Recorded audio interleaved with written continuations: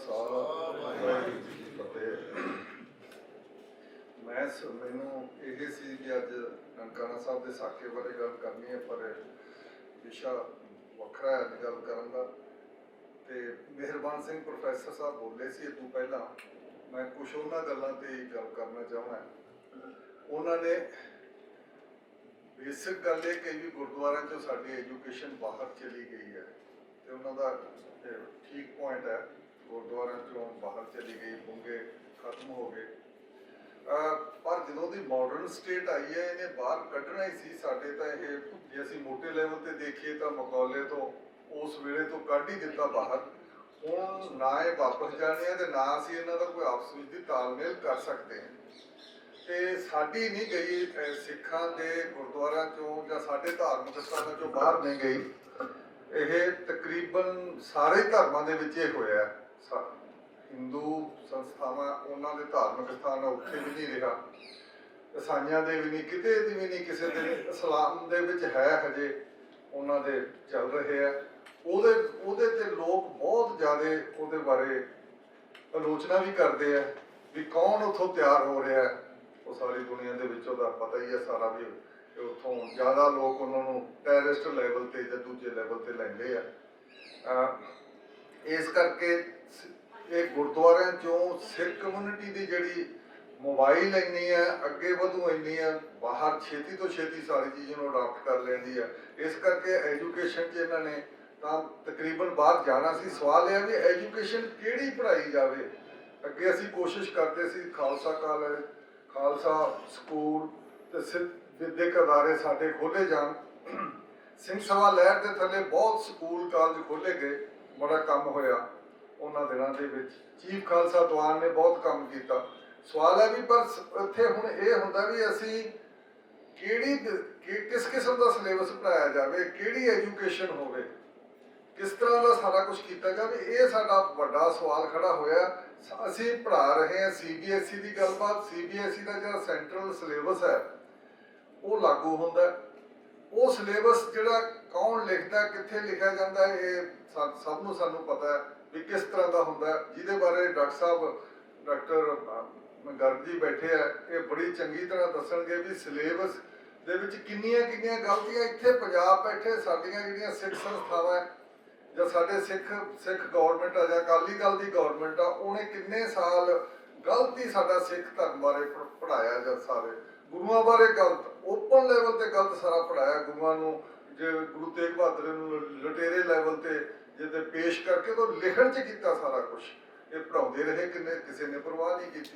इस करके सानू जिहड़ा सिलेबस है, सिलेबस बारे जां सिੱਖੀ की जिहड़ी किस तरीके नाल डेफिनेशन आ रही है जां किस तरीके नाल उहनूं पेश किया जा रहा है, ये बहुत जरूरी है। साडा हुण पढ़ाउण नालों विद्यक अदारे तां ओह होणगे नाल नाल, पर सानू साडा आप दा सिलेबस ते आप दी सिੱਖਿਆ की प्रेजेंटेशन की होਊਗੀ, साडी पेश किवें कीता जांदा है। जिवें हुण असीं देखिया जांदा साडे असीं इस किस्म का आया भी असीं पिछला जिहड़ा सिंह सभा का पत्रिका कढ़िया उहदे विच असीं एक खास तौर पर उहदे फ्रंट ते लिखिआ, ये माटो बनाया असीं भी सिੱਖੀ है जिहड़ी समाजिक उहदे दा तत्त रूप है समाजिक बराबरी का ते समाजिक न्याय है। तुसीं गुरु साहब का पीरियड देख लो, समाजिक बराबरी समाजिक न्याय, ये गल साडे किते भी किसी लैवल ते कीती नहीं जाती। सारा कुछ कदे समाजिक न्याय की जां समाजिक जे इसनूं तुसीं ज़्यादा कहो तो कह देणगे भी तां जी कॉमनिस्टां दी गल है, ये तो समाजिक न्याय तो सिੱਖੀ दे। बाकी सिੱਖੀ दे विच जिहड़ा सोशल इंजीनियरिंग सिੱਖੀ ने कीती है वो तो किते किसी भी थां ते होई नहीं। तुसीं इत्थे साडे विच ही देख लो भी जिहड़ा हरियाणे दे विच उत्थे सिੱਖੀ दा प्रचार घट होया, उन्हां दा किस तरीके का बिहेवियर है।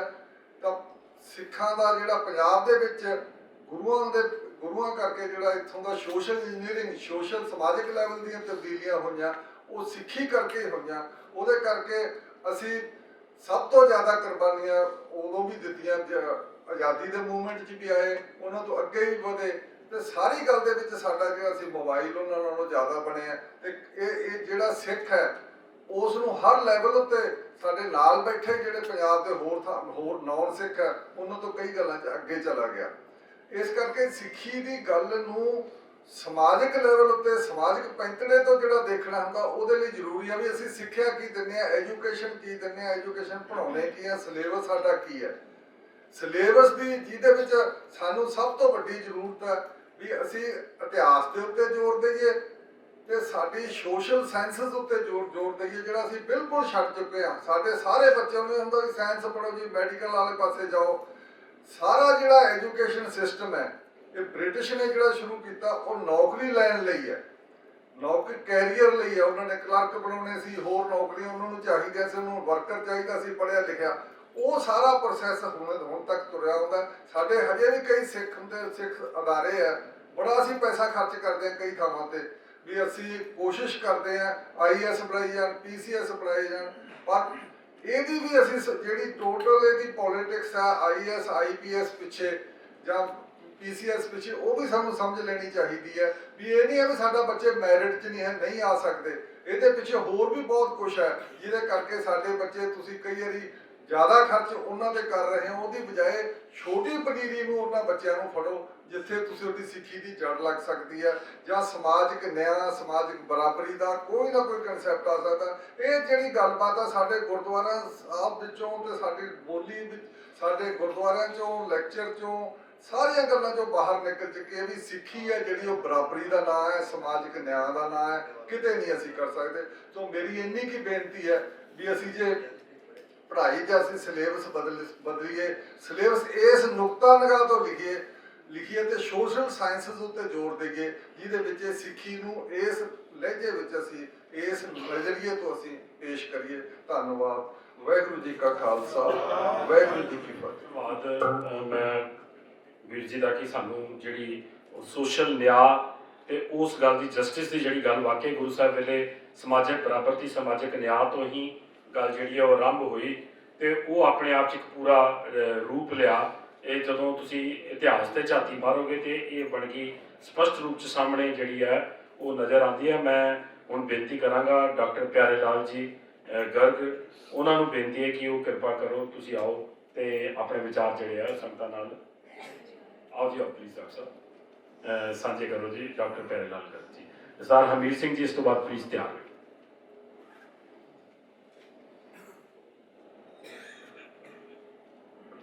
ਵਾਹਿਗੁਰੂ ਜੀ ਕਾ ਖਾਲਸਾ, ਵਾਹਿਗੁਰੂ ਜੀ ਕੀ ਫਤਿਹ। ਮੈਂ ਇੱਕ ਗੱਲ ਤੋਂ ਛੋਟੀ ਜਿਹੀ ਤੋਂ ਸ਼ੁਰੂ ਕਰਾਂਗਾ। ਪੰਜਾਬੀ ਯੂਨੀਵਰਸਿਟੀ ਦੇ ਵਿੱਚ ਸਾਰਾ ਕੁਝ ਸੁਣਿਆ, ਉਸ ਦੇ ਆਧਾਰ 'ਤੇ ਕਹਿ ਰਿਹਾ। ਜਿਹੜੇ ਕਾਲਜਾਂ ਤੇ ਯੂਨੀਵਰਸਿਟੀਆਂ ਦੇ ਸਹਾਇਕ ਪ੍ਰੋਫੈਸਰ ਹੁੰਦੇ ਨੇ, ਉਹਨਾਂ ਦੇ ਕੋਈ ਕੋਰਸ ਲੱਗਦੇ ਨੇ, ਟ੍ਰੇਨਿੰਗ ਕੋਰਸ, ਉਹ ਜ਼ਰੂਰੀ ਵੀ ਨੇ ਉਹਨਾਂ ਦੀ ਤਰੱਕੀ ਵਗੈਰਾ ਵਾਸਤੇ। ਉੱਥੇ ਮੈਨੂੰ ਇੱਕ ਲੈਕਚਰ ਦੇਣ ਵਾਸਤੇ ਕਈ ਵਾਰੀ ਉਹ ਬਣਾਉਂਦੇ ਨੇ।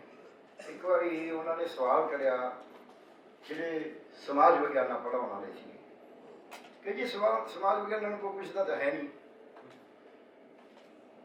ਤੇ ਇਹ ਤਾਂ ਜਿਹੜੀਆਂ ਭੌਤਿਕ ਵਿਗਿਆਨ, ਰਸਾਇਣ ਵਿਗਿਆਨ, ਜੈਵ ਵਿਗਿਆਨ, ਇਹਨਾਂ ਨੂੰ ਪੁੱਛਦੇ ਨੇ।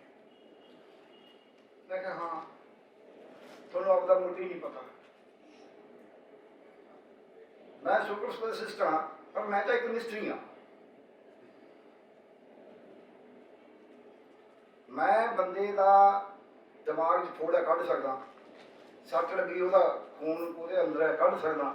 ਤੁਸੀਂ ਤਾਂ ਉਹਦਾ ਦਿਮਾਗ ਦੀ ਸੋਚ ਬਦਲ ਸਕਦੇ ਹੋ, ਤੁਹਾਨੂੰ ਪਤਾ ਨਹੀਂ। ਸਿੱਖੀ ਇਨਸਾਨ ਦੀ ਸੋਚ ਬਦਲਦੀ ਹੈ, ਸਿੱਖੀ ਨਵਾਂ ਇਨਸਾਨ ਪੈਦਾ ਕਰਦੀ ਹੈ। ਅਸੀਂ ਉਹਦੇ ਮਿਸਟਰੀ ਪੜ੍ਹਨ ਦੀਆਂ ਗੱਲਾਂ ਕਰੀਆਂ ਨੇ ਜਿਹੜੀਆਂ, ਮਾਫ਼ ਕਰਨਾ। ਪਹਿਲਾਂ ਜਿੰਨਾ ਚਿਰ ਅਸੀਂ ਇਨਸਾਨ ਨਹੀਂ ਪੈਦਾ ਕਰ ਰਹੇ, ਤੁਸੀਂ ਵੱਡੇ ਇੰਜੀਨੀਅਰ ਬਣਾ ਦਿਓ, IAS ਬਣਾ ਦਿਓ, ਵੱਡੇ ਰਾਜੇ ਬਣਾ ਦਿਓ, ਫਿਰ ਰਾਜੇ ਸੀ ਮੁਕੱਦਮ ਕੁੱਤੇ ਜਾਏ ਜਗਾਨ ਬੈਠੇ ਸੁੱਤੇ ਵਾਲੇ ਬਣਨਗੇ। ਰਾਜੇ ਤਾਂ ਬਣ ਜਾਣਗੇ, ਉਹ ਜੱਜ ਵੀ ਬਣ ਜਾਣਗੇ। ਬੇਕਾਰੀ ਹੋਏ ਵਹਿ ਕਰੇ ਨਿਆਏ ਫੇਰੇ, ਤੁਸੀਂ ਕਹੇ ਖੁਦਾਏ ਵੱਡੀ ਲੈ ਕੇ ਹੱਕ ਗਵਾਏ, ਜੇ ਪੁੱਛੇ ਤਾਂ ਪੜ੍ਹ ਸੁਣਾਏ ਵਾਲੇ ਬਣਨਗੇ। ਪਹਿਲਾਂ ਇਨਸਾਨ ਬਣਾਉਣਾ ਹੈ। ਔਰ ਗੁਰਬਾਣੀ ਦੇ ਵਿੱਚ ਜਿੰਨਾ 'ਚ ਅਸੀਂ ਗੁਰਬਾਣੀ ਦਾ ਫਲਸਫਾ ਜਿਹੜਾ, ਉਹਦੀ ਅਸੀਂ ਗੱਲ ਹੀ ਨਹੀਂ ਕਰਦੇ। ਗੁਰਬਾਣੀ ਦਾ ਫਲਸਫਾ ਜਦ ਇਹੋ ਜਿਹਾ ਜਿਹੜਾ ਹਰ ਵਿਅਕਤੀ ਨੂੰ ਆਪਣੇ ਵੱਲ ਖਿੱਚੇਗਾ, ਪਰ ਅਸੀਂ ਉਸ ਨੂੰ ਜਿਹੜਾ ਕਹੋ ਪਾਰਸ, ਉਹਨੂੰ ਤੁਸੀਂ ਕਹੋ ਚੁੰਬਕ, ਅਸੀਂ ਪੇਸ਼ ਕਰਨ ਵਾਲੇ ਲੋਕ ਹਾਂ।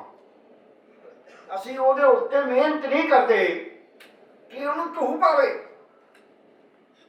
ਮੈਨੂੰ ਇੱਕ ਵਾਰੀ ਇੱਕ ਚੀਫ ਸੈਕਟਰੀ ਨੇ ਪੁੱਛਿਆ ਵੀ ਸਾਰੇ ਡੀਸੀ ਸਾਰੇ ਸੈਕਟਰੀ ਤੁਹਾਡੇ ਕਹੇ ਤੋਂ ਬੜਾ ਕੰਮ ਕਰ ਰਹੇ ਸੀ ਤੇ ਜਿੱਦਾਂ ਦੇ ਤੁਸੀਂ ਇਹ ਮਹਿਕਮਾ ਛੱਡ ਗਏ ਇਹ ਕੋਈ ਕਰ ਨਹੀਂ ਰਿਹਾ ਵੀ ਕੀ ਖਾਸ ਗੱਲ ਸੀ। ਮੈਂ ਕੋਈ ਖਾਸ ਗੱਲ ਨਹੀਂ ਸੀ, ਮੈਂ ਇਹਨਾਂ ਦੇ ਦਿਲ ਦੀ ਤਾਰ ਹਟਾਉਂਦਾ ਸੀ, ਮੈਂ ਤਾਂ ਕੁਝ ਵੀ ਨਹੀਂ ਕਰਦਾ ਸੀ, ਕੰਮ ਤਾਂ ਇਹਨਾਂ ਨੇ ਕਰਨਾ ਹੈ। ਬੈਠੇ ਨੇ ਐਂਟਰਪ੍ਰੀਨਰਸ਼ਿਪ ਵਾਲੇ, ਮੋਟਰ ਨੂੰ ਤਾਂ ਆਪ ਹੀ ਚੱਲਣਾ ਹੈ, ਅਸੀਂ ਤਾਂ ਸਵਿੱਚ ਹੀ ਦੱਬਣੀ ਹੈ, ਕਨੈਕਸ਼ਨ ਠੀਕ ਹੋਵੇ ਬਸ। ਸੋ ਜਿਹੜੀ ਉਹਦੇ ਅੰਦਰ ਸ਼ਕਤੀ ਹੈ ਮੋਟਰ ਦੇ, ਉਹ ਥੋੜਾ ਮੈਂ। ਸੋ ਇਸ ਕਰਕੇ ਤਾਂ ਹੀ ਗੁਰੂ ਸਾਹਿਬ ਨੇ ਕਿਹਾ ਮਨ ਤੂੰ ਜੋਤ ਸਰੂਪ ਹੈ ਆਪਣਾ ਮੂਲ ਪਛਾਣ। ਅਸੀਂ ਉਹਨੂੰ ਆਪਣਾ ਮੂਲ ਤਾਂ ਪਛਾਣ ਹੀ ਨਹੀਂ ਕਰਾਇਆ। ਅਸੀਂ ਕਹਿੰਦੇ ਤੂੰ ਢੇਸ ਕਰ, ਤੂੰ ਆਹ ਕਰ। ਅਸੀਂ ਬਿਲਕੁਲ ਫੌਜੀ ਬਣਨੇ ਵਾਲੀ ਗੱਲ ਕਰਨ ਲੱਗ ਜਾਂਦੇ ਹਾਂ, ਅਸੀਂ ਬਿਲਕੁਲ ਉਹਦਾ ਡਿਸਪਲਿਨ ਨਾਲ ਆਉਣ ਲੱਗ ਜਾਂਦੇ ਹਾਂ, ਉਹ ਆਪੇ ਖਿੱਚ ਕੇ ਆਏਗਾ। ਗੁਰਬਾਣੀ 'ਚ ਇੰਨੀ ਤਾਕਤ ਹੈ ਪਰ ਉਹ ਸਾਨੂੰ ਨਹੀਂ ਪਤਾ। ਇਸ ਕਰਕੇ ਅਸੀਂ ਉਸ ਨੂੰ ਦੂਜੇ ਪਾਸੇ ਵੀ ਉਹ ਵੀ ਹੋਣਾ ਚਾਹੀਦਾ, ਉਹ ਵੀ ਸਾਰੇ ਜੋਬ ਵਿੱਚੋਂ ਨਿਕਲਣਗੇ। ਗੁਰਬਾਣੀ ਕੀ ਕਹਿੰਦੀ ਹੈ? ਗੁਰਬਾਣੀ ਤਾਂ ਕਿਰਤ ਦੀ ਗੱਲ ਕਰਦੀ ਹੈ, ਤੇ ਜੇ ਕਿਰਤ ਦੀ ਗੱਲ ਕਰਦੀ ਹੈ ਤਾਂ ਕਿਰਤ ਇਸ ਕੁਦਰਤ ਦੇ ਨਾਲ ਹੀ ਕਿਵੇਂ ਖੋ ਕੇ ਕਰਨੀ ਹੈ। ਅਸੀਂ ਕਹਿਣਾ ਜਿਹੜਾ ਵਿਕਾਸ ਹੈ ਠੀਕ ਹੈ, ਜਿਹੋ ਜਿਹਾ ਚੱਲ ਰਿਹਾ ਹੁੰਦਾ ਹੈ, ਜੈਸਾ ਦੇਸ਼ ਤੇ ਤੈਸਾ ਭੇਸ ਵਾਲੀ ਗੱਲ ਹੁੰਦੀ ਹੈ, ਪਰ ਸਾਰਾ ਕੁਝ ਉਹ ਨਹੀਂ ਕਰੀਦਾ। ਜੇ ਜੈਸਾ ਦੇਸ਼ ਤੈਸਾ ਭੇਸ ਦੀ ਚੱਲਣਾ ਹੁੰਦਾ ਫਿਰ ਬਾਬੇ ਨਾਨਕ ਨੂੰ ਘੁੰਮਣ ਦੀ ਲੋੜ ਹੀ ਨਹੀਂ ਸੀ, ਫਿਰ ਦਾਸੀਆਂ ਦੀ ਕੋਈ ਲੋੜ ਨਹੀਂ ਸੀ। ਸੋ ਸਿੱਖਿਆ ਦੇ ਵਿੱਚ ਸਾਡੀ ਸਮੱਸਿਆ ਕਿੱਥੇ ਆ ਰਹੀ ਹੈ? ਅਸੀਂ ਜਿਹੜੀ ਸਿੱਖਿਆ ਚਾਹੇ ਕੋਈ ਵਿਦੇਸ਼ੀ ਦੇ ਰਹੇ ਨੇ, ਚਾਹੇ ਕੋਈ ਦੇਸੀ ਦੇ ਰਹੇ ਨੇ, ਚਾਹੇ ਕੋਈ ਬ੍ਰਾਹਮਣਵਾਦੀ ਦੇ ਰਹੇ ਨੇ, ਅਸੀਂ ਉਹ ਸਿੱਖਿਆ ਨੂੰ ਮਿਸਤਰੀ ਬਣੇ ਵਾਲੀ ਸਿੱਖਿਆ ਜੋ ਕਹਿ ਕੇ ਵੀ ਗਏ ਨੇ, ਜਾਂ ਫਿਰ ਰੱਟੇ ਵਾਲੀ ਸਿੱਖਿਆ ਯਾਦ ਕਰੋ। ਪੰਡਤ ਵੀ ਐਂ ਵੇਦਾਂ ਨੂੰ ਯਾਦ ਕਰੇ, ਇਹ ਚਵੇਦੀ ਹੈ ਜੀ, ਇਹ ਦਵੇਦੀ ਹੈ ਜੀ, ਇਹ ਚਾਤਰਵੇਦੀ ਹੈ ਜੀ, ਉਹ ਰੱਟਾ ਲਾਉਂਦੇ ਸੀ। ਉਹ ਬਾਬੇ ਨੇ ਤਾਂ ਆਖਿਆ ਪੜ ਗੱਡੀ ਲੱਗੀ, ਰੋਜ਼ ਆਸਾ ਜੀ ਦਾ ਪਾਠ ਵਾਰ ਦਾ ਪਾਠ ਕਰਦੇ ਹਾਂ, ਸੁਣਦੇ ਹਾਂ, ਪਰ ਕਦੇ ਸੋਚਦੇ ਨਹੀਂ ਵੀ ਇਹ ਪੜ ਗੱਡੀ ਲੱਗੀ ਵਾਲਾ ਕਿਉਂ ਕਿਹਾ। ਉਹਦੀ ਗੱਲ ਅਸੀਂ ਕਰੀ ਜਾਂਦੇ ਹਾਂ ਵੀ ਨਹੀਂ ਅਸੀਂ ਕਰਨਾ। ਸੋ ਇਸ ਕਰਕੇ ਮੈਂ ਜ਼ਿਆਦਾ ਲੰਬਾ ਨਹੀਂ ਜਾਵਾਂਗਾ ਤਾਂ ਕਿ ਟਾਈਮ ਦੇ ਹਿਸਾਬ ਨਾਲ ਕਰੀਏ। ਅਸੀਂ ਉਸ ਪਾਸੇ ਨੂੰ ਤੁਰਦੇ। ਫਿਰ ਜੇ ਅਸੀਂ ਕਹਿੰਦੇ ਹਾਂ ਵੀ ਲੋਕਾਂ ਦੀਆਂ ਇੱਕ ਹੋਰ ਹੈ, ਸਮਾਜ ਦੇ ਵਿੱਚ ਵਰਤਾਰਾ ਕੀ ਪੈਦਾ ਕਰਿਆ ਹੋਇਆ ਹੈ, ਸਿੱਖੀ ਉਹਨੂੰ ਬਦਲਣ ਵਾਲੀ ਹੈ, ਸਿੱਖੀ ਉਹਦੀ ਨਕਲ ਚ ਨਹੀਂ। ਜੇ ਸਿੱਖੀ ਸਮਾਜ ਜੋ ਵਰਤਾਰਾ ਕਿਸੇ ਨੇ ਪੈਦਾ ਕਰਿਆ ਉਸ ਨੂੰ ਨਕਲ ਕਰੇਗੀ, ਉਹ ਸਿੱਖੀ ਨਹੀਂ ਹੈ। ਸਿੱਖੀ ਨੇ ਵਰਤਾਰਾ ਬਦਲਿਆ ਔਰ ਜਾ ਕੇ ਉਹਨਾਂ ਦੇ ਘੋਲਣਾ 'ਚ ਗੱਲ ਕਰੀ ਹੈ ਔਰ ਉਹਨਾਂ ਨੂੰ ਨਸਤੇ ਵੀ ਬੁਲਾਈ ਹੈ। ਕੀ ਹੈ? ਸਿੱਧ ਸਵਾ ਕਰ ਰਾਤ ਸੁਣ ਬੈਠੇ ਸੰਤ ਸਦਾ ਜੈਕਾਰੋ, ਜੈਕਾਰ ਵੀ ਬੁਲਾ ਰਹੇ ਨੇ ਉਹਨਾਂ ਦੀ ਨਾਲ ਹੀ। ਕਹਿੰਦੇ ਨੇ ਤੁਸੀਂ ਆਪ ਹੀ ਸਿਆਣੇ ਬਣੇ ਫਿਰਦੇ ਹੋ, ਆਪ ਹੀ ਸਵਾਲ ਤੇ ਆਪ ਹੀ ਜਵਾਬ, ਤੇ ਤੁਹਾਨੂੰ ਮੈਂ ਕਾਹਦਾ ਜਵਾਬ ਦੇਣਾ। ਸਿੱਖੀ ਦੇ ਵਿੱਚ ਜਿਹੜੀ ਤਾਕਤ ਹੈ, ਵੈਸੇ ਤਾਂ ਕੋਈ ਵੀ ਦੁਨੀਆ ਦੇ ਵਿੱਚ ਫਲਸਫੇ ਤੋਂ ਬਗੈਰ ਦੁਨੀਆ ਚੱਲ ਹੀ ਨਹੀਂ ਸਕਦੀ। ਆਹ ਸਾਰਾ ਉਸਾਰ ਜਿਹੜਾ ਅਸੀਂ ਦੇਖਦੇ ਹਾਂ ਇਹਦੇ ਪਿੱਛੇ ਕੋਈ ਫਲਸਫਾ ਹੈ। ਇੱਕ ਫਲਸਫਾ ਉਹ ਹੈ ਜਿਹੜਾ ਕਹਿੰਦਾ ਸਭ ਕੁਝ ਧੰਨਾ ਸੇਠਾਂ ਕੋਲ ਇਕੱਠਾ ਕਰ ਦਿਓ, ਲੋਕਾਂ ਨੂੰ ਪੰਗੂ ਬਣਾ ਦਿਓ, ਔਰਤਾਂ ਨੂੰ ਨੀਵੇਂ ਸਮਝੋ, ਜਾਤਾਂ 'ਚ ਵੰਡ ਦਿਓ, ਧਰਮਾਂ 'ਚ ਵੰਡ ਦਿਓ, ਆਪਸ ਵਿੱਚ ਲੜਾ ਦਿਓ, ਗੋਤਾਂ 'ਚ ਵੰਡ ਦਿਓ, ਕਿੱਤਿਆਂ 'ਚ ਵੰਡ ਦਿਓ, ਖਿੱਤਿਆਂ 'ਚ ਵੰਡ ਦਿਓ, ਬੁੜੀਆਂ 'ਚ ਵੰਡ ਦਿਓ। ਇੱਕੋ ਹੈ, ਇੱਕੋ ਹੈ ਨਹੀਂ। ਸਭੇ ਸਾਂਝੀ ਬਾਤ ਸਦਾਇਨ ਤੋਂ ਕਿਸੇ ਨੂੰ ਸੇ ਬਾਹਰ ਜੀ ਨਾ ਪਵੇਗੀ ਨਾ ਹੈ ਬਗਾਨਾ, ਇਹ ਦੂਜਾ ਫਲਸਫਾ ਹੈ। ਅਸੀਂ ਜਿਹੜਾ ਸਾਡੇ ਕੋਲ ਸਭ ਤੋਂ ਉੱਚਾ ਫਲਸਫਾ ਉਹਦੀ ਗੱਲ ਕਰੇ ਤੋਂ ਬਿਨਾਂ ਅਸੀਂ ਦੂਜਿਆਂ ਦਾ ਮੁਕਾਬਲੇ, ਜਿਨ੍ਹਾਂ ਨੇ ਜਿਹੜਾ ਸਿੱਖੀ ਦਾ ਉਲਟਾ ਵਾਲਾ ਫਲਸਫਾ, ਅਸੀਂ ਉਹਦਾ ਮੁਕਾਬਲਾ ਕਰਨ ਦੀ ਕੋਸ਼ਿਸ਼ ਕਰ ਰਹੇ ਹਾਂ। ਮੈਨੂੰ ਲੱਗਦਾ ਵੀ ਇਹ ਤੋਂ ਸਾਨੂੰ ਗਰੇਜ ਕਰਨਾ ਪਏਗਾ। ਸੰਸਥਾਵਾਂ ਦੀ ਗੱਲ ਪੂਰੀ ਹੋਈ ਹੈ, ਬੜਾ ਕੁਝ ਹੋਇਆ ਹੈ। ਜਦ ਤੁਸੀਂ ਕਹਿੰਦੇ ਹੋ ਅਗਰ ਤੁਸੀਂ ਚੰਗਾ ਕੁਝ ਦੇ ਰਹੇ ਹੋ, ਉਹਦੇ ਬੰਦੇ ਨੂੰ ਖਿੱਚ ਪਾਉਂਦਾ ਵੀ ਹਾਂ ਯਾਰ ਇਹ ਤਾਂ ਕਮਾਲ ਦੀ ਗੱਲ ਹੈ, ਤੇ ਉਹ ਆਪੇ ਆਏਗਾ ਤੁਹਾਡੇ ਕੋਲੇ, ਬੁਲਾਉਣ ਦੀ ਲੋੜ ਨਹੀਂ ਹੈ।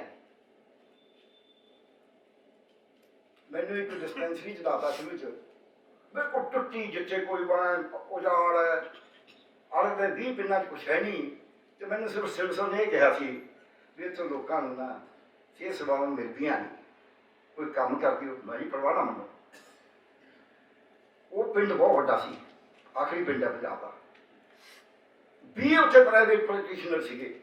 ਜੇ ਤਾਂ ਮੈਂ ਇਹ ਕਹਿੰਦਾ ਵੀ ਮੈਂ ਵੀ ਇਹਨਾਂ ਦਾ ਮੁਕਾਬਲਾ ਕਰਨਾ, ਜਾਂ ਮੈਂ ਇਹਨਾਂ ਦੀ ਨਿੰਦਿਆ ਕਰਨੀ ਵੀ ਇਹਨਾਂ ਨੂੰ ਆਉਂਦਾ ਕੁਛ ਨਹੀਂ, ਮੈਂ ਤਾਂ ਬੜਾ ਪੜ੍ਹਿਆ ਲਿਖਿਆ ਡਾਕਟਰ, ਮੈਂ ਇਸ ਗੱਲ ਤੋਂ ਕੀ ਲੈਣਾ। ਮੈਂ ਉੱਥੇ ਸਿਹਤ ਸੇਵਾਵਾਂ ਲੋਕਾਂ ਦੀਆਂ ਜੱਜ ਕਰਕੇ ਉਹ ਸੇਵਾਵਾਂ ਦੇਣੀਆਂ ਨੇ। ਲੋਕ ਆਪੀ 200 ਮਰੀਜ਼ ਹੋ ਜਾਣ ਲੱਗ ਗਿਆ, ਨੰਬਰ ਲਾ ਕੇ ਮਰੀਜ਼ ਦਿਖਦਾ ਸੀ, ਕਿਸੇ ਨੂੰ ਨਹੀਂ ਕਹਿਣ ਦੀ ਲੋੜ ਵੀ ਤੂੰ ਆ ਮਾੜਾ ਜੀ, ਆ ਚੰਗਾ ਜੀ, ਆ ਕਰੇ ਆ ਨਾ, ਕੁਝ ਨਹੀਂ ਕਹਿਣ ਦੀ ਲੋੜ। ਤੁਸੀਂ ਚੰਗਾ ਕਰੋਗੇ ਤਾਂ ਲੋਕ ਆਉਣਗੇ। ਅਸੀਂ ਸਿੱਖੀ ਦੇ ਵਿੱਚ ਅੱਜ ਸਿੱਖੀ ਨੂੰ ਕਰਮਕਾਂਡ ਬਣਾਇਆ ਹੋਇਆ।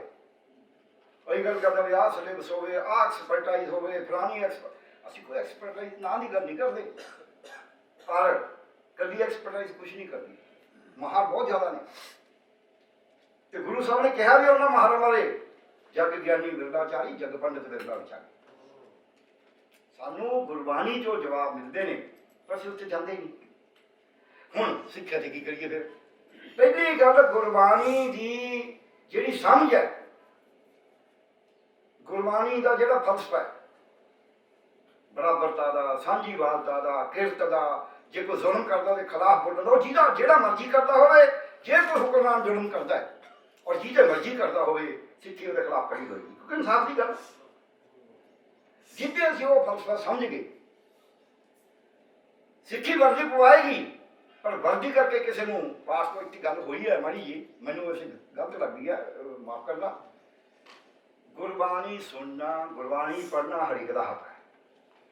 ਗੁਰਬਾਣੀ ਕਦੇ ਦਾੜੀ ਕੇ ਰੱਖੇ ਹੋਏ ਦੀ ਜਾਂ ਜਿਹਨੇ ਅੰਮ੍ਰਿਤ ਛਕ ਲਿਆ ਉਹਦੀ ਨਹੀਂ ਹੈ। ਗੁਰਬਾਣੀ ਸਰਬ ਸਾਂਝੀਵਾਲ ਹੈ, ਦਾਦੀ ਹੈ। ਹਾਂ, ਤੁਸੀਂ ਸਿੰਘ ਬਣ ਸਜਣਾ, ਤੁਸੀਂ ਕੋਈ ਸਿੱਖ ਰੋਹ ਰੀਤਾਂ ਦੀ ਗੱਲ ਕਰਨੀ ਹੈ ਜਾ ਕੇ, ਉਦੋਂ ਤੁਹਾਡੇ ਕੋਲ ਉਹੋ ਜਿਹਾ ਸਾਰਾ ਕੁਝ ਹੋਣਾ ਚਾਹੀਦਾ। ਇਹ ਜਿਹੜਾ ਹੈਗਾ, ਪਰ ਗੁਰਬਾਣੀ ਪੜ੍ਹਨਾ, ਗੁਰਬਾਣੀ ਨੂੰ ਸਮਝਣਾ, ਗੁਰਬਾਣੀ ਤੇ ਜੀਵਨ ਢਾਲਣਾ, ਇਹ ਤਾਂ ਹਰ ਇੱਕ ਦਾ ਇਨਸਾਨ ਦਾ ਹੱਕ ਹੈ। ਜਦ ਅਸੀਂ ਇਸ ਨੂੰ ਤੋੜਦੇ ਹਾਂ ਤਾਂ ਗੜਬੜ ਹੁੰਦੀ ਹੈ। ਫਿਰ ਅਸੀਂ ਧੱਕੇ ਨਾਲ ਕਹਿੰਦੇ ਤੂੰ ਪਾਸ ਜ਼ਰੂਰ ਕਰ, ਉਹਨੂੰ ਅੱਗੇ ਵੀ ਪਾਸ ਕਰਨ ਦੀ ਲੋੜ ਹੈ। ਮੈਨੂੰ ਤਾਂ ਕਿਸੇ ਨੇ ਨਹੀਂ ਕਿਹਾ ਪਾਸ ਕਰੋ, ਪਰ ਜਦ ਮੈਂ ਸੱਚੀ ਮੁੱਚੀ ਜਦ ਮੈਂ ਤੂੰ ਪੜ੍ਹਨਾ, ਕਿਵ ਸਚਿਆਰਾ ਹੋਈ ਹੈ, ਕਿਵ ਕੂੜੈ ਟੁੱਟੈ ਪਾੜ, ਤਾਂ ਮੈਨੂੰ ਤਾਂ ਅੰਦਰੋਂ ਆਇਆ ਲੱਗਦਾ ਵੀ ਚਾਨਣ ਹੋ ਰਿਹਾ। ਅੱਡੀ ਵੱਡੀ ਗੱਲ ਬਾਬੇ ਨੇ ਕੀਤੀ। ਸੋ ਜਦ ਅਸੀਂ ਫਲਸਫੇ ਤੋਂ ਟੁੱਟ ਕੇ ਸਿੱਖਿਆ ਸੰਸਥਾਵਾਂ ਬਣਾਵਾਂਗੇ, ਧਾਰਮਿਕ ਸੰਸਥਾਵਾਂ ਬਣਾਵਾਂਗੇ, ਉਹ ਨਹੀਂ ਚੱਲਣਗੀਆਂ ਬਹੁਤੀਆਂ, ਉਹ ਉਸੇ ਰੱਟ 'ਚ ਜਾਣਗੀਆਂ। ਜੇ ਫਲਸਫਾ ਉੱਪਰ ਰਹੇਗਾ, ਫਿਰ ਸਾਡੀਆਂ ਜਥੇਬੰਦੀਆਂ ਵੀ, ਸਾਡੇ ਧਾਰਮਿਕ ਅਦਾਰੇ ਵੀ, ਸਾਡੇ ਵਿਦਿਅਕ ਅਦਾਰੇ ਵੀ, ਸਾਡੇ ਬਿਜ਼ਨਸ ਦੇ ਅਦਾਰੇ ਵੀ, ਇਹ ਨਹੀਂ ਹੈ ਵੀ ਕੋਈ ਬਿਜ਼ਨਸ ਨਹੀਂ ਕਰਨਾ, ਇਹ ਨਹੀਂ ਹੈ ਵੀ ਕੋਈ ਕੰਮ ਨਹੀਂ ਕਰਨਾ, ਉਹ ਸਾਰੇ ਪਰ ਉਸ ਅਧੀਨ ਹੋਣਗੇ ਸਿੱਖੀ। ਦੂਜਾ, ਹੁਣ ਅਸੀਂ ਸਿੱਖ ਦੇ ਵਿੱਚ ਸਿਲੇਬਸ ਦੀ ਗੱਲ ਕਰੀਏ, ਜਿਵੇਂ ਗੁਰਦੁਆਰੇ 'ਚ, ਠੀਕ ਹੈ, ਇਹਨਾਂ ਨੂੰ ਜਸਵੰਤ ਸਿੰਘ ਜੀ ਨੇ ਕਹੀ ਤਾਂ ਮੈਂ ਰਿਪੀਟ ਨਹੀਂ ਕਰਾਂਗਾ ਵੀ ਕੁਛ ਐਸੀਆਂ ਗੱਲਾਂ ਕਰੋ ਵੀ ਭਾਈ ਆਹ 5-6 ਗੱਲਾਂ ਤਾਂ ਹਰੇਕ ਗੁਰਦੁਆਰਾ ਕਰੇਗਾ, ਆਹ 30-35 ਹੋਰ ਨੇ, ਕਰਨੀਆਂ ਸਾਰੀਆਂ ਚਾਹੀਦੀਆਂ ਨੇ, ਪਰ ਤੁਸੀਂ ਕੋਈ 5 ਚੁਣ ਲਓ, ਕੋਈ 2 ਚੁਣ ਲਓ, ਕੋਈ 3, ਜਿੰਨਾ ਕਿਸੇ ਤੋਂ ਹੋਵੇ ਉਹਨਾਂ ਹੈ ਕਿ ਜਿਵੇਂ ਕਹਿੰਦਾ ਜਿੰਨਾ ਧਾਤੀ ਉਹਨਾਂ ਪੁੰਨ, ਤੇ ਉਹ ਕਰ ਲਓ। ਫਿਰ ਅਸੀਂ ਕੀ ਕਰਦੇ ਹਾਂ? ਅਸੀਂ ਕਹਿੰਦੇ ਕਿਉਂਕਿ ਹਰ ਇੱਕ ਜਾਂਦੇ ਹਿੱਤ ਨੇ, ਅਸੀਂ ਹਿੱਤ ਨਹੀਂ ਛੱਡਦੇ। ਮੈਂ ਤੁਹਾਨੂੰ ਸੱਚੀ ਗੱਲ ਕਹਿਣਾ, ਤੁਸੀਂ ਕਹਿ ਸਕਦੇ ਹੋ ਵੀ ਹਿੰਦੂ ਤਾਂ ਨਹੀਂ ਸਮਝ ਆਉਂਦਾ, ਮੈਨੂੰ ਨਹੀਂ ਪਤਾ ਵੀ ਜਦ ਪੱਕੇ ਰਾਗਾਂ 'ਚ ਕੀਰਤਨ ਕਰਦੇ ਨੇ ਕੀਰਤਨੀਏ ਸਿੰਘ, ਉਦੋਂ ਤੁਹਾਨੂੰ ਕਿੰਨਿਆਂ ਨੂੰ ਸਮਝ ਆਉਂਦਾ। ਪਰ ਜਿੱਦੇ ਗੁਰਦੁਆਰਾ ਦੂਖਵਾਨ 'ਚ ਰਾਤ ਨੂੰ ਉਹ ਕਰਦੇ ਨੇ, ਗੁਰੂ ਗ੍ਰੰਥ ਸਾਹਿਬ ਦੇ ਸੁਖਾਸਨ ਤੋਂ ਬਾਅਦ, ਸਿਰ ਧਰ ਕੇ ਤਲੀ ਤੇ ਆ ਜਾ ਜੇ ਮਿਲਣਾ ਕਲਗੀ ਵਾਲੇ ਨੂੰ, ਸਿਰ ਧਰ ਕੇ ਤਲੀ ਤੇ ਆ ਜਾ ਜੇ ਮਿਲਣਾ ਕਲਗੀ ਵਾਲੇ ਨੂੰ, ਉਹ ਹਰੇਕ ਨੂੰ ਸਮਝ ਆਉਂਦਾ। ਸੋ ਜਦ ਤੱਕ ਅਸੀਂ ਲੋਕਾਂ ਨੂੰ ਨਾਲ ਨਹੀਂ ਕਰੀ ਕਰਾਂਗੇ, ਸਾਰੇ ਲੋਕ ਗੀਤ ਗਾਉਣ, ਸਾਰੇ ਲੋਕ ਗੁਰਬਾਣੀ ਪੜ੍ਹਨ, ਸਾਰੇ ਲੋਕ ਨੱਚਣ ਲੱਗਣ, ਹਾਂ ਯਾਰ ਗੱਲ ਤਾਂ ਆਹੀ ਹੈ।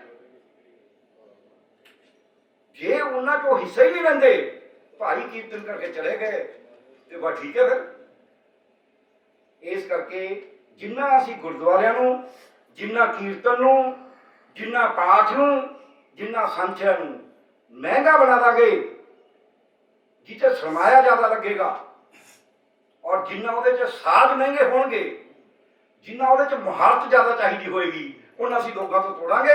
ਉਦੋਂ ਭਾਈ ਲਾਲਾਂ ਤੋਂ ਸਿੱਖੀ ਖੋਹ ਰਹੇ ਹੋਵਾਂਗੇ ਗੁਰਦੁਆਰਿਆਂ ਦੇ ਵਿੱਚ, ਤੇ ਮਰਦ ਭਾਗਾਂ ਨੂੰ ਦੇ ਰਹੇ ਹੋਵਾਂਗੇ। ਇਹਦੇ ਸਿੱਖਿਆ 'ਚ ਜੇ ਸਕੂਲ ਦੇ ਵਿੱਚ ਇੰਨੀ ਮਹਿੰਗੀ ਵਰਦੀ ਪਾਉਣੀ ਪਈ, ਬੱਚਾ ਜਾ ਹੀ ਨਹੀਂ ਸਕਦਾ, ਕਿਤਾਬਾਂ ਮਹਿੰਗੀਆਂ ਹੋ ਗਈਆਂ, ਬੱਚਾ ਰਹਿ ਹੀ ਨਹੀਂ ਸਕਦਾ। ਭਾਸ਼ਾ ਹੋਰ ਹੋ ਗਈ, ਉਹਨੂੰ ਭਾਸ਼ਾ ਦਾ ਗਿਆਨ ਹੀ ਨਹੀਂ ਉਸਦਾ, ਉੱਥੇ ਬੈਂਚ ਮਹਿੰਗੇ ਨੇ, ਉਹਨੂੰ ਬੈਠਣ ਤੋਂ ਸ਼ਰਮ ਆਏਗੀ। ਮੈਨੂੰ ਕਈ ਵਾਰ ਜਿਹੜੇ 5 ਸਟਾਰ ਹੋਟਲ ਦੇ ਹੁੰਦੇ ਨੇ, ਮੈਨੂੰ ਉਸੇ ਸਮਝ ਨਹੀਂ ਆਉਂਦੀ ਰੋਟੀ ਕਿਵੇਂ ਖਾਵਾਂ। ਸੱਚੀ ਮੁੱਚੀ ਉਹ ਬੱਚਾ ਵਿਚਾਰਾ ਕੀ ਕਰੂਗਾ। ਮੈਂ ਤਾਂ ਇੰਨਾ ਪੜ੍ਹਿਆ ਲਿਖਿਆ, ਇੰਨੇ ਥਾਂ ਤੇ ਜਾਂਦਾ, ਤੇ ਮੈਨੂੰ ਲੱਗਦਾ ਹੁੰਦਾ ਵੀ ਯਾਰ ਇਹ। ਸੋ ਇਸ ਕਰਕੇ ਸਿੱਖਿਆ ਦੇ ਵਿੱਚ ਅਸੀਂ ਕੇਂਦਰ ਕੀ ਕਰਦਾ, ਨੀਤੀਆਂ ਤੇ ਤਾਂ ਸਾਨੂੰ ਧਿਆਨ ਰੱਖਣਾ ਪਏਗਾ ਤੇ ਨੀਤੀਆਂ ਤੇ ਝਗੜਾ ਕਰਨਾ ਪਏਗਾ ਕਿ ਤੁਸੀਂ ਸਾਡੀ ਭਾਸ਼ਾ ਨੂੰ ਗੌਣ ਭਾਸ਼ਾ ਬਣਾਤਾ, ਪੰਜਾਬ ਸਰਕਾਰ ਤੋਂ ਪਾਸ ਕਰਾ ਦਿੱਤਾ ਵੀ ਜੀ ਪੰਜਾਬੀ 10ਵੀਂ ਤੱਕ ਜ਼ਰੂਰੀ ਹੈ। ਇਹ ਗੈਰ ਸੰਵਿਧਾਨਕ ਹੈ। ਜਿਨ੍ਹਾਂ ਚਿਰ ਸੰਵਿਧਾਨ 'ਚ ਹੱਕ ਵਾਪਸ ਨਹੀਂ ਲੈਂਦੇ ਕਿ ਅਸੀਂ ਆਪਣੀ ਮਾਤ ਭਾਸ਼ਾ 'ਚ ਪੜ੍ਹ ਸਕਦੇ ਹਾਂ ਤੇ ਪੜ੍ਹਾ ਸਕਦੇ ਹਾਂ, ਮਾਤ ਭਾਸ਼ਾ ਜ਼ਰੂਰੀ ਕਰ ਸਕਦੇ ਹਾਂ। ਜੇ ਸੰਵਿਧਾਨ ਨੇ ਉਹ ਹੱਕ ਖੋਲ੍ਹਿਆ ਸਾਤੋਂ 20 ਸਾਲਾਂ ਬਾਅਦ ਆਜ਼ਾਦੀ ਤੋਂ, ਤੇ ਅਸੀਂ ਉਹ ਹੱਕ ਲੈਣ ਦੀ ਬਜਾਏ ਇੱਕ ਸਸਤਾ ਜਿਹਾ ਰਸਤਾ ਲੱਭਣਾ ਵੀ ਆਪਾਂ ਕਾਨੂੰਨ ਪਾਸ ਕਰ ਦਿਓ, ਲੋਕਾਂ ਨੂੰ ਖੁਸ਼ ਕਰ ਦਿਓ, ਫਿਰ ਜਿਹਨੇ ਮਨ ਹੋਰ ਮੁੱਖ ਹੋਰ ਸੇਕਾਂਗੇ ਜਾਰੀ ਕਰਨਾ, ਇਹ ਪਾਸ ਕਰਿਆ ਜਾਂਦਾ। ਸੋ ਸਾਨੂੰ ਸਿੱਖਿਆ ਦੇ ਅਦਾਰਿਆਂ ਦੇ ਤੌਰ ਤੇ, ਬਾਕੀ ਇਹਦਾ ਕਹਿਣਾ ਬਾਕੀ ਸੈਂਟਰ ਸਟੇਟ ਰਿਲੇਸ਼ਨਸ਼ਿਪ ਦੀ ਗੱਲ ਕਰੋ, ਜਿੰਨੇ ਵਿਦਿਅਕ ਅਦਾਰੇ ਨੇ ਜਿਹੜੇ ਸਿੱਖੀ ਦੀ ਗੱਲ ਕਰਦੇ ਨੇ ਜਾਂ ਜਿਹੜੇ ਪੰਜਾਬ ਦੀ ਗੱਲ ਕਰਦੇ ਨੇ, ਉਹ ਕੇਂਦਰ ਦੇ ਖਿਲਾਫ ਇੱਕ ਜਹਾਦ, ਚਾਹੇ ਅਰਜੀ ਪਰਚਿਆਂ ਦੇ ਰੂਪ 'ਚ, ਚਾਹੇ ਮੰਗਾਂ ਦੇ ਰੂਪ 'ਚ, ਕਿ ਇਹ ਜਿਹੜਾ ਤੁਸੀਂ ਇਹਨੂੰ ਸਾਂਝੀ ਸੂਚੀ 'ਚ ਪਾਇਆ, ਸਿੱਖਿਆ ਨੂੰ ਇਹਨੂੰ ਕੱਢੋ। ਸਾਡਾ ਆਪਣਾ ਇਤਿਹਾਸ ਹੈ, ਸਾਡਾ ਆਪਣਾ ਅਰਥਚਾਰਾ ਹੈ, ਸਾਡੇ ਆਪਣੇ ਕੰਮ ਨੇ, ਸਾਡਾ ਆਪਣਾ ਸੱਭਿਆਚਾਰ, ਅਸੀਂ ਉਸ 'ਚ ਪੜ੍ਹਾਵਾਂਗੇ। ਇਹਨੂੰ ਵਾਪਸ ਲਓ, ਤੁਹਾਨੂੰ ਕੋਈ ਹੱਕ ਨਹੀਂ ਹੈ। ਹਾਂ, ਤੁਹਾਡੀ ਕੋਈ ਚੰਗੀ ਚੀਜ਼ ਹੋਈ ਅਸੀਂ ਆਪੇ ਨਕਲ ਕਰ ਲਾਂਗੇ। ਇੱਕ ਇਹ ਸਾਨੂੰ ਕਰਨਾ। ਇਸ ਤੋਂ ਅੱਗੇ ਕੀ ਕਰਨਾ ਹੈ ਕਿ ਅਸੀਂ ਜਦ ਉਹਨਾਂ ਨੇ ਸਿਲੇਬਸ ਬਣਾਇਆ, ਇੱਕ ਹੁੰਦਾ ਨਾ ਵੀ ਐਂ ਤਾਂ ਹੈ ਨਹੀਂ ਵੀ ਹੁਣ ਇੱਕ ਦਿਨ ਹੀ ਉਹ ਨਿਕਲ ਜੂਗਾ। ਉਹ ਸਿਲੇਬਸ ਨੂੰ ਪਹਿਲੀ ਗੱਲ ਕਿਵੇਂ ਵਧੀਆ ਤਰੀਕੇ ਨਾਲ ਪੜ੍ਹਾਉਣ ਕੋਈ ਨਹੀਂ ਰੋਕ ਸਕਦਾ। ਕੇਂਦਰ ਸਰਕਾਰ ਤੁਹਾਡੇ ਸਕੂਲਾਂ ਜਾ ਕੇ ਖੜ ਜੂਗੀ, ਪਰ ਸਾਡਾ ਟੀਚਰ ਟ੍ਰੇਨ ਨਹੀਂ ਹੈ। ਦੂਜਾ, ਉਹਦੇ ਨਾਲ ਹੋਰ ਕੀ ਪੜ੍ਹਾ ਦੇਣਾ। ਹੁਣ ਸਾਡੇ ਸਿਲੇਬਸ ਦਾ ਹਾਲ ਕੀ ਹੈ, ਮਾਫ਼ ਕਰਨਾ, ਮੈਂ 2 ਸਾਲ ਪਹਿਲਾਂ ਕਿ 3 ਸਾਲ ਪਹਿਲਾਂ ਇੱਕ ਪੜ੍ਹੋ ਪੰਜਾਬ ਪ੍ਰੋਗਰਾਮ ਚੱਲਦਾ ਪੰਜਾਬ ਸਰਕਾਰ ਦੇ ਸਕੂਲਾਂ 'ਚ, ਉਹਦੀ ਨਜ਼ਰਸਾਨੀ ਕਮੇਟੀ ਬਣਾਈ ਸਰਕਾਰ ਨੇ। ਟੀਚਰ ਰੌਲਾ ਪਾਇਆ ਵੀ ਇਹਦਾ ਕੋਈ ਫਾਇਦਾ ਨਹੀਂ, ਇਹ ਨਹੀਂ, ਤੇ ਉਹ ਸਰਕਾਰ ਨੇ ਕਮੇਟੀ ਬਣਾਈ ਤੇ ਮੈਨੂੰ ਉਹਦਾ ਚੇਅਰਮੈਨ ਦਾ, ਦਿੱਲੀ ਯੂਨੀਵਰਸਿਟੀ, ਪੰਜਾਬ ਯੂਨੀਵਰਸਿਟੀ, ਹਿਮਾਚਲ ਦੇ ਪ੍ਰੋਫੈਸਰ ਮੈਂਬਰ ਸੀਗੇ। ਜਦ ਮੈਂ ਕਿਤਾਬਾਂ ਲਿਖੇ, ਤੁਸੀਂ ਮੰਨੋਗੇ ਕੀ ਲਿਖਿਆ? ਤੀਜੀ ਦੀ ਕਿਤਾਬ ਦੇ ਵਿੱਚ ਲਿਖਿਆ ਹੈ, ਜਲਪਾਈਗੁੜੀ ਤੋਂ ਗੁਹਾਟੀ ਤੱਕ ਦੀ ਰੇਲ ਯਾਤਰਾ। ਅੰਮ੍ਰਿਤਸਰ ਤੋਂ ਜਲੰਧਰ ਦੀ ਕਿਉਂ ਨਹੀਂ ਲਿਖ ਸਕਦੇ ਬਈ? ਜਦ ਤੁਸੀਂ ਟ੍ਰਾਂਸਲੇਸ਼ਨ ਕਰਦੇ ਹੋ ਪੰਜਾਬੀ 'ਚ, ਉਹ ਕਿਸੇ ਨੇ ਜਲਪਾਈਗੁੜੀ ਵਾਲੇ ਨੇ ਲਿਖੀ, ਤੁਸੀਂ ਅੰਮ੍ਰਿਤਸਰ ਤੋਂ ਜਲੰਧਰ ਦੀ ਲਿਖ ਦਿਓ, ਫਿਰੋਜ਼ਪੁਰ ਤੋਂ ਲੁਧਿਆਣੇ ਦੀ ਲਿਖ ਦਿਓ। ਫਿਰ ਅੱਗੇ ਲਿਖਿਆ ਔਰਛਾ ਦੀ ਡਾਟ। ਆਹ ਰੋਜ਼ ਹੀ ਗੁਰਦੁਆਰੇ ਸਾਰਿਆਂ ਤੇ ਡਾਟਾਂ ਲੱਗੀਆਂ ਹੋਈਆਂ ਨੇ, ਪੁਲਾਂ ਤੇ ਡਾਟਾਂ ਲੱਗੀਆਂ ਹੋਈਆਂ ਨੇ, ਪਿੰਡਾਂ ਦੇ ਦਰਵਾਜ਼ਿਆਂ 'ਤੇ ਡਾਟਾਂ ਲੱਗੀਆਂ ਨੇ। ਆਰਕੀਟੈਕਟ ਹੈ ਜਿਹੜਾ, ਉਹ ਔਰਛਾ ਦੀ ਡਾਟ ਦੱਸ ਰਿਹਾ, ਕਿਸੇ ਨੂੰ ਪਤਾ ਹੀ ਨਹੀਂ ਔਰਛਾ ਕੀ ਹੈ। ਮੁਰਸ਼ਿਦਾਬਾਦ ਦੇ ਝਰੋਕੇ, ਆਹ ਜਿਹੜੇ ਆਪਾਂ ਵੋਟਾਂ ਬਣਾਉਂਦੇ ਨਾ, ਉਹਦੇ 'ਚ ਇੱਕ ਛੱਡ ਕੇ ਇੱਕ ਲਾ ਦਿੰਦੇ ਆ।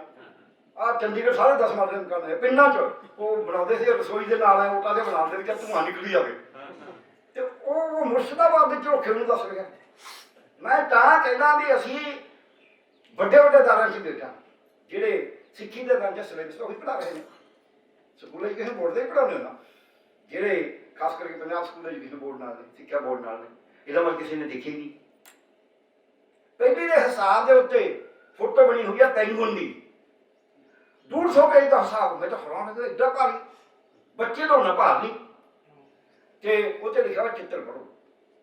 ਸੇਖਵਾ ਸਾਹਿਬ ਮੰਤਰੀ ਸੀਗੇ, ਮੈਂ ਉਹ ਕਮੇਟੀ ਦਾ ਮੈਂਬਰ ਸੀ, ਇੱਕ ਹੋਰ ਕਮੇਟੀ ਸੀ ਸਿੱਖਿਆ ਨੀਤੀ ਕਮੇਟੀ। ਮੈਂ ਕਿਹਾ ਅੱਜ ਪੈਂਗੁਇਨ ਮੈਂ ਤਾਂ ਕਦੇ ਦੇਖਿਆ ਨਹੀਂ, ਤੁਹਾਡੇ ਜੋ ਕਿਸੇ ਨੇ ਦੇਖਿਆ? ਬੱਚੇ ਨੂੰ ਤੁਸੀਂ ਕਿਹਨੂੰ ਦੱਸੇ? ਅਗਲੀ ਵਾਰੀ ਨੂੰ ਛਾਪਿਆ, ਉਹ ਲੰਬੀ ਚੱਲ ਗਈ ਕਮੇਟੀ, ਉਹਦੇ ਜਰਾਬ ਛਾਪਤਾ। ਉਹ ਮੈਂ ਕਿਹਾ ਇੱਥੇ ਕਾਂ, ਕੁੱਤਾ, ਘੋੜਾ, ਗਾਂ ਕੁਛ ਵੀ ਛਾਪ ਦਿੰਦੇ। ਇਹ ਸਿੱਖਿਆ ਦੇ ਅਸੂਲ ਨੇ।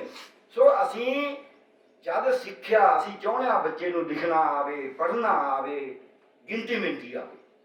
ਇਹਨਾਂ ਤਿੰਨਾਂ 'ਚ ਅੱਜ ਪੰਜਾਬ ਦਾ ਬੱਚਾ ਸਣੇ ਪ੍ਰਾਈਵੇਟ ਸਕੂਲਾਂ ਦੇ, ਤੁਸੀਂ ਮੰਨੋਗੇ ਪੰਜਾਬ ਦੇ ਸਰਕਾਰੀ ਸਕੂਲਾਂ ਦੇ 55% ਬੱਚਿਆਂ ਨੂੰ, ਜੇ ਅਸੀਂ ਕਹੀਏ 319 ਨੂੰ 6 'ਚ ਤਕਸੀਮ ਕਰਕੇ ਬਕਾਇਆ ਕਰਦੇ ਜਾਂ 3 'ਚ ਤਕਸੀਮ ਵੰਡ ਕਰਕੇ ਬਕਾਇਆ ਕਰਦੇ, ਉਹ ਆਉਂਦਾ ਨਹੀਂ। 8ਵੀਂ ਦੇ ਬੱਚਿਆਂ ਨੂੰ ਉਹ ਸਿੱਖੀ ਸਿੱਖਣਗੇ। 8ਵੀਂ ਦੇ 17.5% ਬੱਚਿਆਂ ਨੂੰ ਸਕੂਲਾਂ ਵਾਲਿਆਂ ਨੂੰ ਦੂਜੀ ਵੀ ਪੰਜਾਬੀ ਦੀ ਕਿਤਾਬ ਨਹੀਂ ਪੜ੍ਹਨੀ ਆਉਂਦੀ, ਉਹ ਗੁਰਬਾਣੀ ਪੜ੍ਹ ਲੈਣਗੇ। ਸੋ ਸਾਨੂੰ ਸਮਝਣਾ ਪਏਗਾ, ਕਿਉਂਕਿ ਆਪਾਂ ਸੀਮਤ ਆਪਣੀ ਗੱਲ ਹੈ, ਆਪਾਂ ਨੂੰ ਇਹ ਸਮਝਣਾ ਹੈ ਕਿ ਪਹਿਲਾਂ ਇੱਥੇ ਮੈਂ ਕਹਾਂਗਾ ਕਿ ਮੇਰੇ ਸੁਜੈਸ਼ਨਾਂ ਨੇ 2-3। ਇੱਕ ਤਾਂ ਕੋਈ 5-7 ਜਿਹੜੇ ਫੈਸਲਾ ਕੁਨ ਨੇ ਉਹ ਪਹਿਲਾਂ ਬੈਠਣ, ਇਹ ਤੈਅ ਕਰਨ ਕਿ ਆਪਾਂ ਗੱਲ ਕਰਨੀ ਕੀ ਹੈ। ਉਹ 5-7 10 15 20 ਬੰਦੇ ਬੈਠ ਕੇ, ਔਰ ਉਹ ਐਂ ਨਹੀਂ ਵੀ ਘੰਟੇ ਦੇ ਸੈਮੀਨਾਰ ਹੋਏਗਾ, ਉਹ ਜਿਵੇਂ ਅੱਗੇ ਦੋਸਤੀਆਂ ਕਰਦੀ, ਚਾਹੇ 3 ਦਿਨ ਹੋ ਗਏ ਚਾਹੇ 4 ਦਿਨ ਹੋ ਗਏ। ਇਹ ਮੈਂ ਕਿਉਂ ਕਹਿਣਾ, ਅਸੀਂ ਪਹਿਲੀ ਤੋਂ 5ਵੀਂ ਦੀਆਂ ਕਿਤਾਬਾਂ ਕਿਵੇਂ ਪੜ੍ਹਾਈਆਂ ਜਾਣ, ਇਹਦੇ ਉੱਤੇ 5 ਦਿਨ ਰਾਏਕੋਟ ਦੇ ਵਿੱਚ ਇੱਕ ਖੇਤ ਦੇ ਵਿੱਚ ਵਰਕਸ਼ਾਪ ਲਾਈ, ਉੱਥੇ ਰੋਟੀ ਖਾ ਲੈਣੀ, ਉੱਥੇ ਸੌਂ ਜਾਣਾ, ਤੇ ਤਾਂ ਜਾ ਕੇ ਸਾਨੂੰ ਸਮਝ ਆਈ ਵੀ ਕਿਤਾਬ ਪੜ੍ਹਾਉਣੀ ਕਿਵੇਂ ਵਧੀਆ ਤਰੀਕੇ ਨਾਲ। ਜੇ ਉਂਝ ਤਾਂ ਠੀਕ ਹੈ, ਕਹਿਣ ਨੂੰ ਤਾਂ ਜੋ ਮਰਜ਼ੀ ਕਹਿ ਦਿਓ। ਇੱਕ ਤਾਂ ਇਹ ਹੈ, ਕੁਝ 15-20 ਬੰਦੇ ਫੈਸਲਾ ਕਰਨ। ਮਾਹਰ ਹਮੇਸ਼ਾ ਹੀ ਕਹਿੰਦੇ ਹੁੰਦੇ ਨੇ, ਛੋਟੀ ਜਿਹੀ ਗੱਲ ਕਹਿੰਦਾ ਮੈਂ, ਅਸੀਂ ਗੀਤਾਂ ਤੇ ਲਾਉਣੀ ਸੀ, ਉਹ ਬੜੇ ਮਾਹਰ ਸੀਗੇ, ਮੈਂ ਤਾਂ ਗੀਤ ਬਣਾਉਣ ਨਹੀਂ ਜਾਣਦਾ। ਉਹ ਆਏ ਜੀ, ਇਹ ਗੀਤ ਤਾਂ ਕਹਿੰਦੇ ਉੱਤੋਂ ਉੱਤਰਦਾ ਹੁੰਦਾ। ਮੈਂ ਕਿਹਾ ਇਹ ਤਾਂ ਫਿਰ ਸਾਨੂੰ ਇਹ ਤਾਂ ਮਨਜ਼ੂਰ ਨਹੀਂ, ਅਸੀਂ ਤਾਂ ਵਾਰਤਕ ਆਪ ਲਿਖ ਕੇ ਦੇਵਾਂਗੇ ਵੀ ਇਹ ਗੱਲ ਹੈ, ਇਹਦੇ ਉੱਤੇ ਗੀਤ ਬਣਾ, ਤੇਰੀ ਮਹਾਰਤ ਇਸ ਗੱਲ 'ਚ। ਤੇ ਉਹਨੇ ਕੁਛ ਜੋ ਕਹਿ ਕੇ ਗਏ ਨੇ, ਸਹੀ ਕਹਿ ਕੇ ਗਏ ਨੇ, ਥੋੜਾ ਨਰਮੀ ਜ਼ਰੂਰੀ ਹੁੰਦੀ। ਉਹ ਕੋਈ ਇਹ ਜਿਹੇ ਇੰਸੀਡੈਂਟਸ ਵਾਪਰੇ, ਉਹ ਪੁੱਛੀਆਂ ਡਾਕਟਰ ਕਹਿੰਦਾ ਡਾਕਟਰ ਦੱਸੋ ਕਿੱਥੇ ਨੇ, ਅਸੀਂ ਉਹਨਾਂ ਨੂੰ ਪੁੱਛਣਾ। ਤਾਂ ਮੈਂ ਹੀ ਤਾਂ ਉਹਨਾਂ ਨਾਲ ਗੱਲ ਕਰ ਰਿਹਾ ਸੀ, ਮੈਂ ਕਿਹਾ ਕੋਈ ਨਹੀਂ, ਉਹਨਾਂ ਨਾਲ ਵੀ ਗੱਲ ਕਰਾਵਾਂਗੇ, ਤੁਸੀਂ ਸਮੱਸਿਆ ਦੱਸੋ। ਉਹ ਕਰੀ ਗਏ, ਆਖਰਕਾਰ ਜਦ ਉਹਨਾਂ ਨੂੰ ਚਾਹ ਪਿਲਾਉਣ ਲੱਗੇ ਸਾਡੇ ਵਲੰਟੀਅਰ, ਉਹ ਕਹਿੰਦੇ ਵੀ ਡਾਕਟਰ ਪਿਆਲਾ ਡਾਕਟਰ ਨੂੰ ਸਾਡੇ ਕੋਲ ਬੁਲਾਓ। ਕਹਿੰਦੇ ਉਹ ਤਾਂ ਤੁਹਾਡੇ ਨਾਲ ਹੀ ਸੀਗੇ। ਉਹ ਬੰਦਾ ਕਹਿੰਦਾ ਠੀਕ ਹੈ ਜੀ, ਹੁਣ ਜੋ ਕਹੋਗੇ ਉਹ ਲਿਖਾਂਗੇ। ਜਿਹੜਾ ਬੰਦਾ 2 ਘੰਟੇ ਸਾਡੇ ਨਾਲ ਰਿਹਾ, ਅਸੀਂ ਮਾਸਟਰਾਂ ਤੇ ਸਾਡੀ ਸੁਣੀ ਗਿਆ, ਉਹਨੇ ਕੁਝ ਕਿਹਾ ਹੀ ਨਹੀਂ ਸਾਨੂੰ। ਸੋ ਮੇਰਾ ਕਹਿਣ ਦਾ ਮਤਲਬ, ਬਹੁਤ ਸੋਹਣੇ ਗੀਤ ਲਿਖੇ ਗਏ, ਔਰ ਉਹਨਾਂ ਗੀਤਾਂ ਦੇ ਵਿੱਚ ਫਿਰ ਬੱਚੇ ਪੁੱਛਦੇ ਨੇ, ਉਹ ਵਿਦਿਆ ਧਨ ਦੇ ਗੁਰੂ ਅਸੀਂ ਤੁਹਾਨੂੰ ਆਖਣ ਆਏ ਹਾਂ, ਕੀ ਹੈ ਤੁਸੀਂ ਸਾਨੂੰ ਬਣਾਉਣਾ, ਤੁਹਾਨੂੰ ਪੁੱਛਣ ਆਏ ਹਾਂ। ਉਹ ਕਹਿੰਦੇ ਨੇ ਖੇਡ ਵਿੱਚ ਇੱਥੇ ਸਾਰੇ ਸਿੱਖਾਂ ਤੇ ਸਿਖਾਵਾਂਗੇ, ਅਸੀਂ ਤੇ ਦੁਨੀਆ ਬਣੇ ਹਾਂ ਕਿੱਦਾਂ, ਸਮਝਾਂਗੇ ਤੇ ਸਮਝਾਵਾਂਗੇ, ਜਿੱਥੇ ਅਸੀਂ ਗੁਰਬਾਣੀ ਦੱਸਿਓ ਵੀ ਆਏ ਬਣੇ। ਉਹ ਬੱਚਾ ਕਹਿੰਦਾ ਮੈਂ ਸਮਝਾਂਗਾ, ਗੁਰਬਾਣੀ ਸਮਝਾਏਗੀ ਆਏ ਬਣੇ। ਸੋ ਇਸ ਕਰਕੇ ਉਹ ਫੈਸਲਾ ਕਰ ਲੈਣ, ਉਸ ਤੋਂ ਬਾਅਦ ਆਪਾਂ ਕਰ ਸਕਦੇ ਹਾਂ ਵੀ ਫੇਰ 50 60 100 ਬੰਦੇ ਦੀ ਹੋਰ ਉਦੋਂ ਅਗਲੀ ਲਾਈਨ ਦੀ ਇੱਕ ਵਰਕਸ਼ਾਪ 4-5 ਦਿਨ ਦੀ ਹੋਵੇ, ਉਹਦੇ ਤੈਅ ਕਰਿਆ ਜਾਵੇ ਵੀ ਐਜੂਕੇਸ਼ਨ 'ਚ ਕੀ ਕਰਨਾ, ਇਹ ਗੁਰਦੁਆਰਿਆਂ 'ਚ ਕੀ ਕਰਨਾ, ਧਰਮ ਦੇ ਖੇਤਰ 'ਚ ਕੀ ਕਰਨਾ, ਜਿਹੜਾ ਪ੍ਰੈਕਟੀਕਲ ਵੀ ਹੋਏਗਾ, ਪਰ ਜਿਹੜਾ ਹਮੇਸ਼ਾ ਸਿਹਤ ਗੁਰਬਾਣੀ ਉਹ ਤੋਂ ਬਾਹਰ ਨਹੀਂ ਜਾਣਾ। ਕਾਨੂੰਨ ਦੇ ਅੰਦਰ ਰਹਿ ਕੇ ਵੀ ਕੀ ਕਰ ਸਕਦੇ ਹਾਂ, ਇਹ ਦੂਜਾ ਹੋਏਗਾ। ਤੇ ਜੇ ਉਦੋਂ ਅੱਗੇ ਫਿਰ ਉਹਨਾਂ ਨੂੰ ਲਾ ਲਈਏ ਵੀ ਚਲੋ ਤੁਸੀਂ ਹੁਣ ਥੱਲੇ ਤੱਕ ਟ੍ਰੇਨਿੰਗ ਦਿਓ, ਤੁਸੀਂ ਦੇਖਿਓ ਵੀ ਲੋਕ ਭਮੀਰ ਵਾਂਗੂ ਭੱਜਣਗੇ, ਉਹੀ ਲੋਕ ਜਿਨ੍ਹਾਂ ਨੂੰ ਅਸੀਂ ਕਹਿਣਾ ਮੇਰਾ ਤਾਂ ਕੰਮ ਬੜਾ ਹੈ ਜੀ, ਮੇਰੇ ਤਾਂ ਗੋਡੇ ਦੁਖਦੇ ਨੇ ਜੀ, ਸਾਰੇ ਲੋਕ ਆਉਣਗੇ, ਜੋਸ਼ ਨਾਲ ਆਉਣਗੇ, ਔਰ ਉਹ ਕਹਿਣਗੇ ਯਾਰ ਅਸੀਂ ਤਾਂ ਨੇਰੇ 'ਚ ਹੀ ਰਹੇ ਇੰਨੀ ਦੇਰ, ਅੱਜ ਹੀ ਪਤਾ ਲੱਗਿਆ ਵੀ ਅਸੀਂ ਨਹੀਂ ਸਿੱਖੀ ਤਾਂ। ਬਹੁਤ ਬਹੁਤ ਧੰਨਵਾਦ। ਵਾਹਿਗੁਰੂ ਜੀ ਕਾ ਖਾਲਸਾ। ਜਦੋਂ ਮੈਂ ਇੱਕ ਗੱਲ ਦੀ ਕਲੈਰੀਫਿਕੇਸ਼ਨ ਕਰਦੇ ਹਾਂ ਕਿ ਜਦੋਂ ਤੁਸੀਂ ਇਹ ਕਹਿ ਰਹੇ ਹੋ ਕਿ ਅਸੀਂ ਬਾਣੀ ਪੜ੍ਹਨ 'ਤੇ ਕੋਈ ਰਿਸਟ੍ਰਿਕਸ਼ਨ ਦੀ ਗੱਲ ਨਹੀਂ ਕਰਦੇ, ਬਾਣੀ ਹਰੇਕ ਨੇ ਪੜ੍ਹਨੀ, ਸੁਣਨੀ, ਸਮਝਣੀ। ਇਹ ਤਾਂ ਅਕ੍ਰੋਸ ਕਮਿਊਨਿਟੀਜ਼ ਤੇ ਅਕ੍ਰੋਸ ਰਿਲੀਜਨਸ ਜਿਹੜਾ ਹੈ ਇੱਕ ਸੰਦੇਸ਼ ਹੈ ਗੁਰੂ ਸਾਹਿਬ ਦਾ, ਤੇ ਪੂਰੇ ਸਮਾਜ ਲਈ ਹੈ, ਜਿਹਦੇ 'ਚ ਸਾਰਿਆਂ ਨੂੰ ਗਲਵੱਕੜੀ 'ਚ ਲਿਆ ਗਿਆ। ਸਾਡਾ ਜਦੋਂ ਮੈਂ ਨਾ ਆਮ ਤੌਰ 'ਤੇ ਇੱਕ ਗੱਲ ਕਰਦਾ ਕਿ ਅਸੀਂ ਸਿੱਧਾ ਸਿੱਖ ਰਹਿਤ ਮਰਿਆਦਾ 'ਤੇ ਪਹੁੰਚ ਜਾਂਦੇ ਹਾਂ।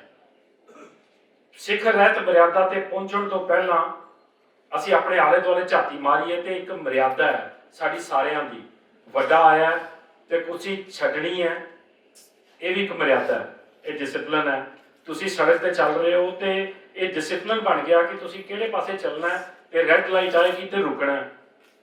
ਤੇ ਜੇ ਇਹ ਸਾਰੀਆਂ ਮਰਿਆਦਾਵਾਂ ਦੀ ਜਿਹੜੀ ਪਾਲਣਾ ਹੈ ਉਹਨੂੰ ਅਸੀਂ ਨਾ ਕਰੀਏ ਤੇ ਟਕਰਾਅ ਪੈਦਾ ਹੁੰਦਾ। ਤੇ ਉਸ ਜਦੋਂ ਅਸੀਂ ਇਹ ਗੱਲ ਕਰਦੇ ਹਾਂ ਤੇ ਉਹਦੇ 'ਚ ਪੰਥਕ ਰਹਿਣੀ ਤੇ ਸ਼ਖਸੀ ਰਹਿਣੀ ਸਾਨੂੰ ਡਿਫਾਈਨ ਕਰਕੇ ਦਿੱਤਾ ਗਿਆ ਕਿ ਉਪਦੇਸ਼ਕ ਕੌਣ ਹੋਏਗਾ। ਉਹ ਆਪਣੇ ਆਪ 'ਚ ਇੱਕ ਬੜਾ ਇੰਪੋਰਟੈਂਟ ਪਾਰਟ ਹੈ, ਕਿਉਂਕਿ ਜਿਹੜੀ ਗੱਲ ਤੁਸੀਂ ਆਪ ਕਹਿ ਗਏ ਕਿ ਜਦੋਂ ਵੀ ਭਾਈ ਜਿਹਨੇ ਕੇਸਾਂ ਦੀ ਗੱਲ ਕਰਨੀ ਹੈ ਤੇ ਜੇ ਉਹ ਆਪ ਉਹਦੇ ਕੋਲ ਕੇਸ ਨਹੀਂ ਹੋਣਗੇ, ਜਿਹਨੇ ਅੰਮ੍ਰਿਤ ਦੀ ਗੱਲ ਕਰਨੀ ਹੈ ਉਹਦੇ ਕੋਲ ਆਪ ਅੰਮ੍ਰਿਤ ਨਹੀਂ ਹੋਏਗਾ। ਜਿਹੜਾ ਬਾਣੀ ਦੀ ਗੱਲ ਕਰ ਰਿਹਾ ਤੇ ਉਹਦੇ ਕੋਲ ਆਪ ਬਾਣੀ ਨਹੀਂ ਹੈ, ਤੇ ਉਹ ਜਿਹੜਾ ਅੰਗਰੇਜ਼ੀ ਪੜ੍ਹਾਉਣ ਦੀ ਗੱਲ ਕਰ ਰਿਹਾ ਉਹਨੂੰ ਆਪ ਅੰਗਰੇਜ਼ੀ ਨਹੀਂ ਆਉਂਦੀ, ਤੇ ਉਹ ਗੱਲ ਆਪਣੀ ਕਹਿ ਨਹੀਂ ਪਾਏਗਾ। ਸਾਡਾ ਮਕਸਦ ਸਿਰਫ ਉੱਥੇ ਤੱਕ ਹੈ। ਉਸ ਤੋਂ ਇਲਾਵਾ ਤਾਂ ਗੁਰੂ ਸਾਹਿਬ ਦੇ ਤੇ ਮਤਲਬ ਜਿਹੜੀ ਆ ਉਹ ਇਹਨੂੰ ਐਡਾ ਵੱਡਾ ਕਰ ਦਿੱਤਾ ਕਿ ਅਸੀਂ ਸਿੱਖ ਬਹੁਤ ਛੋਟੇ ਹਾਂ, ਇਹਦੇ 'ਚ ਕੋਈ ਦੋ ਰਾਏ ਨਹੀਂ। ਅਸੀਂ ਬਹੁਤ ਛੋਟੇ ਹਾਂ। ਅਸੀਂ ਉਹਨੂੰ ਜਿਹੜੀ ਆ ਮੈਂ ਗੱਲ ਕਹਿਤੀ ਤੇ ਅੱਗੇ ਤੱਕ ਚਲੇ ਜਾਣੀ ਹੈ ਕਿ ਅਸੀਂ ਸਮੇਤ ਲਿਆ, ਅਸੀਂ ਹੱਥ ਨਹੀਂ ਲਾਣ ਦਿੰਦੇ, ਅਸੀਂ ਕਰਨ ਨਹੀਂ ਦਿੰਦੇ। ਪਿੱਛੇ ਜੇ ਇੱਕ ਮੈਂ ਤੇ ਸਿੰਘ ਸਾਹਿਬ ਅਸੀਂ ਉਹ ਬਾਰਡਰ ਤੇ ਬੈਠੇ ਕਿਸੇ ਨਾਲ ਗੱਲਬਾਤ ਕਰ ਰਹੇ ਤੇ ਉੱਥੇ ਇੱਕ ਵੀਰ ਆ ਗਿਆ, ਉਹ ਜਿਹੜੇ ਅੱਜ ਕੱਲ੍ਹ ਡਰਾ ਕੇ ਬਾਬਾ ਜੀ ਚੁੱਕ ਕੇ ਲੈ ਜਾਂਦੇ ਨੇ ਨਾ, ਉਹਨਾਂ ਚੋਂ ਇੱਕ ਸੀ। ਉਹ ਕਹਿੰਦਾ ਜੀ ਅਸੀਂ ਤਾਂ ਕਿਸੇ ਦੇ ਘਰ ਗਏ, ਪਿਸਤੌਲ ਰੱਖਿਆ ਅੱਗੇ, ਅਸੀਂ ਤਾਂ ਪਿਸਤੌਲ ਨਾਲ ਗੱਲ ਕਰਦੇ ਹਾਂ, ਤੁਸੀਂ ਕਿਹਾ ਨਹੀਂ ਸੀ ਕਰਦੇ। ਤੇ ਮੈਂ ਕਿਹਾ ਜੀ ਉਹ ਕੀ ਨਹੀਂ ਸੀ ਕਰ ਰਹੇ? ਕਹਿੰਦਾ ਸਵੇਰੇ 4 ਵਜੇ ਪ੍ਰਕਾਸ਼ ਨਹੀਂ ਸੀ ਕਰਦੇ। ਮੈਂ ਕਿਹਾ ਹੁਣ ਤੁਸੀਂ ਉਹਨਾਂ ਦੇ ਘਰ ਗੁਰੂ ਛੱਡ ਆਏ ਹੋ ਕਿ ਲੈ ਆਏ ਹੋ? ਕਹਿੰਦਾ ਲੈ ਆਏ। ਤੇ ਮੈਂ ਕਿਹਾ ਹੁਣ ਉਹ ਗੁਰੂ ਵੀ ਹੁਣੇ ਹੋ ਗਏ, ਛੱਡ ਆਏ ਹੋ ਨਾ, ਉਹਨਾਂ ਤੋਂ ਚੁੱਕ ਲਿਆਏ। ਤੇ ਮੈਂ ਕਿਹਾ ਜੇ ਤੁਸੀਂ ਇਹੀ ਕਰਦੇ ਕਿ 1 ਮਹੀਨਾ ਇਸ ਘਰ ਨੂੰ ਕਹਿੰਦੇ ਵੀ ਮੈਂ ਸਵੇਰੇ 4 ਵਜੇ ਤੇਰੇ ਘਰ ਆਵਾਂਗਾ, ਤੁਸੀਂ ਨਹਾ ਧੋ ਕੇ ਤਿਆਰ ਰਹੋ, ਤੇ ਤੇਰੀ ਵੀ ਸਟਰਗਲ ਪਤਾ ਲੱਗਦੀ, ਜਾਂ ਤੇ ਉਹ ਆਪ ਹੱਥ ਜੋੜ ਕੇ ਕਹਿ ਦਿੰਦੇ। ਤੇ ਇੱਕ ਸਾਡੇ ਜਥੇਦਾਰ ਸਾਹਿਬ ਨੇ ਇੱਕ ਹੁਕਮਨਾਮਾ ਕੱਢਿਆ, ਮੈਂ ਅਗਲੇ ਦਿਨ ਹੁਕਮਨਾਮਾ ਲੈ ਕੇ ਉਹਨਾਂ ਕੋਲ ਚਲੇ ਗਿਆ। ਮੈਂ ਉਹਦੇ 'ਚ ਸੀਗਾ ਜੀ ਕਿ ਜਿਨ੍ਹਾਂ ਦੇ ਘਰਾਂ 'ਚ ਬਾਰ ਬਣੀਆਂ ਨੇ ਉਹਨਾਂ ਦੇ ਘਰਾਂ 'ਚੋਂ ਗੁਰੂ ਗ੍ਰੰਥ ਸਾਹਿਬ ਚੁੱਕ ਲੈ ਜਾਣਗੇ। ਤੇ ਮੈਂ ਉਹਨਾਂ ਨੂੰ ਜਾ ਕੇ ਬੇਨਤੀ ਕੀਤੀ, ਪਰਮਜੀਤ ਵੀਰ ਜੀ ਉਹੀ ਪੋਜ਼ਿਟਿਵਿਟੀ ਵਾਲੀ ਗੱਲ ਵੀ ਜੇ ਤੁਸੀਂ ਇਹ ਕਹਿੰਦੇ ਜੀ ਜਿਨ੍ਹਾਂ ਦੇ ਘਰ ਗੁਰੂ ਗ੍ਰੰਥ ਸਾਹਿਬ ਤੇ ਬਾਹਰ ਨੇ, ਅਸੀਂ ਬਾਹਰ ਚੁੱਕ ਕੇ ਜਿਹੜੀ ਆ ਉਹ ਬਾਹਰ ਕੱਢ ਦਿਆਂਗੇ, ਗੁਰੂ ਗ੍ਰੰਥ ਸਾਹਿਬ ਉੱਥੇ ਹੀ ਰਹੇਗਾ। ਕਹਿੰਦਾ ਯਾਰ ਜੇ ਮੈਂ ਤੂੰ ਪਹਿਲੇ ਦੱਸ ਦਿੰਦਾ। ਮੈਂ ਕਿਹਾ ਜੀ ਤੁਸੀਂ ਪਹਿਲੇ ਪੁੱਛਿਆ ਹੀ ਨਹੀਂ ਸੀ, ਹੈਨਾ ਵੀ ਤੁਸੀਂ ਮਤਲਬ ਤੁਸੀਂ ਤਾਂ ਤੋੜਨ ਵਾਲੀਆਂ ਗੱਲਾਂ ਵਾਲੇ ਪਾਸੇ ਤੁਰ ਗਏ। ਅਸੀਂ ਚਾਹੁੰਦੇ ਹਾਂ ਕਿ ਹਰੇਕ ਕੋਲ ਇਹ ਗੱਲ ਜਿਹੜੀ ਹੈ ਉਹ ਪਹੁੰਚ ਜਾਵੇ। ਇਸ ਲਈ ਅਸੀਂ ਜਿਹੜੀ ਆ ਉਹ ਬੇਨਤੀ ਤੁਹਾਨੂੰ ਸਾਰਿਆਂ ਨੂੰ ਕਰ ਰਹੇ ਹਾਂ। ਮੈਂ ਸਰਦਾਰ ਹਰਮੀਤ ਸਿੰਘ ਜੀ ਨੂੰ ਇਸ ਤੋਂ ਪਹਿਲੇ ਕਿ ਬੇਨਤੀ ਕਰਾਂ, ਮੈਂ ਸਰਦਾਰ ਰਾਜਵਿੰਦਰ ਸਿੰਘ ਜੀ ਰਾਈ ਜੀ ਨੂੰ ਬੇਨਤੀ ਕਰਨਾ ਚਾਹੁੰਦਾ। ਮੇਰੇ ਵੱਲ ਗੁੱਸੇ ਨਾਲ ਦੇਖ ਰਹੇ ਨੇ ਵੀ ਮੈਨੂੰ ਸਮਾਂ ਨਹੀਂ ਦੇ ਰਿਹਾ, ਤੇ ਆਜੋ ਜੀ ਆਜੋ, ਅਸੀਂ ਤੁਹਾਨੂੰ ਵੀ ਸੁਣਨਾ ਹੈ ਜੀ। ਰਾਈ ਸਾਹਿਬ ਨੂੰ ਬੇਨਤੀ ਹੈ ਕਿ ਆਪਣੇ ਵਿਚਾਰ।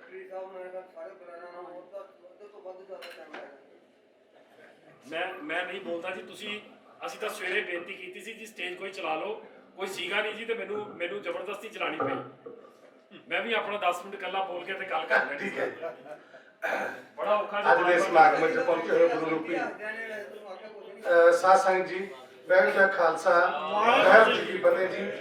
ਸਭ ਤੋਂ ਪਹਿਲਾਂ ਤਾਂ ਮੈਂ ਸਾਕਾ ਨਨਕਾਣਾ ਸਾਹਿਬ ਦੇ ਮਹਾਨ ਸ਼ਹੀਦਾਂ ਦੀ ਪਵਿੱਤਰ ਯਾਦ ਦੇ ਵਿੱਚ ਸਿਰ ਨਿਵਾਉਣਾ, ਉਹਨਾਂ ਨੂੰ ਸ਼ਰਧਾ ਦੇ ਫੁੱਲ ਭੇਟ ਕਰਦੇ ਹਾਂ।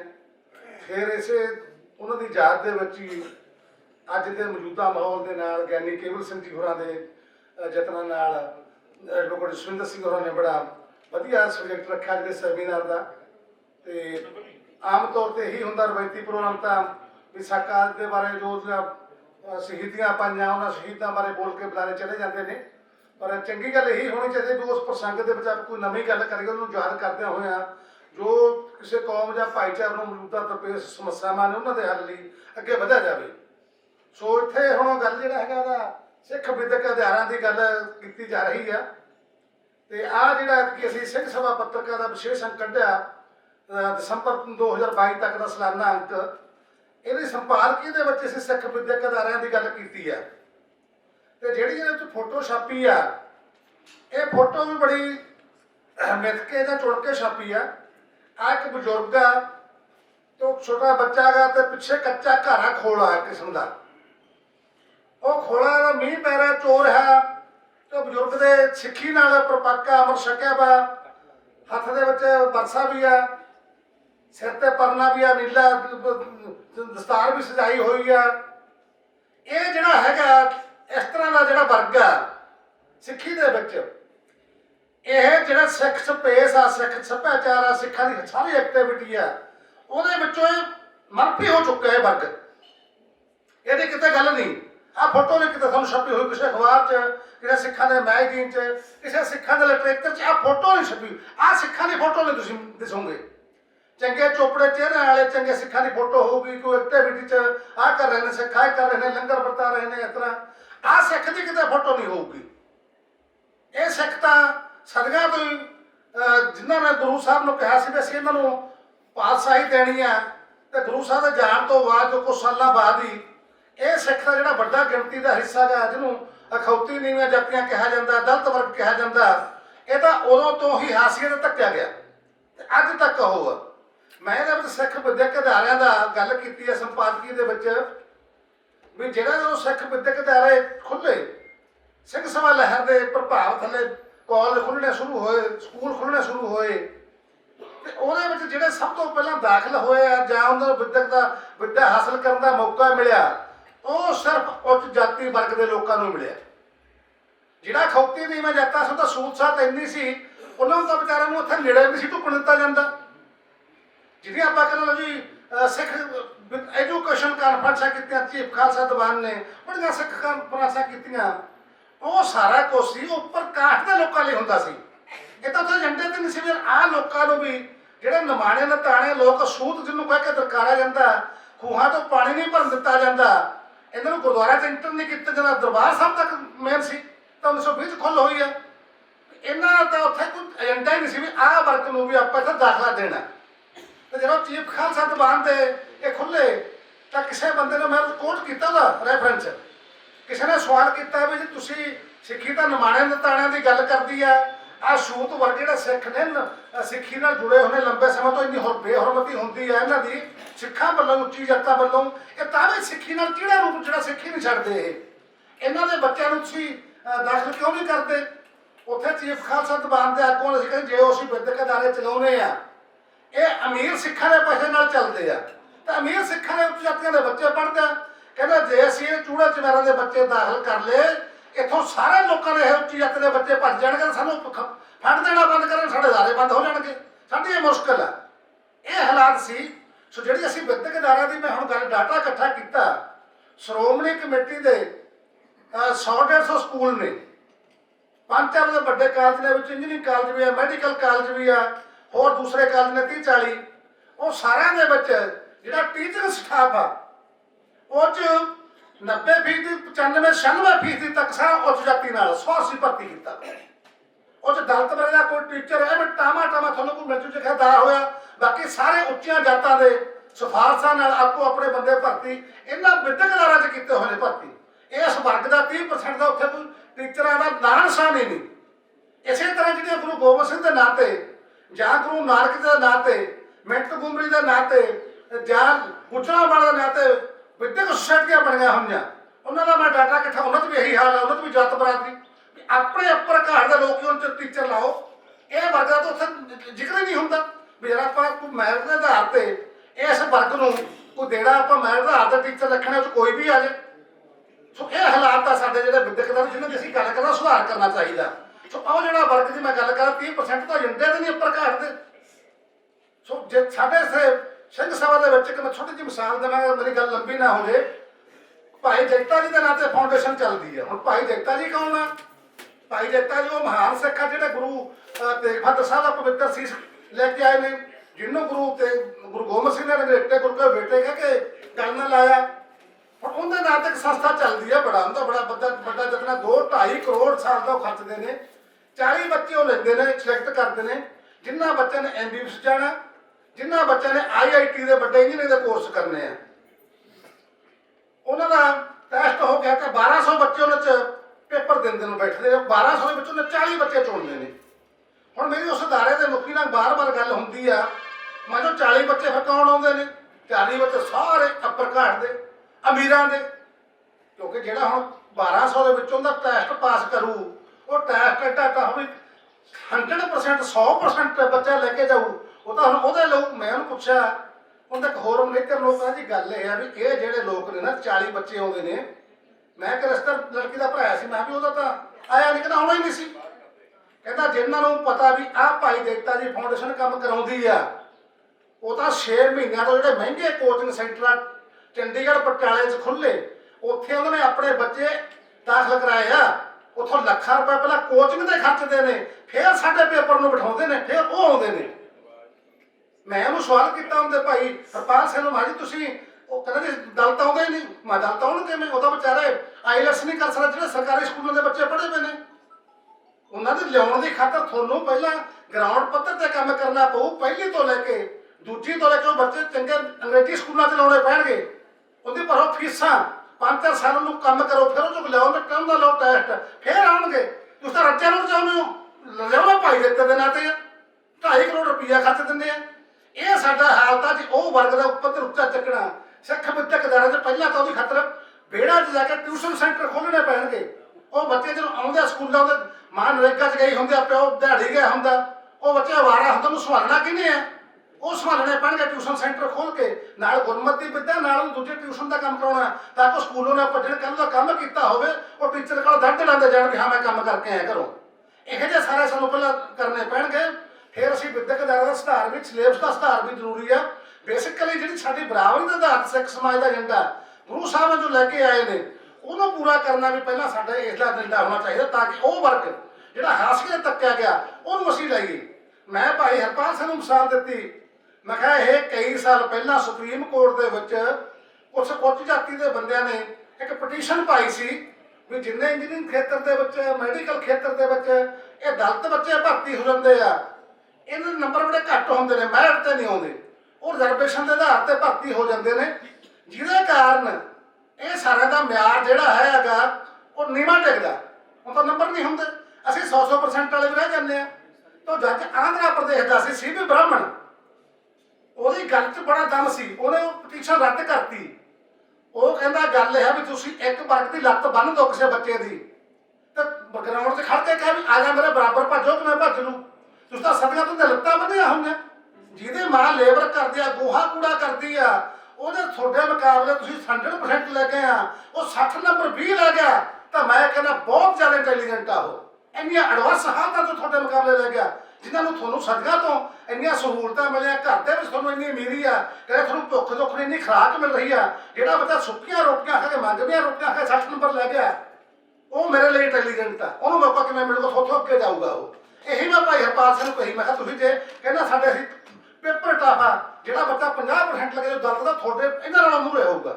ਤਾਂ ਸਾਨੂੰ ਜਿੱਥੇ ਵਿਦਿਅਕ ਅਦਾਰਿਆਂ 'ਚ ਹੋਰ ਪੱਖੋਂ ਸੁਧਾਰ ਕਰਨਾ ਚਾਹੀਦਾ। ਸਾਨੂੰ ਆਹ ਡਾਟਾ ਵੀ ਇਕੱਠਾ ਕਰ ਲਗੇ ਵੀ ਇਹ ਜਿਹੜਾ ਸਿੱਖਾਂ ਦੇ ਨਾਂ ਤੇ ਖੁੱਲੇ, ਉਹ 'ਚ ਇਹ ਦਲਤ ਵਰਗ ਨੂੰ ਟੀਚਰਾਂ ਨੂੰ ਕਦੋਂ ਥਾਂ ਮਿਲੂਗੀ? ਉੱਥੇ ਉਹਨਾਂ ਵਿਚਾਰਾਂ ਦਾ ਕੀ ਥਾਂ ਹੋਊਗਾ? ਉਹ ਜਾਤ ਬਰਾਦਰੀ ਸਿਫਾਰਸ਼ ਵਾਲੇ ਆਧਾਰ ਤੇ ਆਪੋ ਆਪਣੇ ਉਹਨਾਂ ਵੰਡੇ ਰੌੜੀਆਂ ਮੁੜ ਘਰਦਿਆਂ ਨੂੰ ਦੇਵੇ। ਜੋ ਇਹ ਸਿੱਖੀ 'ਚ ਸ਼ਾਮਲ ਹੋ ਗਿਆ, ਇਹਨੂੰ ਦੂਰ ਕਰਨ ਦੀ ਲੋੜ ਆ ਕਹਾਣੀ ਵੰਡ ਨੂੰ। ਜੇ ਆਪਾਂ ਸਮਾਜਿਕ ਇਨਸਾਫ ਦੀ ਗੱਲ ਕਰਨੀ ਹੈ, ਗੁਰੂ ਦੇ ਜੋ ਗੁਰੂ ਦਾ ਆਸ਼ਾ ਉਹਨੂੰ ਅਮਲ 'ਚ ਉਤਾਰਨ ਦੀ ਗੱਲ ਕਰਨੀ ਹੈ। ਵਾਹਿਗੁਰੂ ਜੀ ਦਾ ਖਾਲਸਾ, ਵਾਹਿਗੁਰੂ ਜੀ ਕੀ ਫਤਿਹ।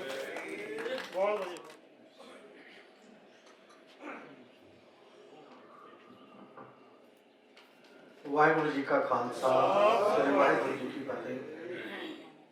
ਬਹੁਤ ਸਾਰੀਆਂ ਗੱਲਾਂ ਹੋ ਚੁੱਕੀਆਂ ਨੇ ਆਲਰੇਡੀ, ਦੁਹਰਾਉਣ ਦਾ ਨਹੀਂ ਮੇਰੇ ਖਿਆਲ ਕੋਈ ਫਾਇਦਾ ਹੋਏਗਾ। ਪਰ ਸਵਾਲ ਜਿਹੜਾ ਇੱਕ ਗੱਲ ਤਾਂ ਪਹਿਲਾਂ ਵੀ ਆਈ ਕਿ ਅਸੀਂ ਆਈਸੋਲੇਸ਼ਨ ਦੇ ਵਿੱਚ, ਇੱਕ ਖਲਾਅ ਦੇ ਵਿੱਚ ਕੇਵਲ ਸਿੱਖ ਸੰਸਥਾਵਾਂ ਨੂੰ ਦੇਖ ਕੇ ਜਾਂ ਗੁਰਦੁਆਰਾ ਪ੍ਰਬੰਧਕਾਂ ਨੂੰ ਦੇਖ ਕੇ ਜਾਂ ਉਹਨਾਂ ਨੂੰ ਸੁਧਾਰਨ ਦੀ ਗੱਲ ਲੈ ਕੇ ਨਹੀਂ ਚੱਲ ਸਕਦੇ, ਕਿਉਂਕਿ ਓਵਰਆਲ ਵੈਸੇ ਸਾਰਾ ਕੁਝ ਹੀ ਅੰਤਰ ਨਿਰਭਰ ਹੈ। ਗੁਰਬਾਣੀ ਤਾਂ ਕੁਦਰਤ ਦੇ ਸਾਰੇ ਪਸਾਰੇ ਦੇ ਵਿੱਚ ਹੀ ਮਨੁੱਖ ਦੀ ਹੋਂਦ ਕੀ ਹੈ, ਬਾਕੀ ਜੀਵ ਜੰਤੂ ਦੀ ਇੱਕ ਦੂਜੇ ਤੇ ਅੰਤਰ ਨਿਰਭਰ ਜਦੋਂ ਚੀਜ਼ਾਂ ਹੁੰਦੀਆਂ ਨੇ, ਤਾਂ ਉਹ ਅੰਤਰ ਨਿਰਭਰਤਾ ਨੂੰ ਬਾਚਣ ਦੀ ਬਹੁਤ ਜ਼ਿਆਦਾ ਜ਼ਰੂਰਤ ਹੈ। ਔਰ ਕਿਰਤ ਕਰੋ ਨਾਮ ਜਪੋ ਬੰਦ ਛਕੋ ਦਾ ਸਿਧਾਂਤ, ਜਿਹੜਾ ਕਿਰਤ ਦਾ ਸਿਧਾਂਤ ਹੈ, ਉਹ ਕਿਉਂ ਗੈਰ ਪ੍ਰਸੰਗਕ ਹੋ ਗਿਆ? ਉਹ ਕੱਲਾ ਐ ਨਹੀਂ, ਕਈ ਵਾਰ ਤਾਂ ਅਸੀਂ ਸੋਚਦੇ ਹਾਂ ਵੀ ਸਿੱਖਾਂ 'ਚ ਐ ਹੋ ਗਿਆ, ਸਿੱਖਾਂ ਦੇ ਜਵਾਕ ਨਹੀਂ ਕਰਦੇ ਜਾਂ ਪੇਂਡੂ ਜਵਾਕ ਨਹੀਂ ਕਰਦੇ, ਕੰਮ ਨਹੀਂ ਕਰਦੇ ਜਾਂ ਬਾਕੀ ਨਹੀਂ ਕਰਦੇ। ਸਾਡੇ ਤਾਂ ਇਹ ਕਾਰਨ ਹੈ ਉਹਦਾ ਬਹੁਤ ਵੱਡਾ, ਕਿਉਂਕਿ ਸਾਡੇ ਤਾਂ ਕਿਰਤ ਦਾ ਮਹੱਤਵ ਹੀ ਖਤਮ ਹੈ।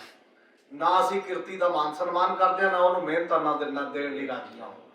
ਜੇ ਉਹ ਕੈਨੇਡਾ ਜਾ ਕੇ $16 ਦਿੰਦਾ ਸੀ ਤੇ ਉਹ ਉੱਥੇ ਜਾ ਕੇ ਦਿਨ ਰਾਤ ਮਿਹਨਤ ਵੀ ਕਰਦਾ, ਉਹ 20 ਘੰਟੇ ਵੀ ਕੰਮ ਕਰਦਾ, ਕਿਉਂਕਿ ਉਹਨੂੰ ਮਿਹਨਤਾਨਾ ਮਿਲਦਾ। ਕੋਈ ਇਹ ਵੀ ਨਹੀਂ ਕਹਿੰਦਾ ਇਹ ਛੋਟਾ ਕੰਮ ਹੈ, ਇਹ ਵੱਡਾ। ਸਾਡੇ ਕੰਮਾਂ 'ਚ ਵੀ ਛੋਟਾ ਵੱਡਾਪਣ ਬਹੁਤ ਜ਼ਿਆਦਾ ਹੈ, ਰੁਤਬੇ ਦਾ ਫਰਕ ਪੈ ਜਾਂਦਾ ਉਹਦੇ ਨਾਲ ਆਉਣ ਸਾਰ। ਜਦੋਂ ਵੀ ਕੋਈ ਬੰਦਾ ਕੰਮ ਕੀ ਕਰਦਾ, ਉਹਦੀ ਅਸੀਂ ਇੰਚੀ ਟੇਪ ਲੈ ਕੇ ਮਿਲਣਾ ਸ਼ੁਰੂ ਕਰ ਦਿੰਦੇ ਹਾਂ ਕਿ ਇਹ ਤਾਂ ਇਹ ਕੰਮ ਕਰਦਾ, ਇਹਦਾ ਬੌਧਿਕ ਲੈਵਲ ਵੀ ਇਹੀ ਹੋਏਗਾ, ਇਹਦਾ ਸੱਭਿਆਚਾਰਕ ਲੈਵਲ ਵੀ ਇਹਦਾ ਮਤਲਬ ਇਹ ਹੈ। ਅਸੀਂ ਉਸ ਤਰੀਕੇ ਨਾਲ ਇੱਕ ਗੱਲ ਕਰਦੇ ਹਾਂ। ਪਰ ਥਰੂ ਆਊਟ ਵਰਲਡ ਦੁਨੀਆ ਦੇ ਵਿੱਚ ਹੀ ਕਿਰਤ ਤੇ ਕੈਪੀਟਲ ਦੀ ਲੜਾਈ ਹੈ। ਸਰਮਾਇਆ ਤੇ ਪੂੰਜੀ ਨੰਬਰ 1 ਹੈਸੀਅਤ ਅਖਤਿਆਰ ਕਰ ਗਿਆ ਇਸ ਸਾਰੇ ਦੁਨੀਆ ਦੇ ਵਿੱਚ। ਕਿਰਤ ਬਿਲਕੁਲ ਹੀ ਬਾਈਪਾਸ ਹੋ ਚੁੱਕੀ ਹੈ। ਇਸੇ ਕਰਕੇ ਰੁਜ਼ਗਾਰ ਦਾ ਮਸਲਾ ਪੂਰੀ ਦੁਨੀਆ ਦਾ ਸਭ ਤੋਂ ਵੱਡਾ ਮਸਲਾ। ਜਿਹੜੇ ਸਾਡੇ ਬੱਚੇ ਕੈਨੇਡਾ ਅਮਰੀਕਾ ਵੀ ਗਏ, 2-4 ਸਾਲ ਦੀ ਖੇਡ ਹੈ, ਸ਼ਾਇਦ ਮੈਨੂੰ ਤਾਂ 2-4 ਸਾਲ ਵੀ ਜ਼ਿਆਦਾ ਲੱਗਦੇ ਨੇ। ਕੋਈ ਰੁਜ਼ਗਾਰ ਸੰਭਵ ਨਹੀਂ ਹੋਏਗਾ ਦੁਨੀਆ 'ਚ। ਪਿਛਲੇ 3 ਮਹੀਨਿਆਂ ਦੇ ਵਿੱਚ IT ਸੈਕਟਰ ਦੀ ਗੂਗਲ ਵਰਗੀਆਂ ਵੱਖ-ਵੱਖ ਪਲੇਟਫਾਰਮਾਂ ਦੇ ਲੱਖਾਂ ਜੌਬ ਚਲੀ ਗਈ ਹੈ। ਕੋਈ ਇੱਕ ਗੱਲ ਨਹੀਂ ਹੈ ਕਿ ਨਾਨ ਪੜ੍ਹੇ ਲਿਖੇ ਬੰਦੇ ਗਏ ਨੇ ਜਾਂ ਐਵੇਂ ਹੀ ਗਏ ਨੇ। ਅਸੀਂ ਕਰਦੇ ਆ ਪੜ੍ਹਾਉਣ ਦੀ ਗੱਲ, ਅਸੀਂ ਕਰਦੇ ਟ੍ਰੇਨਡ ਹੋਣ ਦੀ ਗੱਲ। ਉਹ ਟ੍ਰੇਨਡ ਨਵਾਂ ਇੱਕ ਗੂਗਲ ਦੇ ਮੁਕਾਬਲੇ ਪਲੇਟਫਾਰਮ ਆ ਰਿਹਾ ਔਰ ਜਿਹੜਾ ਚੱਲ ਰਿਹਾ ਹੈ ਬੜੇ ਤੇਜ਼ੀ 3 ਮਹੀਨਿਆਂ ਬਾਅਦ ਦੇਖਣਾ ਖੇਡ ਕੀ ਹੋ ਜਾਣੀ ਹੈ। ਔਰ ਉਹਦੀ ਖੇਡ ਇਹ ਹੋ ਜਾਣੀ ਹੈ, ਉਹ ਆਰਟੀਫਿਸ਼ੀਅਲ ਇੰਟੈਲੀਜੈਂਸ ਤੇ ਅੱਜ ਕੱਲ੍ਹ ਯੂਨੀਵਰਸਿਟੀਆਂ ਵੀ ਮੀਟਿੰਗਾਂ ਕਰ ਰਹੀਆਂ ਨੇ, ਬਾਕੀ ਵੀ ਕਰ ਰਹੇ ਨੇ ਕਿ ਹੋ ਕੀ ਰਿਹਾ। ਮਸਨੂਈ ਬੌਧਿਕਤਾ ਦਾ ਜਿਹੜਾ ਕੁਐਸਚਨ ਹੈ, ਜਿਹੜਾ ਟੈਕਨੋਲੋਜੀ ਦਾ ਰੋਲ ਹੈ, ਜਿਹਦਾ ਤੇ ਅਜੇ ਸਾਡੇ ਕਿਤੇ ਚਰਚਾ ਸੰਭਵ ਨਹੀਂ ਹੈ ਔਰ ਹੋ ਨਹੀਂ ਰਹੀ ਹੈ, ਉਹ ਕੀ ਕਰਦੀ ਹੈ। ਆਉਣ ਵਾਲੇ ਦਿਨਾਂ 'ਚ ਸਾਰੀ ਕ੍ਰੀਏਟੀਵਿਟੀ ਖਤਮ ਹੈ। ਸਾਰੇ ਲੇਖਕਾਂ ਦਾ ਦੌਰ ਸਾਰਿਆਂ ਦਾ ਜਾਂ ਯੂਨੀਵਰਸਿਟੀ ਨੇ, ਪੰਜਾਬ ਯੂਨੀਵਰਸਿਟੀ ਨੇ ਪਿੱਛੇ ਜੇ ਮੀਟਿੰਗ ਕੀਤੀ ਹੈ ਕਿ ਜਿੰਨੇ ਬੱਚੇ ਆਉਂਦੇ ਨੇ, ਥੀਸਿਸ ਦਿੰਦੇ ਨੇ, ਪੜ੍ਹਦੇ ਨੇ, ਰਿਪੋਰਟਾਂ ਦਿੰਦੇ ਨੇ, ਇਹ ਕਿਤੇ ਟੈਕਨੀਕਲੀ ਤਾਂ ਨਹੀਂ ਪੜ੍ਹ ਕੇ ਆ ਗਿਆ, ਕਿਤੋਂ ਲੈ ਕੇ ਆ ਗਿਆ ਤੇ ਜਾਂ ਆਪ ਲਿਖਿਆ ਇਹਨੇ। ਸੈਂਕੜੇ ਸਕੂਲਾਂ 'ਚ ਜਿਹਨੂੰ ਸੋ ਕਾਲਡ ਵੱਡੇ ਸਕੂਲ ਕਹਿੰਦੇ ਆ, ਬੱਚੇ ਉਹਦੀ ਨਕਲ ਮਾਰ ਕੇ ਉੱਥੋਂ ਲਿਖਾ ਕੇ ਹੋਮਵਰਕ ਕਰਕੇ ਲਿਆਉਂਦੇ। ਔਰ ਤੁਸੀਂ 4 ਚੀਜ਼ਾਂ ਦੱਸਣੀਆਂ ਨੇ, ਬਸ ਅੱਜ ਦਾ ਸੈਮੀਨਾਰ ਹੋਇਆ, 4 ਚੀਜ਼ਾਂ ਦੱਸਣੀਆਂ ਨੇ, ਉਹਨੇ ਚੱਕ ਕੇ ਸਭ ਤੁਹਾਡੇ ਸਾਹਮਣੇ 2 ਮਿੰਟ 'ਚ ਰਿਪੋਰਟ ਦੇ ਦੇਣੀ ਹੈ ਔਰ ਬੜੀ ਸ਼ਾਨਦਾਰ ਰਿਪੋਰਟ, ਸਾਡੇ 'ਚੋਂ ਕੋਈ ਵੀ ਨਹੀਂ ਦੇ ਸਕਦਾ ਹੋਏਗੀ। ਫਿਰ ਤੁਸੀਂ ਇੱਕ ਆਰਡਰ ਉਹਨੂੰ ਕਰਨਾ ਕਿ ਜੀ ਇੰਨੀ ਕੁ ਹੋਰ ਕਰ ਦਿਓ, ਇਹਦੇ 'ਚ ਨਾ ਇਹ ਜ਼ਿਆਦਾ ਟਫ ਹੋਊਗੀ, ਥੋੜੀ ਜਿਹੀ ਸੌਖੀ ਕਰ ਦਿਓ, ਥੋੜੀ ਜਿਹੀ ਸੌਖੀ। 4 ਆਪਸ਼ਨਾਂ ਨੇ, 4 ਤਰ੍ਹਾਂ ਦੀ ਵੱਖ-ਵੱਖ ਐਂਗਲਾਂ ਤੋਂ ਰਿਪੋਰਟ ਤੁਹਾਨੂੰ ਤੁਰੰਤ ਤੁਹਾਡੇ ਸਾਹਮਣੇ ਹੋਏਗੀ। ਆਉਣ ਵਾਲੇ ਦਿਨਾਂ 'ਚ ਕਿਤਾਬਾਂ ਤੁਹਾਡੇ ਸਾਹਮਣੇ ਹੋਣਗੀਆਂ, ਆਉਣ ਵਾਲੇ ਦਿਨਾਂ 'ਚ ਫਿਲਾਸਫੀ, ਜੇ ਉਹ ਸਾਰਾ ਕੁਝ ਹੀ ਦੁਨੀਆ ਬਿਲਕੁਲ ਹੀ ਬਦਲਣ ਜਾ ਰਹੀ ਹੈ। ਜਿਹੜੇ ਦਾ ਅਜੇ ਸਾਡੇ ਸਾਹਮਣੇ ਚਿੱਤ ਚੇਤਾ ਨਹੀਂ ਹੈ, ਜਿਹੜੀ ਐਜੂਕੇਸ਼ਨ ਦਾ ਕੀ ਬਦਲ ਜਾਣਾ, ਕੀ ਸਿਲੇਬਸ ਹੋਣਗੇ, ਕਿਹੜਾ ਪੜ੍ਹਨਗੇ, ਕਿਵੇਂ ਪੜ੍ਹਨਗੇ, ਕੀ ਸਕੂਲ ਦਾ ਵੈਲਿਊ ਰਹੇਗੀ, ਕੀ ਯੂਨੀਵਰਸਿਟੀ ਦੀ ਵੈਲਿਊ ਰਹੇਗੀ, ਸੰਸਥਾਵਾਂ ਦੀ ਕਿਵੇਂ ਰਹੇਗੀ, ਅਜੇ ਡਿਬੇਟ ਇਹਦੇ ਤੇ ਹੋਣੀ ਹੈ। ਬੰਦਾ ਤਾਂ ਉਦੋਂ ਬਾਅਦ ਦਾ ਕੁਐਸਚਨ ਪੈਦਾ ਹੋਏਗਾ ਜਦੋਂ ਵਿਦਿਅਕ ਸੰਸਥਾਵਾਂ ਦੀ ਅਸੀਂ ਗੱਲ ਦੇਖਾਂਗੇ। ਇਸ ਕਰਕੇ ਇੱਕ ਬਹੁਤ ਵੱਡੀ ਬਹਿਸ ਇਸ ਮੁੱਦੇ ਤੇ ਹੋਣੀ ਚਾਹੀਦੀ ਹੈ ਕਿ ਕੀ ਟੈਕਨੋਲੋਜੀ ਤੇ ਮਨੁੱਖ ਦੇ ਸੰਬੰਧ ਦੇ ਵਿੱਚ ਕੀ ਟੈਕਨੋਲੋਜੀਕਲ ਡਿਵੈਲਪਮੈਂਟ ਤੇ ਕੋਈ ਰੋਕ ਵੀ ਹੋਣੀ ਚਾਹੀਦੀ ਹੈ, ਕਿਹੜੇ ਫੀਲਡ ਸਾਨੂੰ ਕਿੰਨੀ ਚਾਹੀਦੀ ਹੈ, ਕਿਹੜੇ ਫੀਲਡ ਸਾਨੂੰ ਕਿੰਨੀ ਚਾਹੀਦੀ ਹੈ, ਜਾਂ ਬੇਰੋਕ ਜਾਰੀ ਰਹੇ। ਇਹੀ ਵਜ੍ਹਾ ਦੁਨੀਆ ਦੇ ਡਿਵੈਲਪਡ ਕੰਟਰੀ ਦੇ ਵਿੱਚ ਤਾਂ ਇੱਕ ਅਲਟਰਨੇਟਿਵ ਲੱਭਣਾ ਸ਼ੁਰੂ ਹੋ ਗਿਆ। ਉਹ ਅਲਟਰਨੇਟਿਵ ਕੀ ਹੈ ਕਿ ਕਿੱਤਾ ਤਾਂ ਅਸੀਂ ਦੇ ਨਹੀਂ ਸਕਦੇ, ਇਸ ਲਈ ਯੂਨੀਵਰਸਲ ਬੇਸਿਕ ਇਨਕਮ ਦੇ ਕਨਸੈਪਟ ਤੇ ਚੱਲੋ। ਕੈਨੇਡਾ ਦਾ ਅੰਟਾਰੀਓ ਸਟੇਟ ਪ੍ਰੈਕਟੀਕਲੀ ਕਰਨ ਲੱਗ ਗਿਆ। ਸਵਿਟਜ਼ਰਲੈਂਡ 'ਚ ਰੈਫਰੈਂਡਮ ਹੋਇਆ, 2015 'ਚ ਹੋਇਆ ਸੀ ਰੈਫਰੈਂਡਮ, 23% ਲੋਕਾਂ ਨੇ ਉਹਦੇ ਫੇਵਰ 'ਚ ਵੋਟ ਦਿੱਤੀ। ਡਿਫਰੈਂਟ ਕੰਟਰੀਜ਼ ਦੇ ਵਿੱਚ ਜਿਹੜਾ ਸਾਰਾ ਕੁਝ ਕਰ ਰਿਹਾ ਹੈ, ਸਾਡੇ ਵਰਗਾ ਮੁਲਕ ਜਿਹਦੇ ਕੋਲ ਆਪ ਹੀ ਆਪਣੇ ਜੋਗਾ ਹੈ ਨਹੀਂ, ਉਹ ਯੂਨੀਵਰਸਲ ਬੇਸਿਕ ਇਨਕਮ ਪ੍ਰੋਵਾਈਡ ਕਰ ਸਕਦਾ। ਜਿਹੜੀ ਬੇਸਿਕ ਇਨਕਮ ਦੀ ਜਿੰਦਾ ਰਹਿਣ ਦੀ ਆ ਕਰੋਨਾ 'ਚ ਦੇਖਿਆ ਡਿਵੈਲਪਡ ਕੰਟਰੀ ਜਿਹੜੇ ਤਾਂ ਫਿਰ ਵੀ ਆਪਣੇ ਬੰਦਿਆਂ ਨੂੰ ਦਿੱਤਾ ਹੈ ਨਾ ਕੁਛ ਨਾ ਕੁਛ ਵੀ, ਆਹ ਚੀਜ਼। ਸਾਡੀ ਸਰਕਾਰ ਨੇ ਕੀ ਦਿੱਤਾ? ਕੱਖ ਵੀ ਨਹੀਂ ਦਿੱਤਾ। ਉਹ ਕਹਿੰਦੇ ਕਰਜ਼ਾ ਲੈ ਲਓ, ਜਿੰਨਾ ਵੀ ਲੈਣਾ, ਕਿਤੇ ਜਾ ਕੇ ਜਿੱਥੇ ਵੀ ਜਾ ਕੇ ਲੈਣਾ ਕਰਜ਼ਾ ਲੈ ਲਓ। ਮਾੜਾ ਮੋਟਾ ਪਿੰਡਾਂ 'ਚ ਇੱਕ ਮਨਰੇਗਾ ਚਲਾਈ ਸੀ, ਉਹਦਾ ਵੀ ਸਤਿਆਨਾਸ਼ ਕਰਤਾ ਉਸ ਤੋਂ ਬਾਅਦ ਚੱਲ 1 ਸਾਲ ਤੋਂ ਬਿਨਾਂ। ਇਸ ਲਈ ਜਿਹੜਾ ਸਾਰੇ ਸੈਟਅਪ ਦਾ ਜਿਹੜਾ ਇੱਕ ਕੁਐਸਚਨ ਆ, ਆਨ ਦੀ ਹੋਰ ਫਿਲਾਸਫੀਕਲ ਤੇ ਲੇਟੈਸਟ ਡਿਵੈਲਪਮੈਂਟਲ ਸੈਟਅਪ ਜਿਹੜਾ ਚੱਲ ਰਿਹਾ ਦੁਨੀਆ ਦੇ ਵਿੱਚ, ਉਹਦੇ ਨਾਲ ਵੀ ਜੁੜਨਾ ਪਏਗਾ। ਉਹਦਾ ਡਾਇਰੈਕਟ ਅਸਰ ਸਾਡੇ ਤੇ ਤੁਰੰਤ, ਜਿਵੇਂ ਭਾਈ ਸਾਹਿਬ ਕਹਿ ਗਏ ਗਲੋਬਲ ਵਿਲੇਜ ਇਸੇ ਨੂੰ ਕਹਿੰਦੇ ਨੇ ਕਿ ਸਾਡੀ ਜ਼ਿੰਦਗੀ ਤੇ ਕੀ ਅਸਰ ਹੈ। ਤਾਂ ਇਹ ਅੱਜ ਤੱਕ ਆ ਕੇ ਨਹੀਂ ਅਸੀਂ ਲੜ ਸਕੇ। ਕਿਉਂ ਨਹੀਂ ਲੜੇ? ਕਿਉਂਕਿ ਜਿਵੇਂ ਡਾਕਟਰ ਸਾਹਿਬ ਨੇ ਕਿਹਾ, ਅਸੀਂ ਫਿਲਾਸਫੀ ਤੋਂ ਨਹੀਂ ਚੱਲਦੇ, ਅਸੀਂ ਪੈਚ ਵਰਕ ਤੋਂ ਚੱਲਦੇ ਹਾਂ, ਅਸੀਂ ਹੋਰ ਤਰ੍ਹਾਂ ਚੱਲਦੇ ਹਾਂ। ਜੇ ਗੁਰਬਾਣੀ ਦੀ ਫਿਲਾਸਫੀ ਤੋਂ ਚੱਲਦੇ ਤਾਂ ਇੰਨੇ 100 ਵੈਰਾਈਟੀ ਦੇ ਸਕੂਲ ਹੋ ਜਾਣਗੇ, ਇਹਦਾ ਵਿਰੋਧ ਨਾ ਕਰਦੇ। ਇੱਕੋ ਜਿਹੇ ਸਕੂਲ ਕਿਉਂ ਨਾ ਹੋਣ? ਜੇ ਸੰਗਤ ਦਾ, ਲੰਗਰ ਦਾ, ਪੰਗਤ ਦਾ, ਬਰਾਬਰ ਦਾ, ਜਸਟਿਸ ਦਾ ਜਿਹੜਾ ਭਰਿਆ ਪਿਆ ਫਿਲਾਸਫੀ 'ਚ, ਉਹਦੇ 'ਚ ਲੜਾਈ ਕਿਹਨੇ ਲੜੀ? ਅਸੀਂ ਵੀ ਸਾਰਿਆਂ ਨੇ ਚੱਕ ਕੇ ਆਪਣੇ ਜਵਾਕ ਜਿੱਡੀ ਕਿਸੇ ਦੀ ਔਕਾਤ ਸੀ ਉੱਥੇ ਪਹੁੰਚਾਤੇ, ਤੇ ਬਾਕੀ ਦੇ ਉੱਤੇ ਸੁਸਾਇਟੀ ਕਿਵੇਂ ਹੋ ਜਾਣੀ ਹੈ?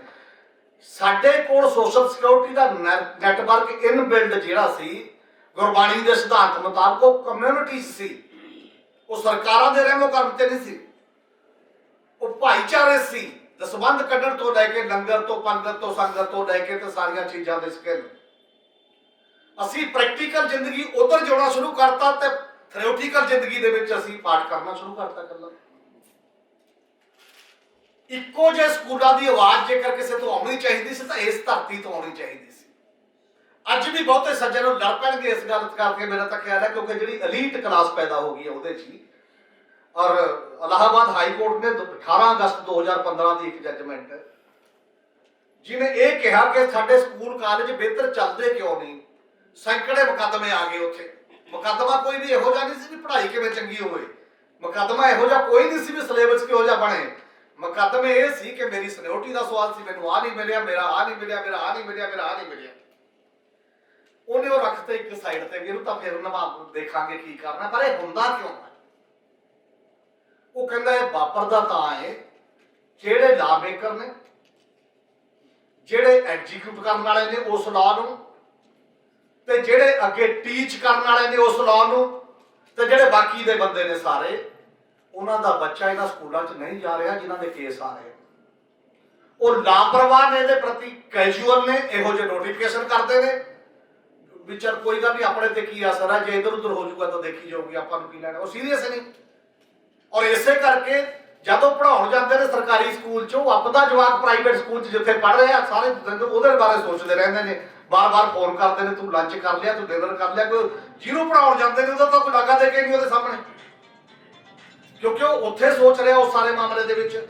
ਇਸ ਕਰਕੇ ਉਹਨੇ ਇੱਕ ਟਿੱਪਣੀ ਕੀਤੀ ਸੀ, ਇੱਕ ਜੱਜਮੈਂਟ ਉਸ ਪੱਧਰ ਦੀ, ਜਿੱਥੇ ਅਸੀਂ ਕਾਫੀ 2 ਲੱਖ ਦਸਤਖਤ ਵੀ ਕਰਾਏ ਪਿੰਡਾਂ ਦੇ ਵਿੱਚ ਉਦੋਂ ਘੁੰਮ ਘੰਮ ਕੇ ਉਹਨਾਂ ਦਿਨਾਂ ਦੇ ਵਿੱਚ। ਉਹ ਕਹਿੰਦਾ ਜਿਹੜਾ ਸਰਕਾਰੀ ਸਕੂਲ ਖਜ਼ਾਨੇ ਚੋਂ ਸਬਸਟੈਂਸ਼ੀਅਲ ਅਮਾਉਂਟ ਦੇ ਵਿੱਚ ਪੈਸੇ ਲੱਗਦਾ ਕਿਸੇ ਵੀ ਰੂਪ ਦੇ ਵਿੱਚ, ਉਹਦਾ ਬੱਚਾ ਨੇੜਲੇ ਗੁਆਂਢੀ ਸਕੂਲ 'ਚ ਪੜ੍ਹੇਗਾ। ਜੇ ਉਹ ਕਹਿੰਦਾ ਕਿ ਮੈਂ ਨਹੀਂ ਪੜ੍ਹਾਉਣਾ, ਮੈਨੂੰ ਕਨਸਟੀਟਿਊਸ਼ਨ ਦੇ ਵਿੱਚ ਫਰੀडम ਹੈ, ਮੈਂ ਜਿੱਥੇ ਮਰਜ਼ੀ ਪੜ੍ਹਾਵਾਂ, ਤਾਂ ਜਿੰਨੇ ਪੈਸੇ ਉਹ ਆਪਣੇ ਬੱਚੇ ਤੇ ਪ੍ਰਾਈਵੇਟ ਸਕੂਲ 'ਚ ਖਰਚ ਕਰਦਾ ਉਹਦੇ ਬਰਾਬਰ ਦੇ ਸਰਕਾਰੀ ਖਜ਼ਾਨੇ 'ਚ ਜਮ੍ਹਾਂ ਕਰਾਏ, ਤਾਂ ਕਿ ਕ੍ਰਾਸ ਸਬਸਿਡਾਈਜ਼ ਹੋ ਕੇ ਬਾਕੀ ਬੱਚਿਆਂ ਨੂੰ ਵੀ ਕੁਝ ਮਿਲੇ।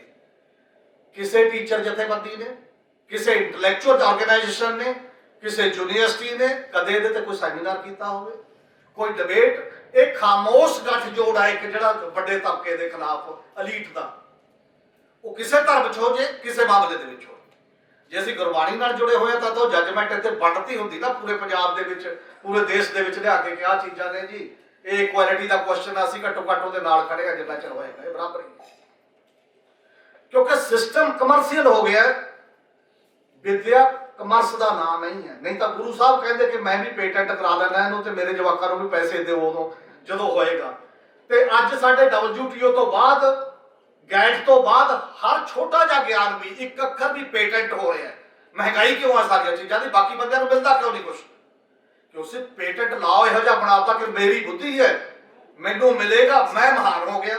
ਬੁੱਧੀ ਭਾਈ ਸਾਹਿਬ ਕਿੱਥੋਂ ਲਿਆਇਆ ਸੀ? ਉਹ 'ਚ ਕੰਟੀਨਿਊਟੀ ਹੈ ਸੋਸਾਇਟੀ ਦੀ, ਸਾਰੇ ਲੋਕਾਂ ਦਾ ਦਰਦ ਹੈ, ਸਰਬੱਤ ਦਾ ਉਹਦੇ 'ਚ ਰੋਲ ਹੈ। ਤੇ ਇਹ ਬੁੱਧੀ ਤੇਰੇ ਕੋਲ ਕਿੱਥੋਂ ਆ ਗਈ? ਇਕੱਲੇ ਕੋਲੋਂ ਛੱਡਿਆ ਉਹਨੇ ਜੰਗਲ 'ਚ ਬੁੱਧੀ, ਮਾਣ ਆਪਣੀ ਇਕੱਲੇ। ਪੇਟੈਂਟ ਰਾਈਟ ਦੇ ਖਿਲਾਫ ਕਦੇ ਕੋਈ ਬੋਲਿਆ? ਐਜੂਕੇਸ਼ਨ ਦੇ ਵਿੱਚ ਬੌਧਿਕ ਰਾਈਟ ਦੇ ਖਿਲਾਫ ਕਦੇ ਕੋਈ ਕੁਐਸਚਨ ਉਠਾਇਆ ਕਦੇ ਵੱਡੇ ਸਵਾਲਾਂ ਦੇ ਵਿੱਚ? ਇਸ ਫਿਲਾਸਫੀ ਦੇ ਆਧਾਰ ਤੇ ਜਿਹੜੀ ਜਦੋਜਹਿਦ ਹੋਣੀ ਚਾਹੀਦੀ ਹੈ, ਉਹ ਜਦੋਜਹਿਦ ਏਜੰਡੇ ਤੋਂ ਬਾਹਰ ਹੈ ਸਾਡੇ। ਔਰ ਇਸੇ ਕਰਕੇ ਉਹ ਗਲੋਬਲ ਇੰਪੈਕਟ ਨਹੀਂ ਪਾ ਰਹੀ। ਦੁਨੀਆ 'ਚ ਪਤਾ ਲੱਗੇ ਕਿ ਇੱਕ ਕਮਿਊਨਿਟੀ ਹੈ ਜਿਹੜੀ ਇਹਦੇ ਤੇ ਲੜ ਰਹੀ ਹੈ, ਆਪਣੀ ਫਿਲਾਸਫੀ ਤੇ ਲੜ ਰਹੀ ਹੈ, ਤਾਂ ਦੁਨੀਆ ਨੂੰ ਪਤਾ ਲੱਗੇਗਾ ਕਿ ਹਾਂ ਜਿਹੜੀ ਪ੍ਰੈਜੈਂਟੇਸ਼ਨ ਦੀ ਭਾਈ ਸਾਹਿਬ ਨੇ ਗੱਲ ਕੀਤੀ, ਕਿਤੇ ਵੀ ਖੜ ਕੇ ਸੈਪਰੇਟ ਗੱਲ ਕਰੋ, ਪ੍ਰੈਜੈਂਟੇਸ਼ਨ ਉੱਥੇ ਚਲੀ ਜਾਂਦੀ ਹੈ ਜਾ ਕੇ।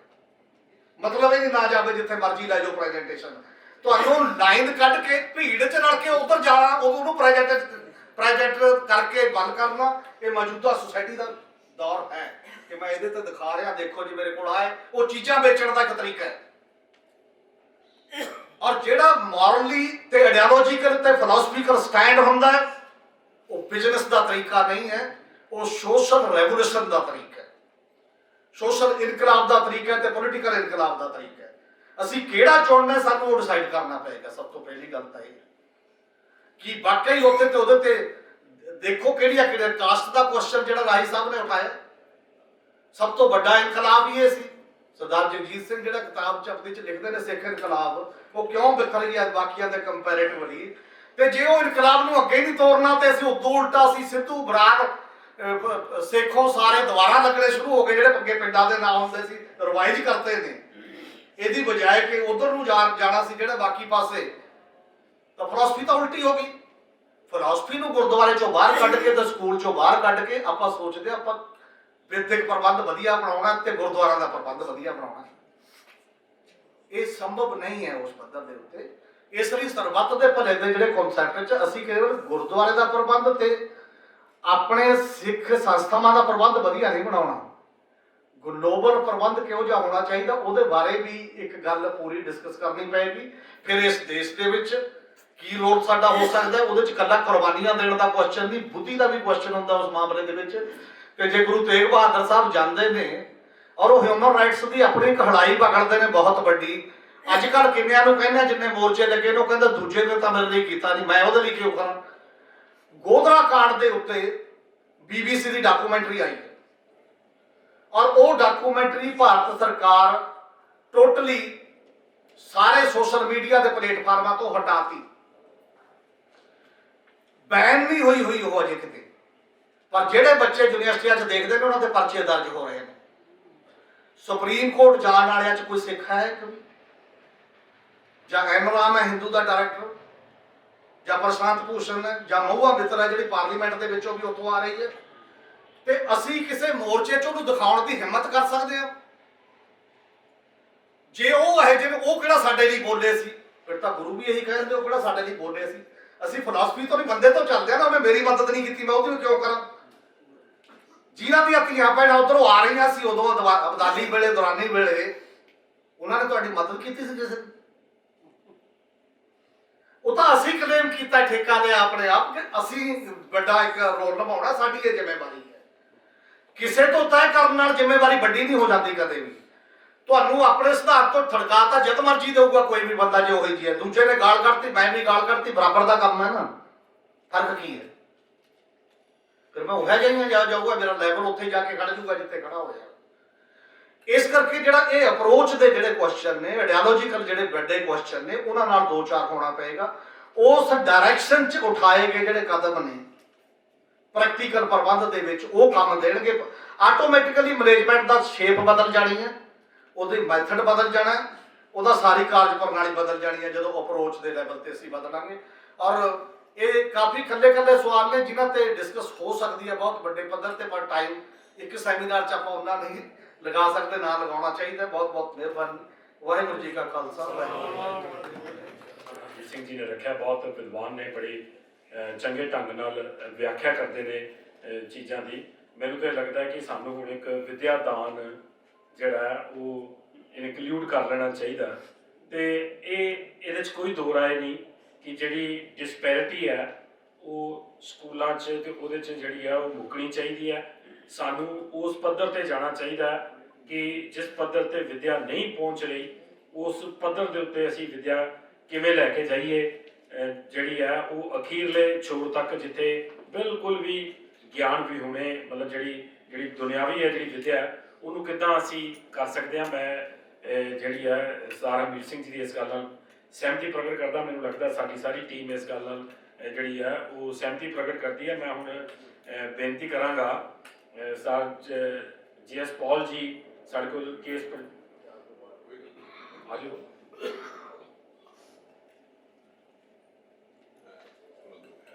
ਕੋਈ ਗੱਲ ਨਹੀਂ, ਫਤਿਹ ਸਾਂਝੀ ਕਰ ਦਿਓ ਜੀ।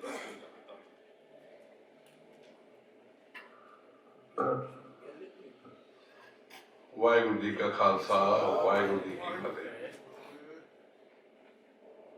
ਮੈਂ ਬੈਟਰ ਪੋਜੀਸ਼ਨ 'ਚ ਨਹੀਂ ਹੈ ਬੋਲਣ ਦੀ, ਪਰ ਫਿਰ ਵੀ ਮੈਨੂੰ ਖੜਾ ਕੀਤਾ ਗਿਆ, ਆਪਣਾ ਧੰਨਵਾਦੀ ਹਾਂ। ਮੈਂ ਹੁਣ ਤੱਕ ਜਿੰਨੇ ਵੀ ਲੋਕਾਂ ਨੂੰ ਸੁਣਿਆ ਹੈ, ਮੈਂ ਸੋਚਦਾ ਆਈ ਐਮ ਬੈਨੀਫਿਟਡ, ਕਿਉਂਕਿ ਮੈਂ ਸ਼ਾਇਦ ਇਹੋ ਜਿਹੇ ਖੂਬਸੂਰਤ ਵਿਚਾਰ ਨਹੀਂ ਦੇ ਸਕਦਾ। ਇਹ ਠੀਕ ਹੈ ਕਿ ਸਾਡੇ ਜਿਹੜੇ ਵਿਦਿਅਕ ਅਦਾਰੇ, ਸਾਡੇ ਗੁਰਦੁਆਰਾ ਮੈਨੇਜਮੈਂਟ ਸਾਰਿਆਂ ਵਿੱਚ ਢਾਹ ਲੱਗੀ ਹੋਈ ਹੈ ਔਰ ਹਾਲਤ ਇੰਨੀ ਅੱਛੀ ਨਹੀਂ ਹੈ। ਕੌਮ ਨੂੰ ਉਹਨਾਂ 'ਤੇ ਵਿਚਾਰ ਕਰਨਾ ਬੜਾ ਜ਼ਰੂਰੀ ਹੈ, ਬੜਾ ਜ਼ਰੂਰੀ ਹੈ ਕਿ ਵਿਚਾਰ ਕਰਕੇ ਅਸੀਂ ਕੋਈ ਨਤੀਜੇ ਕੱਢੀਏ। ਜਿੱਥੋਂ ਤੱਕ ਵਿਦਿਅਕ ਅਦਾਰਿਆਂ ਦਾ ਸਵਾਲ ਹੈ, ਬੜੇ ਅੱਛੇ ਸੁਝਾਅ ਆਏ ਹਨ। ਕਿਸ ਤਰ੍ਹਾਂ ਅਸੀਂ ਐਂਟਰਪ੍ਰੀਨਰਸ਼ਿਪ ਸਿਖਾ ਸਕਦੇ ਹਾਂ, ਬੱਚਿਆਂ ਨੂੰ ਸਕਿੱਲ ਡਿਵੈਲਪਮੈਂਟ ਸਿਖਾ ਸਕਦੇ ਹਾਂ, ਬੱਚਿਆਂ ਨੂੰ ਸ਼ੁਰੂ ਤੋਂ ਹੀ ਮਤਲਬ ਉਸ ਤਰੀਕੇ ਨਾਲ ਟ੍ਰੇਨ ਕੀਤਾ ਜਾਵੇ ਤਾਂ ਕਿ ਉਹ ਵੱਡੇ ਹੋ ਕੇ ਆਪਣੇ ਕਿਸੇ ਨਾ ਕਿਸੇ ਕੰਮ 'ਚ ਜਾ ਸਕਣ। ਕਿਸ ਤਰ੍ਹਾਂ ਅਸੀਂ ਉਹਨਾਂ ਨੂੰ ਰਿਲੀਜੀਅਸ ਐਜੂਕੇਸ਼ਨ ਦੇ ਸਕਦੇ ਹਾਂ, ਫਿਲਾਸਫੀ ਬੇਸਡ। ਕਿਸ ਤਰ੍ਹਾਂ ਅਸੀਂ ਸ਼ੁਰੂ ਤੋਂ ਉਹਨਾਂ ਨੂੰ ਟ੍ਰੇਨ ਕਰ ਸਕਦੇ ਹਾਂ ਕਿ ਉਹ ਜਿਹੜੇ ਸਾਡੇ ਆਦਰਸ਼ ਨੇ, ਸਿੱਖੀ ਦੇ ਅਸੂਲ ਨੇ, ਕਮ ਸੇ ਕਮ ਉਹਨਾਂ ਦੇ ਵਿੱਚ ਅਸੀਂ ਇਨਕੋਰਪੋਰੇਟ ਕਰ ਸਕੀਏ। ਪਰ ਅਫਸੋਸ ਇਸ ਗੱਲ ਦਾ ਹੈ ਕਿ ਅਸੀਂ ਬਹੁਤ ਸਾਰੇ ਸੈਮੀਨਾਰ ਡਿਸਕਸ਼ਨ ਕਰ ਲੈਂਦੇ ਹਾਂ, ਲੇਕਿਨ ਅੱਗੇ ਅਸੀਂ ਨਹੀਂ ਵੱਧ ਪਾਉਂਦੇ। ਬਸ ਉਹ ਗੱਲ ਤੱਕ ਰਹਿ ਜਾਂਦੀ ਹੈ। ਜਦ ਤੱਕ ਅਸੀਂ ਉਹਨਾਂ ਨੂੰ ਅਪਲਾਈ ਕਰਨਾ ਨਹੀਂ ਸ਼ੁਰੂ ਕਰਾਂਗੇ ਤਦ ਤੱਕ ਗੱਲ ਅੱਗੇ ਵਧਦੀ ਨਹੀਂ। ਮੈਂ ਜਦ ਇਲਾਹਾਬਾਦ 'ਚ ਪੋਸਟਡ ਸੀਗਾ ਤਾਂ ਮੈਂ ਇਲਾਹਾਬਾਦ ਯੂਨੀਵਰਸਿਟੀ ਵਿਜ਼ਿਟ ਕੀਤੀ। ਮੈਂ ਇਹ ਦੇਖਣਾ ਚਾਹੁੰਦਾ ਸੀ ਕਿ ਇਲਾਹਾਬਾਦ ਯੂਨੀਵਰਸਿਟੀ 'ਚੋਂ ਕਿਉਂ ਇੰਨੇ IAS ਅਫਸਰ ਆ ਜਾਂਦੇ ਨੇ। ਤੇ ਮੈਂ ਦੇਖਿਆ ਕਿ ਉੱਥੇ ਇਲਾਹਾਬਾਦ ਯੂਨੀਵਰਸਿਟੀ ਵਿੱਚ ਜਿਹੜੇ ਕਾਲਜਿਸ ਸਨ, ਜਿਹੜੀ ਯੂਨੀਵਰਸਿਟੀ ਸੀ, ਉਹ ਜੋ ਹੀ ਬੱਚਾ ਕਾਲਜ ਦਾਖਲ ਹੁੰਦਾ ਹੈ ਉਹ ਬੱਚੇ ਸਿਲੈਕਟ ਕਰਕੇ ਉਹਨਾਂ ਨੂੰ IAS ਟ੍ਰੇਨਿੰਗ ਦੇਣੀ ਸ਼ੁਰੂ ਕਰ ਦਿੰਦੇ ਨਾਲ। ਜਿਹੜੇ ਬੱਚੇ ਕਮਜ਼ੋਰ ਹੁੰਦੇ ਨੇ ਪੜ੍ਹਾਈ ਦੇ ਵਿੱਚ, ਨਹੀਂ IAS ਬਣ ਸਕਦੇ, ਕਿਸੇ ਬਣ ਸਕਦੇ, ਉਹ ਜਿੱਦਾਂ ਉਹਨਾਂ ਦਾ ਐਪਟੀਟਿਊਡ ਹੁੰਦਾ ਉਹਨੂੰ ਦੇਖ ਕੇ ਉਹਦਾ ਦੇ ਕੋਰਸਿਸ ਦੀ ਟ੍ਰੇਨਿੰਗ ਦੇਣੀ ਸ਼ੁਰੂ ਕਰ ਦਿੰਦੇ ਨੇ। ਕਿੰਨੇ ਸਾਲ ਇਲਾਹਾਬਾਦ ਯੂਨੀਵਰਸਿਟੀ ਡੋਮੀਨੇਟ ਕਰਦੀ ਰਹੀ ਕਿ IAS ਵਿੱਚ ਸਭ ਤੋਂ ਜ਼ਿਆਦਾ ਬੰਦੇ IAS ਬਣਾ ਜਾਣਗੇ, ਕਿਉਂਕਿ ਉਹਨਾਂ ਨੇ ਇੱਕ ਮੈਥਡ ਹੀ ਅਪਣਾਇਆ ਸੀ ਕਿ ਸ਼ੁਰੂ ਤੋਂ ਬੱਚਾ ਨੂੰ ਇਸ ਤਰੀਕੇ ਨਾਲ ਟ੍ਰੇਨ ਕੀਤਾ ਜਾਵੇ, ਇਸ ਤਰੀਕੇ ਨਾਲ ਮੋਟੀਵੇਟ ਕੀਤਾ ਜਾਵੇ ਕਿ ਉਹ ਉਸ ਲਾਈਨ 'ਚ ਜਾਣਾ ਚਾਹੁੰਦੇ ਨੇ। ਲੇਕਿਨ ਅਸੀਂ ਜਦੋਂ ਸਾਡਾ ਇੱਦਾਂ ਦਾ ਕੋਈ ਸਿਸਟਮ ਨਹੀਂ ਹੈ, ਅਸੀਂ ਇਹ ਵੀ ਗੱਲ ਠੀਕ ਹੈ ਜਿਹੜੀ ਹੁਣੇ ਵੀਰ ਜੀ ਕਹਿ ਰਹੇ ਸੀ ਕਿ ਅਸੀਂ ਸਾਰੇ ਬੱਚਿਆਂ ਨੂੰ ਅਮੀਰ, ਕਿਉਂਕਿ ਸਾਰੇ ਬੱਚੇ ਜਿਹੜੇ ਪੇਰੈਂਟਸ ਚਾਹੁੰਦੇ ਨੇ ਕਿ ਮੈਂ ਅਫੋਰਡ ਕਰਾਂ ਔਰ ਇਹਨੂੰ ਅੱਛੇ ਸਕੂਲ ਪਾਵਾਂ, ਅੱਛਾ ਸਕੂਲ ਕਾਹਦਾ ਹੁੰਦਾ ਉਹ ਉਹਨਾਂ ਲਾ ਕੇ ਸਾਰੇ ਜਿਹੜੇ ਐਲੀਟ ਬੱਚੇ ਆਉਂਦੇ ਨੇ ਉਹਨਾਂ ਦਾ ਸਕੂਲ ਹੁੰਦਾ ਹੈ। ਉਹਨਾਂ 'ਚੋਂ ਕਈ ਬੱਚੇ ਜਿਹੜੇ ਗਲਤ ਕੰਪਨੀ ਪੈ ਜਾਂਦੇ ਨੇ, ਉਹ ਹੋਰਾਂ ਵੀ ਗਲਤ ਕਰਦੇ ਨੇ। ਕੋਈ ਟੀਚਿੰਗ ਫੈਕਲਟੀ ਵੀ ਕੋਈ ਇੰਨੀ ਵਧੀਆ ਨਹੀਂ ਹੁੰਦੀ, ਕਈ ਵਾਰੀ ਉਹ ਵੀ ਉੱਥੋਂ ਐਲੀਟ 'ਚ ਆਈ ਹੁੰਦੀ ਹੈ। ਤਾਂ ਮਤਲਬ ਥੱਲੇ ਵਾਲੇ ਜਿਹੜੇ ਕੈਟੇਗਰੀ ਨੇ ਜਿਹੜੇ ਕਿ ਉਹ ਸਾਡੀ ਸਿੱਖ ਫਿਲਾਸਫੀ ਦੇ ਅਨੁਕੂਲ, ਅਸੀਂ ਉਹਨਾਂ ਨੂੰ ਕਦੀ ਵੀ ਪ੍ਰਮੋਟ ਨਹੀਂ ਕਰਦੇ। ਜੇ ਅਸੀਂ ਇਨੀਸ਼ੀਏਟਿਵ ਲਿਆ ਹੁੰਦਾ ਤੇ ਫਿਰ ਸਾਰਾ ਦੇਸ਼ ਸਾਨੂੰ ਦੇਖਦਾ, ਠੀਕ ਹੈ ਨਹੀਂ, ਸਾਰੀ ਦੁਨੀਆ ਦੇਖਦੀ, ਪਰ ਅਸੀਂ ਇਨੀਸ਼ੀਏਟਿਵ ਨਹੀਂ ਲੈ ਪਾਉਂਦੇ ਕਿਉਂਕਿ ਅਸੀਂ ਉਹ ਕੋਈ ਚੀਜ਼ ਕਰਨੀ ਨਹੀਂ ਹੈ ਜੋ ਜਿੱਦਾਂ ਉਹ ਕਰੀਏ ਹੋਈ ਜਾ ਰਿਹਾ ਹੋਈ ਚਲੀ ਜਾ ਰਿਹਾ। ਦੂਸਰੀ ਵੱਡੀ ਗੱਲ ਇੱਕ ਹੋਰ ਹੈ ਕਿ ਅਸੀਂ ਅਗਰ ਕੋਈ ਸਾਡੇ ਵਿੱਚੋਂ ਕੋਈ ਹਿੰਮਤ ਕਰਦਾ ਵੀ ਹੈ ਕਿ ਕੋਈ ਚੰਗਾ ਇਨੀਸ਼ੀਏਟਿਵ ਲਿਆ ਜਾਵੇ ਗੁਰਦੁਆਰਾ ਮੈਨੇਜਮੈਂਟ ਦੇ ਵਿੱਚ ਜਾਂ ਕੋਈ ਸਕੂਲਾਂ ਦੇ ਸੁਧਾਰ ਦੇ ਵਿੱਚ, ਤਾਂ ਫਿਰ ਅਸੀਂ ਗਰੁੱਪਿਜ਼ਮ ਸ਼ੁਰੂ ਕਰ ਲੈਂਦੇ ਹਾਂ। ਜੋ ਇਹਨੇ ਗੱਲ ਕਹੀਏ ਇਹ ਨਹੀਂ ਠੀਕ, ਇਹਨੂੰ ਇੱਦਾਂ ਹੋਣਾ ਚਾਹੀਦਾ ਸੀ, ਬਜਾਏ ਇਹਦੇ ਕਿ ਅਸੀਂ ਉਹਨੂੰ ਸਟਰੈਂਥਨ ਕਰ ਸਕੀਏ। ਅਸੀਂ ਉਹਨੂੰ ਸਟਰੈਂਥਨ ਨਹੀਂ ਕਰ ਸਕਦੇ, ਕਰ ਰਹੇ, ਬਲਕਿ ਉਲਟਾ ਅਸੀਂ ਉਹਨੂੰ ਅਪੋਜ਼ ਕਰਨਾ ਸ਼ੁਰੂ ਕਰ ਦਿੰਦੇ ਹਾਂ ਔਰ ਕੋਈ ਨਾ ਕੋਈ ਵਿਚਾਰ ਲੈ ਕੇ ਆਪਣਾ ਵਿੱਚ ਲੈ ਆਉਂਦੇ ਕਿ ਨਹੀਂ ਇਹ ਤਾਂ ਹੋਣਾ ਬੈਟਰ ਹੈ, ਪਰ ਹੁੰਦਾ ਉਹ ਵੀ ਨਹੀਂ, ਨਾ ਉਹ ਵੀ ਨਹੀਂ ਹੁੰਦਾ। ਤਾਂ ਦੋਨੋਂ ਵਿਚਾਰ ਧਾਰਨਾ ਜਿਹੜੀਆਂ ਨੇ ਉਹ ਵਿੱਚ ਹੀ ਰਹਿ ਜਾਂਦੀਆਂ ਨੇ ਔਰ ਸਾਡੀ ਜਿਹੜੀ ਕਿਸੇ ਤਰ੍ਹਾਂ ਦੀ ਕੋਈ ਪ੍ਰੋਗਰੈਸ ਨਹੀਂ ਹੁੰਦੀ, ਬਲਕਿ ਉਲਟਾ ਸਗੋਂ ਕਨਫਲਿਕਟ ਵੱਧ ਜਾਂਦਾ ਹੈ।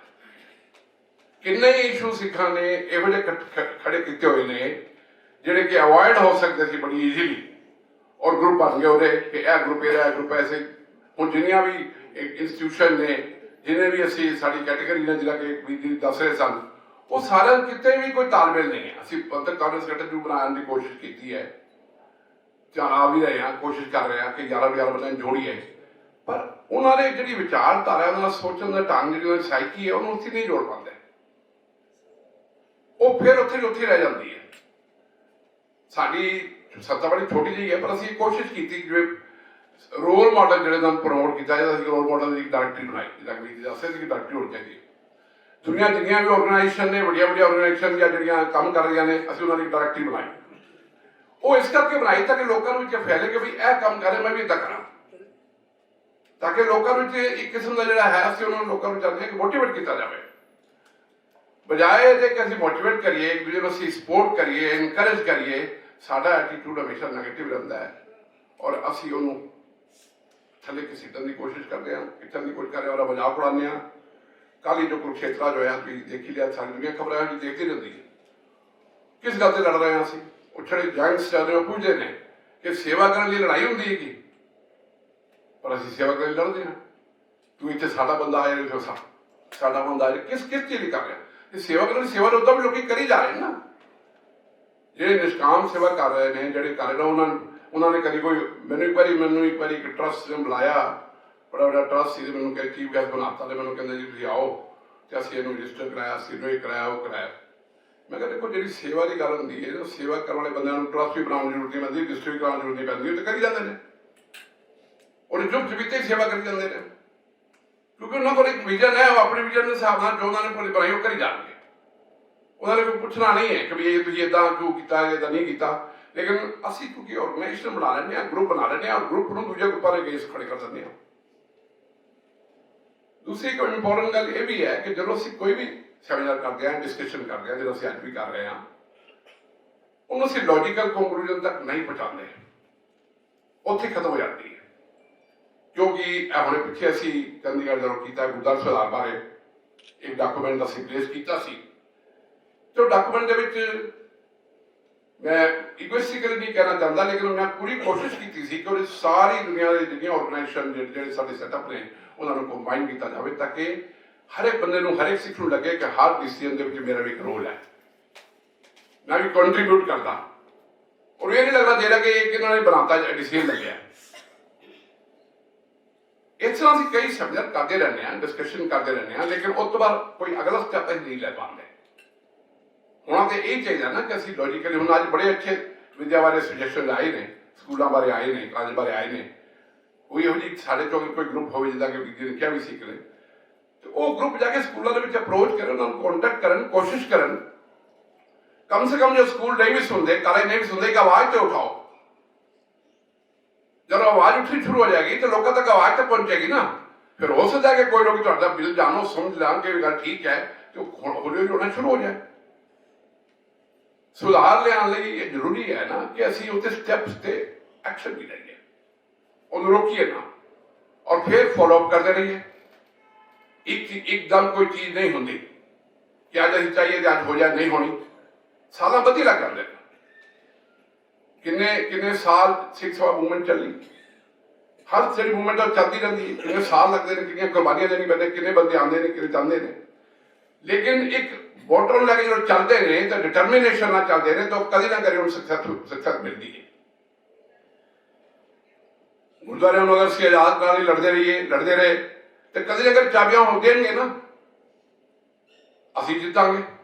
जीत होनी है लेकिन जीत लई सानू पूरी स्ट्रगल चलानी पड़नी है और उस स्ट्रगल जेड़े सानू चाहिए है कि सारी कौम इकट्ठी होकर चले, सारे जो मुद्दे ने सारे समझन।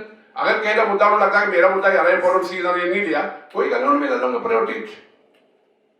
पर जेडे मुद्दे लए गए हैं, जो मुद्दे शुरू किया गया है, जिन्होंने असी एक आधार बनाया है, कम से कम और सारे जने इकट्ठे होकर चलन और इकट्ठे होकर चलन और देखेंगे की स्टैप्स लाए गए हैं और देखें कि प्रोग्रेस की हो रही है।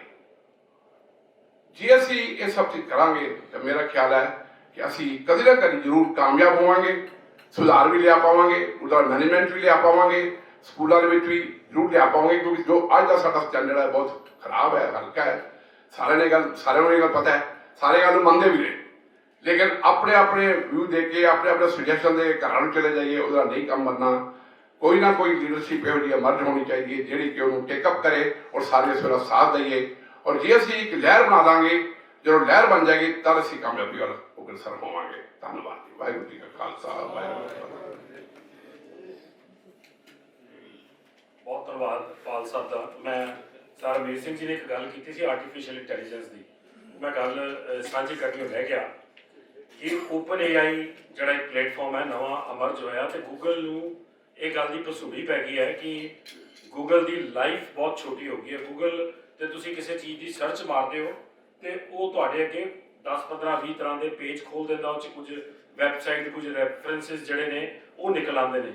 पर जिहड़ी तुसी ओपन AI है ਉਹਦੇ ਤੇ ਤੁਸੀਂ ਕੋਈ सवाल खड़ा करते हो, ਉਹ ਤੁਹਾਨੂੰ ਤੁਹਾਡੇ ਨਾਲ ਜਿਵੇਂ ਗੱਲ ਕਰਕੇ ਸਮਝਾਉਣ ਦੀ ਗੱਲ ਆ, ਉਹ ਤੁਹਾਡਾ ਪੂਰਾ ਉਹ 'ਚ ਮੁੱਦਾ ਕੱਢ ਦਿੰਦਾ। ਮੰਨ ਲਓ ਮੈਂ ਅੱਜ ਦਾ ਵੀ ਉੱਥੇ ਲਿਖ ਕੇ ਪਾਵਾਂ ਕਿ ਅੱਜ ਅਸੀਂ ਇਹ ਕੀਤਾ ਤੇ ਇਹਦੇ ਤੇ ਇੱਕ ਪ੍ਰੈਸ ਨੋਟ ਤਿਆਰ ਕਰਦੇ ਤੇ ਜਿੰਨੀ ਖੂਬਸੂਰਤ ਉਹ ਭਾਸ਼ਾ 'ਚ ਇੰਗਲਿਸ਼ 'ਚ ਤਿਆਰ ਕਰਕੇ ਦੇ ਗਿਆ, ਸ਼ਾਇਦ ਵਾਕਈ ਉਹਨਾਂ ਦੀ ਗੱਲ ਠੀਕ ਸੀ ਕਿ ਅਸੀਂ ਸਾਰੇ ਬੈਠੇ ਉੱਦਾਂ ਦਾ ਨਹੀਂ ਕਰ ਪਾਈਏ।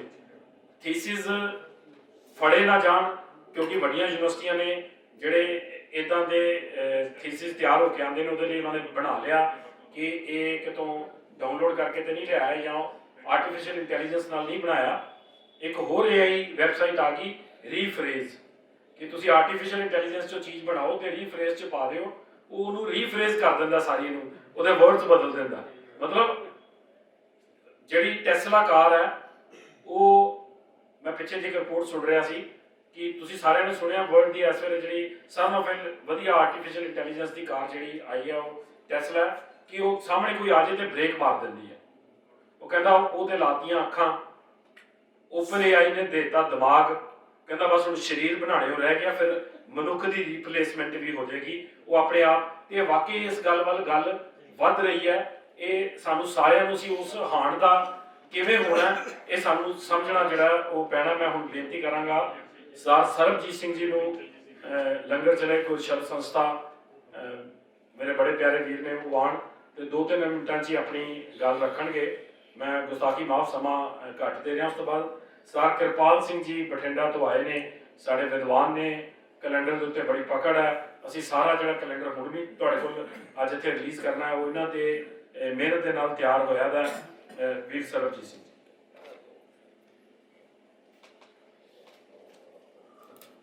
ਵਾਹਿਗੁਰੂ ਜੀ ਕਾ ਖਾਲਸਾ, ਵਾਹਿਗੁਰੂ ਜੀ ਕੀ ਫਤਿਹ। ਸੋ ਬੜੇ ਮਹੱਤਵਪੂਰਨ ਵਿਸ਼ੇ ਦੇ ਆਪਾਂ ਵਿਚਾਰਾਂ ਕਰ ਰਹੇ ਹਾਂ। ਜਿਸ ਤਰ੍ਹਾਂ ਸਿੱਖ ਸਭਾ ਲਹਿਰ 1873 ਦੇ ਵਿੱਚ 4 ਵਿਦਿਆਰਥੀਆਂ ਵੱਲੋਂ ਈਸਾਈ ਧਰਮ ਗ੍ਰਹਿਣ ਕਰਨ ਦੀ ਸ਼ੁਰੂਆਤ ਹੋਈ ਔਰ ਉਸ ਚੀਜ਼ ਨੂੰ ਪਕੜ ਕੇ ਸਾਡੇ ਉਸ ਸਮੇਂ ਦੇ ਸੁਦਹਿਰਦ ਸਿੱਖ ਵੀਰਾਂ ਨੇ ਕੰਮ ਕਰਨਾ ਸ਼ੁਰੂ ਕੀਤਾ ਔਰ ਸਿੰਘ ਸਭਾ ਲਹਿਰ, ਖਾਲਸਾ ਦੀਵਾਨ ਲਾਹੌਰ, ਖਾਲਸਾ ਦੀਵਾਨ ਅੰਮ੍ਰਿਤਸਰ ਬਣਿਆ। ਉਸ ਤੋਂ ਬਾਅਦ ਕਿਸ ਤਰ੍ਹਾਂ ਵਿਦਿਅਕ ਅਦਾਰੇ ਜੋ ਹੁਣ ਖਾਲਸਾ ਕਾਲਜ ਅੰਮ੍ਰਿਤਸਰ, ਉਹ ਵੀ ਉਸੇ ਚੀਜ਼ ਦੀ ਦੇਣ ਹੈ। ਮੈਂ ਸਮਝਦਾ ਕਿ ਬਹੁਤ ਸਾਡੇ ਵੱਡਿਆਂ ਨੇ, ਸਾਡੇ ਪੁਰਖਿਆਂ ਨੇ ਬਹੁਤ ਕੰਮ ਕੀਤਾ ਇਹਦੇ ਉੱਪਰ। ਸੋ ਅੱਜ ਲੋੜ ਹੈ ਕਿ ਉਸੇ ਕੰਮ ਨੂੰ ਹੋਰ ਅੱਗੇ ਜਾਰੀ ਰੱਖਿਆ ਜਾ ਸਕੇ।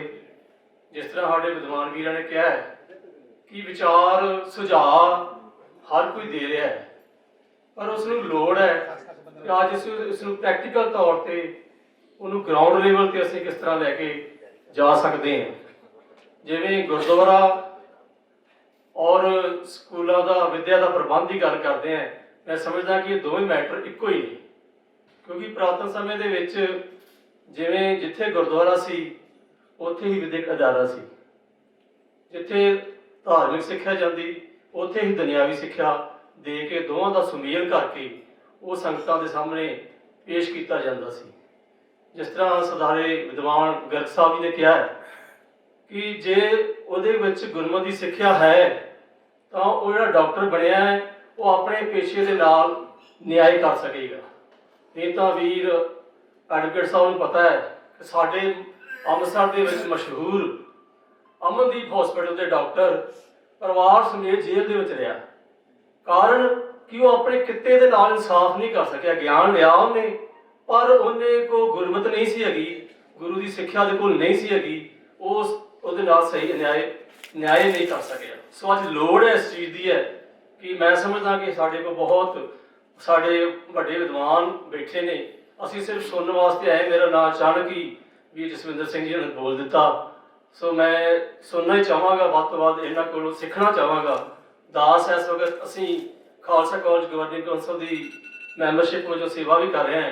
ਅਸੀਂ ਕੋਸ਼ਿਸ਼ ਕਰ ਰਹੇ ਹਾਂ ਉਸ ਅਦਾਰਿਆਂ ਦੇ ਵਿੱਚ ਵੀ ਜੋ ਸਾਡੇ ਪ੍ਰਾਪਤਨ ਸਿੱਖਾਂ ਨੇ ਉੱਥੇ ਸਾਨੂੰ ਦਿੱਤਾ ਹੈ, ਕਮ ਸੇ ਕਮ ਉਹਨੂੰ ਅਸੀਂ ਲਗਾਤਾਰ ਅੱਗੇ ਜਾਰੀ ਰੱਖਣ ਵਾਸਤੇ ਕੁਝ ਕਰ ਸਕੀਏ। ਬਹੁਤ ਬਹੁਤ ਧੰਨਵਾਦ ਇੱਥੇ ਸਿੰਘ ਸਾਹਿਬ ਗਿਆਨੀ ਕੇਵਲ ਸਿੰਘ ਜੀ ਹੋਣਾ ਦਾ ਔਰ ਸਾਡੇ ਸਮੁੱਚੇ ਵਿਦਵਾਨਾਂ ਦਾ ਜੋ ਇੱਥੇ ਪਹੁੰਚੇ ਨੇ। ਵਾਹਿਗੁਰੂ ਜੀ ਕਾ ਖਾਲਸਾ, ਵਾਹਿਗੁਰੂ ਜੀ ਕੀ ਫਤਿਹ। ਮੈਂ ਸਰਬਜੀਤ ਸਿੰਘ ਨੂੰ ਨਾ ਬੁਲਾਉਂਦਾ ਤੇ ਰਾਹ 'ਚ ਵਾਪਸੀ ਤੇ ਚਾਹ ਨਹੀਂ ਸੀ ਪਿਆਈ, ਇਸ ਕਰਕੇ ਮੈਂ ਬੁਲਾਇਆ। ਤੇ ਮੈਂ ਹੁਣ ਬੇਨਤੀ ਕਰਾਂਗਾ ਸਰਦਾਰ ਕਿਰਪਾਲ ਸਿੰਘ ਜੀ ਨੂੰ ਕਿ ਤੁਸੀਂ ਆਓ ਤੇ 2-4 ਮਿੰਟਾਂ 'ਚ ਆਪਣੀ ਗੱਲ ਜਿਹੜੀ ਹੈ ਇਸ ਪੱਖੋਂ ਸਰਬਜੀਤ ਵੀਰੇ ਮਦਦ ਕਰਿਓ।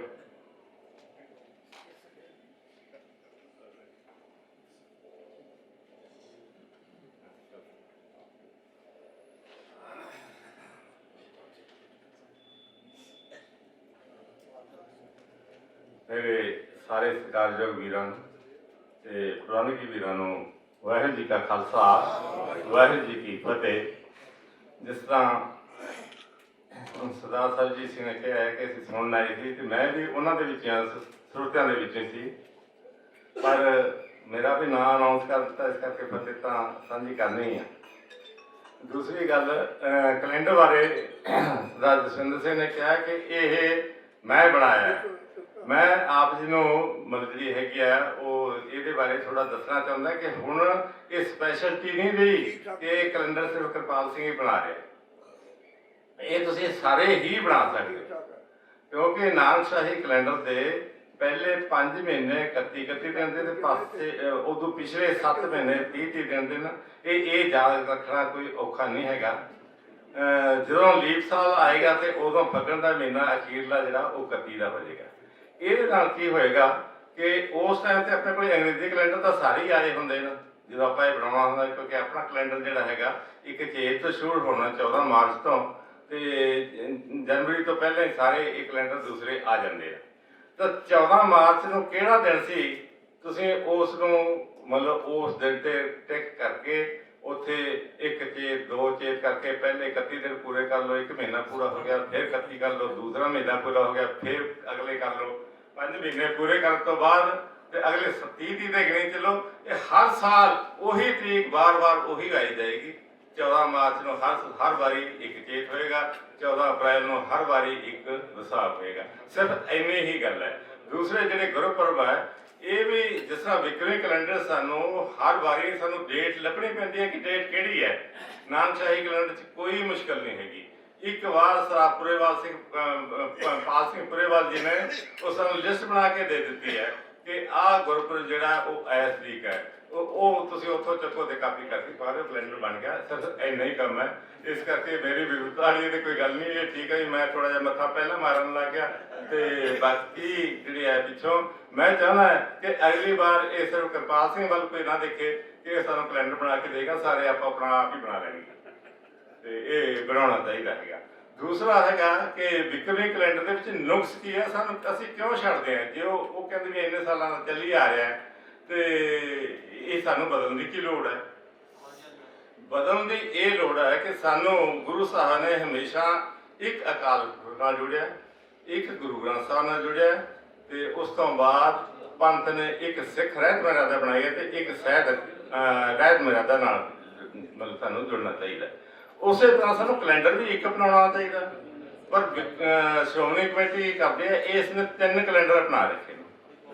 ਪਹਿਲੇ ਤਾਂ ਜਿਹੜੀਆਂ ਹੈਗੀਆਂ ਗੁਰਪੁਰਬ ਜਿਹੜੇ ਆ ਉਹ ਸਾਰੀਆਂ ਤਰੀਕਾਂ ਤੇ ਨਰਮਾਨੀਆਂ ਤਿਥਾਂ ਨਾਲ, ਜਿਹੜਾ ਬਾਕੀ ਸਾਡਾ ਸਿੱਖ ਇਤਿਹਾਸ ਹੈ ਉਹ ਸਾਰਾ ਸੰਗਰਾਂਦ ਦੇ ਹਿਸਾਬ ਨਾਲ ਤਰੀਕਾਂ ਨਾਲ, ਤੇ ਅੰਗਰੇਜ਼ਾਂ ਦੇ ਆਉਣ ਤੋਂ ਬਾਅਦ ਜਿਹੜਾ ਸਾਡਾ ਇਤਿਹਾਸ ਹੈ ਉਹ ਅੰਗਰੇਜ਼ੀ ਤਰੀਕਾਂ ਨਾਲ। ਇਸੇ ਨਾਲ ਸਮਾਂ ਪਾਉਣ ਤੇ ਇੰਨੀ ਉਥਲ ਪੁਥਲ ਹੋਏਗੀ ਕਿ ਸਾਨੂੰ ਸਮਝ ਨਹੀਂ ਆਉਣਾ ਕਿ ਇਹ ਹੋ ਕੀ ਰਿਹਾ। ਮਿਸਾਲ ਦੇ ਵਜੋਂ ਇਹਨਾਂ ਨੇ ਵੈਸੇ ਉਹ ਲੈਣੀ ਨਹੀਂ ਚਾਹੀਦੀ, ਪਤਾ ਨਹੀਂ ਮੈਨੂੰ ਵੀ ਕਿਸ ਤਰ੍ਹਾਂ ਇਹਨਾਂ ਨੇ ਲੈ ਲਈ ਹੈ ਕਿ ਸਰਹੰਦ ਫਤਿਹ ਦਿਵਸ ਦੀ ਇਹ 12 ਮਈ ਲਈ ਬੈਠਿਆ। ਹਾਲਾਂਕਿ ਜਿਹੜਾ ਇਹਨਾਂ ਨੇ ਮਤਲਬ ਨਿਯਮ ਅਪਣਾਇਆ ਹੈ ਨਾ ਕਿ ਅੰਗਰੇਜ਼ਾਂ ਦੇ ਆਉਣ ਤੋਂ ਪਹਿਲਾਂ ਜਦੋਂ ਕਿ ਇੱਥੇ ਇਹ ਅੰਗਰੇਜ਼ੀ ਕੈਲੰਡਰ ਲਾਗੂ ਨਹੀਂ ਸੀ, ਉਹ ਅਸੀਂ ਸੰਗਰਾਂਦ ਦੀਆਂ ਤਰੀਕਾਂ ਲੈਣੀਆਂ, ਪਰ ਉਹ ਸੰਗਰਾਂਦ ਦੀ ਤਰੀਕ ਲੈਣ ਦੀ ਬਜਾਏ 12 ਮਈ ਫਿਕਸ ਕਰ ਲਈ ਹੈ। 12 ਮਈ ਦੇ ਨਾਲ ਕੀ ਹੋਣਾ ਇਹ ਤੁਸੀਂ ਕੈਲੰਡਰ ਦੇਖੋ ਪਿਛਲੇ ਚੱਕ ਕੇ, ਕਿਸੇ ਸਾਲ ਜਿਹੜਾ ਹੈਗਾ ਸਰਹੰਦ ਫਤਿਹ ਦਿਵਸ ਦੀ ਉਹ 29 ਵਿਸਾਖ ਹੋਏਗੀ ਤੇ ਕਿਤੇ ਲਿਖੀ ਹੋਏਗੀ 30 ਵਿਸਾਖ। ਤੁਸੀਂ ਜਾਓ ਫਤਿਹਗੜ੍ਹ ਸਾਹਿਬ, ਉੱਥੇ ਜਿਹੜੀ ਕੈਲੰਡਰ ਲਿਖੀ ਹੈ ਸਰਹੰਦ ਫਤਿਹ ਦਿਵਸ ਜਿਹੜੀ ਹੈ ਉਹ ਲਿਖਿਆ ਕਿ ਇੱਥੇ ਬਾਬਾ ਬੰਦਾ ਸਿੰਘ ਬਹਾਦਰ ਦੀ ਅਗਵਾਈ 'ਚ ਜਦੋਂ 1 ਜੇਠ 14 ਮਈ ਨੂੰ ਸਰਹੰਦ ਫਤਿਹ ਕੀਤੀ ਤਾਂ ਸ਼ਹੀਦ ਹੋਏ 6000 ਸਿੰਘਾਂ ਦਾ ਇਸ ਸਥਾਨ ਤੇ ਜਿਹੜਾ ਸਮੂਹਕ ਤੌਰ ਤੇ ਸੰਸਕਾਰ ਕੀਤਾ ਗਿਆ। ਹੁਣ ਦੇਖੋ ਉੱਥੇ ਜੇ ਤੁਸੀਂ ਗੁਰਦੁਆਰਾ ਸਾਹਿਬ ਜਾਓ ਤਾਂ ਉੱਥੇ 1 ਜੇਠ 14 ਮਈ ਲਿਖੀ ਹੈ। ਜੇ ਤੁਸੀਂ ਕੈਲੰਡਰ ਦੇਖੋ ਤਾਂ ਕਦੇ 29 ਵਿਸਾਖ ਤੇ ਕਦੇ 30 ਵਿਸਾਖ ਲਿਖੀ ਹੋਈ ਹੈ। ਤੇ ਇਸ ਤੇ ਕਿਸੇ ਨੂੰ ਸਮਝ ਹੋ ਰਹੀ ਹੈ? ਇਹ ਹੁਣ ਤਾਂ ਹੈ ਨਾ ਵੀ 2-3 ਦਾ ਫਰਕ ਪਿਆ ਹੈ, ਸਿਰਫ 2 ਦਿਨਾਂ ਦਾ। ਤੇ ਤੁਸੀਂ ਗਾਂ ਨੂੰ ਜਿਉਂ ਗਾਂ ਚੱਲ ਜਾਓਗੇ ਤਾਂ ਇਹ ਨਹੀਂ ਫਰਕ ਵੱਧਦਾ ਹੀ ਵੱਧਦਾ ਜਾਣਾ। ਦੂਸਰਾ ਅਕਾਲ ਤਖਤ ਸਾਹਿਬ ਦੇਖੋ ਇੱਕੋ ਗੁਰੂ ਸਾਹਿਬ ਨਾਲ ਸੰਬੰਧਿਤ ਹੈ। ਗੁਰੂ ਹਰਗੋਬਿੰਦ ਸਾਹਿਬ ਨੇ ਅਕਾਲ ਤਖਤ ਸਾਹਿਬ ਦੀ ਸਿਰਜਣਾ ਕੀਤੀ। ਗੁਰੂ ਹਰਗੋਬਿੰਦ ਸਾਹਿਬ ਨੇ ਉਸੇ ਤਖਤ ਦੇ ਉੱਤੇ ਬੈਠ ਕੇ ਸਿਰਫ 19 ਦਿਨ ਪਿੱਛੋਂ 2 ਕਿਰਪਾਨਾਂ ਧਾਰਨ ਕਰਕੇ ਮੀਰੀ ਪੀਰੀ ਦਾ ਜਿਹੜਾ ਹੈਗਾ ਸਾਡਾ ਸਾਨੂੰ ਸਿਧਾਂਤ ਦਿੱਤਾ। ਹੁਣ ਇਹ ਜਿਹੜਾ ਹੈ ਮੀਰੀ ਪੀਰੀ ਦਾ ਸਿਧਾਂਤ ਹੈ ਉਹ ਤਾਂ ਲੈਂਦੇ ਆ ਇਹ ਚੰਦਰਮਾ ਦੀ ਤਿਥ ਤੇ ਜਿਹੜੀ ਹੈ ਉਹਦੀ ਸਥਾਪਨਾ ਹੈ ਉਹ ਲੈਂਦੇ ਹੈਗੇ ਆ ਸੂਰਜ ਦੀ ਤਰੀਕ। ਇਹਦੇ ਨਾਲ ਕੀ ਹੁੰਦਾ ਕਿ ਜਿਹੜੀ ਸਥਾਪਨਾ ਦਿਵਸ ਪਹਿਲਾਂ ਆ ਜਾਂਦਾ ਤੇ ਮੀਰੀ ਪੀਰੀ ਦਿਵਸ ਪਿੱਛੋਂ। ਉਹ ਤਾਂ ਮੰਨੀ ਗੱਲ ਕਿ ਪਹਿਲਾਂ ਸਥਾਪਨਾ ਹੋਈ ਤੇ ਫੇਰ ਹੀ ਮੀਰੀ। ਪਰ ਜਿਹੜਾ ਹੈ ਤੁਸੀਂ ਇਸ ਸਾਲ ਦੇਖੋਗੇ ਨਾ ਜਿਹੜਾ ਹੁਣ ਕੈਲੰਡਰ ਇਹ ਰਿਲੀਜ਼ ਕੀਤਾ ਹੈ ਜਸਟ ਨਾਓ, ਇਹਦੇ ਵਿੱਚ ਜਿਹੜਾ ਹੈਗਾ ਸਥਾਪਨਾ ਪਹਿਲਾਂ ਹੋਈ ਵੀ ਮਤਲਬ ਮੀਰੀ ਪੀਰੀ ਦਿਵਸ ਪਹਿਲਾਂ ਆ ਗਿਆ ਔਰ ਸਥਾਪਨਾ ਪਿੱਛੋਂ ਆਈ ਹੈ। ਇਹਨਾਂ ਤੋਂ ਜਵਾਬ ਪੁੱਛਣਗੇ ਕਿੱਥੋਂ ਹੋਈ ਹੈ। ਉਹ ਜੇ ਇੱਕ ਤਰੀਕ ਉਹ ਲੈ ਲਈ ਕੋ ਲੈ ਲਈ ਵੀ ਕਿੱਥੇ ਸਿਧਾਂਤ ਲਿਖਿਆ ਸਾਡੇ ਗੁਰਬਾਣੀ 'ਚ ਕਿਤੇ ਲਿਖਿਆ ਕਿਤੇ ਹੈਗੇ ਕਿ ਨਹੀਂ। ਦੂਸਰਾ ਐਤਕੀ ਜਿਹੜਾ ਸਾਉਣ ਦਾ ਮਹੀਨਾ ਨਾ ਇਹ ਚੰਦਰਮਾ ਦਾ ਮਲਮਾਸ ਆ ਗਿਆ ਤੇ ਮਲਮਾਸ ਦੇ ਵਿੱਚ ਤਰੀਕ ਨਹੀਂ ਆਉਂਦੀ ਮਤਲਬ ਉਹ ਜਿਹੜਾ ਉਦੋਂ ਗੁਰਪੁਰਬ ਨਹੀਂ ਰੱਖਦੇ ਤੇ ਉਦੋਂ ਪਿੱਛੋਂ ਜਿਹੜੇ ਆਉਂਦੇ ਆ ਸਾਰੇ ਇੱਕ ਮਹੀਨਾ ਪਿੱਛੋਂ ਚਲੇ ਜਾਂਦੇ ਆ। ਹੁਣ ਗੁਰੂ ਗ੍ਰੰਥ ਸਾਹਿਬ ਦਾ ਜਿਹੜਾ ਹੈਗਾ ਸੰਪੂਰਨਤਾ ਦਿਵਸ ਉਹ ਤਾਂ ਸੂਰਜ ਦੀ ਤਰੀਕ ਦੀ ਲੈ ਲਈ ਹੈ, ਜਿਹੜੀ ਦਮਦਮਾ ਸਾਹਿਬ ਸੰਪੂਰਨਤਾ ਲਈ ਹੈ ਉਹ ਤਾਂ ਲੈ ਲਈ ਹੈ ਆਪਣੀ ਸੰਗਰਾਮ ਦੇ ਹਿਸਾਬ ਨਾਲ। ਤੇ ਜਿਹੜਾ ਹੈਗਾ ਪਹਿਲਾ ਪ੍ਰਕਾਸ਼ ਜਿਹੜਾ 1604 ਦੇ ਵਿੱਚ ਦਰਬਾਰ ਸਾਹਿਬ ਅੰਮ੍ਰਿਤਸਰ ਗੁਰੂ ਅਰਜਨ ਸਾਹਿਬ ਜੀ ਨੇ ਜਿਹੜਾ ਪ੍ਰਕਾਸ਼ ਕਰਵਾਇਆ ਤੇ ਉਹ ਲੈ ਲਈ ਚੰਦਰਮਾ ਦੀ ਡੇਟ। ਉਹ ਕਿਤੇ ਜਿਹੜੀ ਹੈ ਸੰਪੂਰਨਤਾ ਪਹਿਲਾਂ ਆਉਂਦੀ ਹੈ ਤੇ ਕਦੇ ਪਿੱਛੇ ਹੁੰਦੀ ਹੈ। ਇਹ ਤਾਂ ਹੁਣ ਜੇ ਆਪਾਂ ਸਵਾਲ ਉਹਨਾਂ ਨੂੰ ਪੁੱਛੀਏ ਵੀ ਇਹ ਕੀ ਹੈਗਾ ਤੇ ਉਹਨਾਂ ਨੂੰ ਪਹਿਲਾਂ ਤਾਂ ਪਤਾ ਨਹੀਂ ਲੱਗਦਾ ਹੈਗਾ। ਜਦੋਂ ਦੱਸੇ ਵੀ ਇਸ ਤਰ੍ਹਾਂ ਲਿਆ ਤਾਂ ਉਹ ਇਹ ਜੋ ਮਰਿਆਦਾ ਚੱਲੀ ਆ ਰਹੀ ਹੈ, ਹੁਣ ਮਰਿਆਦਾ ਪਤਾ ਨਹੀਂ ਕਿਹਨੇ ਚਲਾਈ ਹੈ ਤੇ ਕਿੱਥੋਂ ਚਲਾਈ ਹੈ ਇਸ ਦਾ ਕੋਈ ਪਤਾ ਨਹੀਂ ਹੈਗਾ। ਤੇ ਇਹ ਸਵਾਲ ਤੁਹਾਨੂੰ ਸਾਰਿਆਂ ਨੂੰ ਪੁੱਛਣਾ ਚਾਹੀਦਾ ਹੈ। ਤੁਹਾਡੇ ਸਾਹਮਣੇ ਕੋਈ SGPC ਮੈਂਬਰ ਆ ਜਾਏ, ਪ੍ਰਧਾਨ ਆ ਜਾਏ, ਜਥੇਦਾਰ ਆਵੇ, ਸਾਰਿਆਂ ਨੂੰ ਪੁੱਛੋ ਤਾਂ ਉਹਨਾਂ ਨੂੰ ਪਤਾ ਲੱਗੇਗਾ ਕਿ ਇਹ ਜਿਹੜੇ ਹੈਗੇ ਆ ਸਾਰੇ ਜਾਗਰੂਕ ਹੋ ਗਏ ਆ ਤੇ ਹੁਣ ਸਾਡੀਆਂ ਗਲਤੀਆਂ ਫੜਦੇ ਆ। ਨਹੀਂ ਤਾਂ ਉਹ ਜੇ ਇਕੱਲਾ ਕਿਰਪਾਲ ਸਿੰਘ ਜਾਂ ਸਰਬਜੀਤ ਸਿੰਘ ਸੈਕਰਾਮੈਂਟੋ ਵਾਲੇ ਬੋਲੀ ਜਾਣ ਤੇ ਉਹਨਾਂ ਕਹਿੰਦੇ ਆ ਦੋ ਬੰਦੇ ਕੋਈ ਗੱਲ, ਇਹਨਾਂ ਨੂੰ ਕੋਈ ਨਹੀਂ ਸੁਣਦਾ ਹੈਗਾ। ਈਵਨ ਸਾਡੇ ਜਿਹੜੇ ਆ ਨਾਨਕਸ਼ਾਹੀ ਕੈਲੰਡਰ ਲਾਗੂ ਕਰਨ ਦੇ ਹੱਕ 'ਚ ਹੈ ਨਾ, ਉਹਨਾਂ ਨੂੰ ਵੀ ਪਤਾ ਨਹੀਂ ਕਿ ਇਹਨਾਂ ਨੂੰ ਸਵਾਲ ਕਿਹੜਾ ਪੁੱਛੀਏ ਤੇ ਕਿਵੇਂ ਇਹਨਾਂ ਨੂੰ ਘੇਰੀਏ। ਜਿਸ ਤਰ੍ਹਾਂ ਉਹ ਸਾਨੂੰ ਘੇਰਦੇ ਆ, ਇਹ ਦੱਸੋ ਜੀ ਸੰਗਰਾਮ ਤਾਂ ਬਦਲ ਹੀ ਨਹੀਂ ਸਕਦੀ। ਉਹਨੂੰ ਕਹੋ ਆਪਣੇ ਭਾਰਤ ਦੇ ਵਿੱਚ 30 ਤਰ੍ਹਾਂ ਦੇ ਕੈਲੰਡਰ ਚੱਲਦੇ ਆ, ਤੁਸੀਂ ਸਾਰੀ ਸਟੇਟ ਦੇ ਵਿੱਚ ਇੱਕ ਕੈਲੰਡਰ ਲਓ ਤਾਂ ਉਹਨਾਂ ਦੀਆਂ ਦੇਖੋ ਸੰਗਰਾਂਦਾਂ ਜਿਹੜੀਆਂ ਉਹ ਵੱਖਰੀਆਂ ਹੋਣਗੀਆਂ।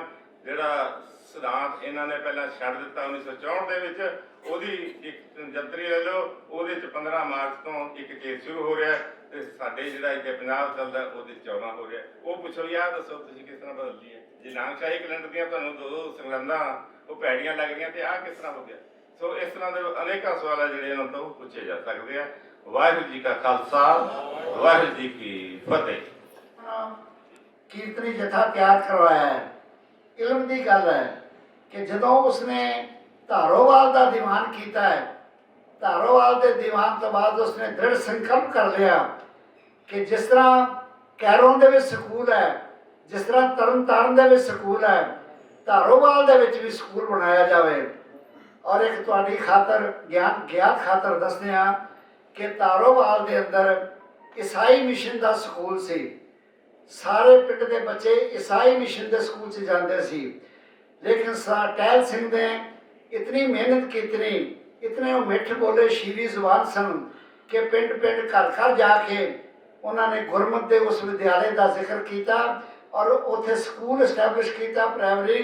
ਥੋੜੇ ਸਮੇਂ ਬਾਅਦ ਐਸੀ ਅਵਸਥਾ ਆ ਗਈ ਕਿ ਉਹ ਜਿਹੜਾ ਮਿਸ਼ਨ ਦਾ ਸਕੂਲ ਸੀ ਉਹ ਟੁੱਟ ਗਿਆ ਔਰ ਧਾਰੋਵਾਲ ਦਾ ਸਕੂਲ ਜਿਹੜਾ ਸੀ ਉਹ ਚੱਲਣਾ ਸ਼ੁਰੂ ਹੋ ਗਿਆ।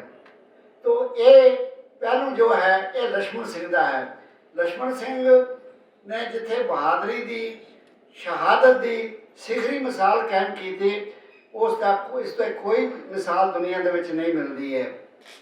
ਔਰ ਇੱਕ ਗੱਲ ਮੈਂ ਸਿਰਫ ਜਦੋਂ ਕਬਜ਼ਾ ਹੁੰਦਾ ਹੈ ਮੈਂ ਉਹਦੀ ਛੋਟੀ ਜਿਹੀ ਝਾਤ ਜਿਹਾ ਖੁਦ ਪਵਾ ਦੇਣਾ ਕਿ ਜਦੋਂ ਕਰਤਾਰ ਸਿੰਘ ਝੱਬਰ ਮੈਂ ਸਾਕਾ ਹੋ ਚੁੱਕਿਆ ਹੈ, ਕਰਤਾਰ ਸਿੰਘ ਝੱਬਰ ਕਬਜ਼ਾ ਲੈਣ ਵਾਸਤੇ ਆਉਂਦਾ ਹੈ ਤਾਂ ਉਸ ਵਾਸਤੇ ਕਹਿੰਦੇ ਨੇ 4-5 ਹਜ਼ਾਰ ਦਾ ਇਕੱਠ ਜਿਹੜਾ ਸੀ ਉਹ ਖੇਪਵਾਲੀ ਤੱਕ ਆ ਗਿਆ ਸੀ ਔਰ ਕਿੱਥੋਂ ਚੰਦਰਕੋਟ ਦੀ ਝਾਲ ਤੋਂ ਚੱਲ ਕੇ ਖੇਪਵਾਲੀ ਤੱਕ ਇਹ ਪਹੁੰਚੇ।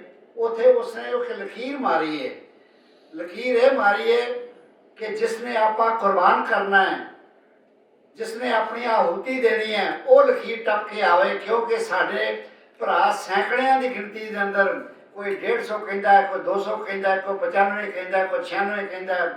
ਸਾਡੇ ਭਰਾ 150 ਤੋਂ ਉੱਤੇ ਜਿਹੜੇ ਨੇ ਉਹ ਅੰਦਰ ਸ਼ਹਾਦਤ ਪਾ ਗਏ ਨੇ ਔਰ ਉਹਨਾਂ ਦੀਆਂ ਬੇਤਰਤੀਬ ਲਾਸ਼ਾਂ ਜਿਹੜੀਆਂ ਨੇ ਪਈਆਂ ਨੇ। ਇਸ ਕਰਕੇ ਅਸਾਂ ਕਬਜ਼ਾ ਲੈਣਾ, ਲਕੀਰ ਉਹ ਟੱਪੋ ਜਿਸਨੇ ਸ਼ਹਾਦਤ ਪ੍ਰਾਪਤ ਕਰਨੀ ਹੈ। ਔਰ ਉਸ ਵਕਤ ਕਹਿੰਦੇ ਨੇ ਕਿ ਬਹੁਤ ਸਾਰੀ ਸੰਗਤ ਜਿਹੜੀ ਸੀ ਉਹ ਲਕੀਰ ਟੱਪ ਪਾਈ, ਪਰ ਕਰਤਾਰ ਸਿੰਘ ਝੱਬਰ ਨੇ 2200 ਜਵਾਨ ਸਨ ਜਿਹੜੇ ਉਹਨਾਂ ਨੂੰ ਬਿਲਕੁਲ ਸਿਲਸਿਲਾਬੰਦ ਕੀਤਾ ਔਰ ਸਿਲਸਿਲਾਬੰਦ ਕਰਕੇ ਅੱਗੇ ਵਧਣਾ ਸ਼ੁਰੂ ਕੀਤਾ। ਜਦੋਂ ਖੇਪਵਾਲੀ ਮੰਡੀ ਤੋਂ ਥੋੜ੍ਹਾ ਜਿਹਾ ਅੱਗੇ ਆਏ, ਜੋ ਜਿੱਥੇ ਫਾਟਕ 'ਤੇ ਸੀ, ਜਿੱਥੇ ਮਿਸਟਰ ਐਮਰਸਨ ਸਨ, ਜਿੱਥੇ ਕਿੰਗ ਕਮਿਸ਼ਨਰ ਸਨ ਔਰ ਜਿੱਥੇ CID ਦੇ ਹੋਰ ਆਫੀਸਰ ਸਨ, ਜਿੱਥੇ DC ਕਰੀ ਸੀ ਔਰ ਜਿੱਥੇ ਭਰਾ ਸਨ ਸਾਡੇ ਸਰ ਜੋਤ ਸਿੰਘ, ਪ੍ਰੋਫੈਸਰ ਜੋਤ ਸਿੰਘ ਹੋਰੀ, ਸਰ ਲਾਲ ਸਿੰਘ ਟਾਰ ਵਾਲੇ ਜਾਂ ਕਹਿ ਲਓ ਲੱਕੜੀ ਵਾਲੇ ਸਨ ਜਿਹੜੇ, ਔਰ ਸਰ ਮਹਿਤਾਬ ਸਿੰਘ, ਇਹ ਸਾਰੇ ਸਰ ਬਹਾਦਰ ਆਪਣਾ ਅਟਾਰੀ ਸਾਹਿਬ ਸਰ ਹਰਬੰਸ ਸਿੰਘ ਅਟਾਰੀ, ਇਹ ਸਾਰੇ ਉੱਥੇ ਮੌਜੂਦ ਸਨ। ਤੇ ਜਦੋਂ ਥੋੜ੍ਹੇ ਜਿਹੇ ਅੱਗੇ ਆਏ, DC ਕਰੀ ਦਾ ਇੱਕ ਹੁਕਮਨਾਮਾ ਇੱਕ ਬੰਦਾ ਲੈ ਕੇ ਆਇਆ ਕਿ ਅੱਗੇ ਨਾ ਵਧਿਆ ਜਾਵੇ, ਗੋਰਾ ਫੌਜ ਜਿਹੜੀ ਹੈ ਉਹ ਉਹਨਾਂ ਨੇ ਬੀੜਿਆ ਹੋਇਆ ਹੈ ਔਰ ਗੋਲੀ ਚੱਲ ਜਾਏਗੀ, ਇਸ ਵਾਸਤੇ ਤੁਸੀਂ ਇੱਥੋਂ ਵਾਪਸ ਮੁੜ ਜਾਓ। ਕਰਤਾਰ ਸਿੰਘ ਝੱਬਰ ਨੇ ਉਹ ਜਿਹੜਾ ਫਰਮਾਨ ਲੈ ਕੇ ਆਇਆ ਸੀ ਉਹ ਪਾੜਿਆ, ਪਾ ਕੇ ਤੇ 10 ਜੁੱਤੀਆਂ ਮਾਰੀਆਂ। ਕਹਿਣ ਲੱਗਾ ਕਿੰਗ ਨੂੰ ਕਰੀ ਨੂੰ ਕਹਿ ਦੇ ਕਿ ਮੈਂ ਆ ਰਿਹਾ ਹਾਂ, ਤੂੰ ਜੋ ਕਰਨਾ ਕਰ ਲੈ। ਉਸ ਤੋਂ ਬਾਅਦ ਜਦੋਂ ਥੋੜ੍ਹਾ ਜਿਹਾ ਹੋਰ ਅੱਗੇ ਆਏ ਤਾਂ ਸਰਦਾਰ ਬਹਾਦਰ ਮਹਿਤਾਬ ਸਿੰਘ ਜਿਹੜੇ ਨੇ ਉਹ ਰੋਂਦੇ ਹੋਏ, ਹੱਥ ਵਿੱਚ ਰੁਮਾਲ ਹੈ, ਰੋਂਦੇ ਹੋਏ ਕਹਿਣ ਲੱਗੇ ਝੱਬਰ ਸਾਹਿਬ ਅੱਗੇ ਸਾਡੇ ਇੰਨੇ ਭਰਾ ਮਾਰੇ ਗਏ ਨੇ, ਤੁਸੀਂ ਵੀ ਮਾਰੇ ਜਾਓਗੇ, ਇਸ ਕਰਕੇ ਸਾਡੇ ਕੋਲ ਕੌਮ ਦੇ ਵਿੱਚ ਐਡਾ ਘਾਣ ਬਰਦਾਸ਼ਤ ਨਹੀਂ ਹੋਣਾ, ਰੱਬ ਦਾ ਵਾਸਤਾ ਜੇ ਤੁਸੀਂ ਰੁਕ ਜਾਓ।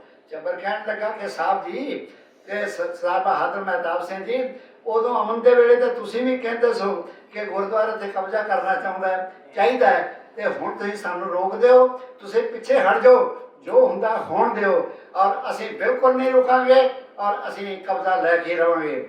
ਜਦੋਂ ਥੋੜ੍ਹਾ ਜਿਹਾ ਹੋਰ ਅੱਗੇ ਆਏ ਤੇ ਕਿਉਂ ਕਰਤਾਰ ਸਿੰਘ ਝੱਬਰ ਸੀਟੀ ਮਾਰਦਾ ਸੀ, ਪਿੱਛੇ ਸਾਰੇ ਜਥੇ ਚੱਲ ਪੈਂਦੇ ਸਨ। ਜਦੋਂ ਥੋੜ੍ਹਾ ਜਿਹਾ ਹੋਰ ਅੱਗੇ ਆਏ, ਫਿਰ ਮਿਸਟਰ ਐਮਰਸਨ ਜਿਹੜਾ ਸੀ ਤੇ ਹੋਰ ਜਿਹੜੇ ਪੁਲਿਸ ਵਾਲੇ ਸਨ ਉਹ ਅੱਗੇ ਆ ਗਏ, ਕਹਿਣ ਲੱਗੇ ਝੱਬਰ ਸਾਹਿਬ ਆਪ ਕੀ ਚਾਹਤੇ ਹੋ? ਕਹਿੰਦੇ ਅਸੀਂ ਤੁਹਾਡੇ ਕੋਲੋਂ ਕੁਛ ਨਹੀਂ ਚਾਹੁੰਦੇ, ਸਾਡੇ ਯੂਰੋਸ਼ਲਮ ਦੇ ਉੱਤੇ ਤੁਸੀਂ ਕਬਜ਼ਾ ਕਿਉਂ ਕੀਤਾ? ਅਸੀਂ ਆਪਣੇ ਯੂਰੋਸ਼ਲਮ ਤੇ ਮੱਥਾ ਟੇਕਣਾ, ਅਸੀਂ ਤੁਹਾਡੇ ਕੋਲੋਂ ਕੁਛ ਨਹੀਂ ਚਾਹੁੰਦੇ। ਇਸ ਵਾਸਤੇ ਉਸ वक्त करी कहने लगा आप रात रुक जाओ, को सुबह हो गया आपको का चाबी दे देंगे। उस वक्त कहने लगा ਝੱਬਰ अंदर जितों तू पढ़िया ना वो मास्टर मेरे को भी रात रह गया है, तेरा मतलब ये है कि मैं जथे नूं इत्थे सुआ दियां ते तू सवेरे फौज बुला के ते सारे नूं गिरफ्तार कर लवें ते अपनी हुकूमत एस्टैबलिश कर लवें, इस वास्ते बिल्कुल नहीं होना। और उस वक्त जदों अगे वधन लगा ਤੇ ਗਿਆਨ ਸਿੰਘ ਨਾਮੇ ਇੱਕ ਬੰਦਾ ਸੀ ਉੱਥੇ, ਉਸਨੇ ਛਵੀ ਸੀ ਉਹਦੇ ਹੱਥ ਵਿੱਚ, ਛਵੀ ਜ਼ੋਰ ਦੇ ਮਾਰੇ, ਕਹਿਣ ਲੱਗਾ ਸਾਹਿਬ ਹਟ ਜਾ ਪਿੱਛੇ, ਤੇਰਾ ਕੋਈ ਨੁਕਸਾਨ ਨਾ ਹੋ ਜਾਏ। ਔਰ ਉਸ ਵਕਤ ਝੱਬਰ ਨੇ ਕਿਹਾ ਕਿ ਸਾਹਿਬ ਜੇ ਕੋਈ ਤੁਹਾਨੂੰ ਕਤਲ ਕਰ ਦੇਵੇਗਾ ਤਾਂ ਮੇਰੇ ਸਿਰ ਇਲਜ਼ਾਮ ਨਾ ਜਾਣਾ। ਔਰ ਇਹ ਇਸ ਤਰ੍ਹਾਂ ਜਦੋਂ ਦਲੇਰੀ ਨਾਲ ਅੱਗੇ ਵਧੇ ਤਾਂ ਕਿੰਗ ਕਮਿਸ਼ਨਰ ਵੀ ਅੱਗੇ ਆ ਗਿਆ। ਔਰ ਉਸ ਵਕਤ ਸਾਰੇ ਜਿਹੜੇ ਨਾਲ ਦੇ ਸਿੰਘ ਸਨ, sir Harbans Singh Attari, sir Lal Singh, professor Jot Singh, ਔਰ ਇਹਨਾਂ ਸਾਰਿਆਂ ਨੇ ਰਲ ਕੇ ਉਹਨਾਂ ਕਹਿਣ ਲੱਗੇ ਤੁਸੀਂ 1 ਮਿੰਟ ਰੁਕੋ, ਅਸੀਂ ਤੁਹਾਨੂੰ ਹੁਣੇ ਚਾਬੀਆਂ ਦਿੰਦੇ ਹਾਂ। ਔਰ ਰੇਲਵੇ ਲਾਈਨ ਦੇ ਕੋਲ ਫਾਟਕ ਦੇ ਨਜ਼ਦੀਕ ਆ ਕੇ ਉਹਨਾਂ ਨੇ ਚਾਬੀਆਂ, ਆਂਦਾ ਜੀ ਕਿੰਗ ਕਮਿਸ਼ਨਰ ਆਪ ਆਵੇ ਫੜਾਵੇ, ਅੱਗੇ ਚਾਬੀਆਂ ਦਿੱਤਾ ਫੜਾਂਗੇ।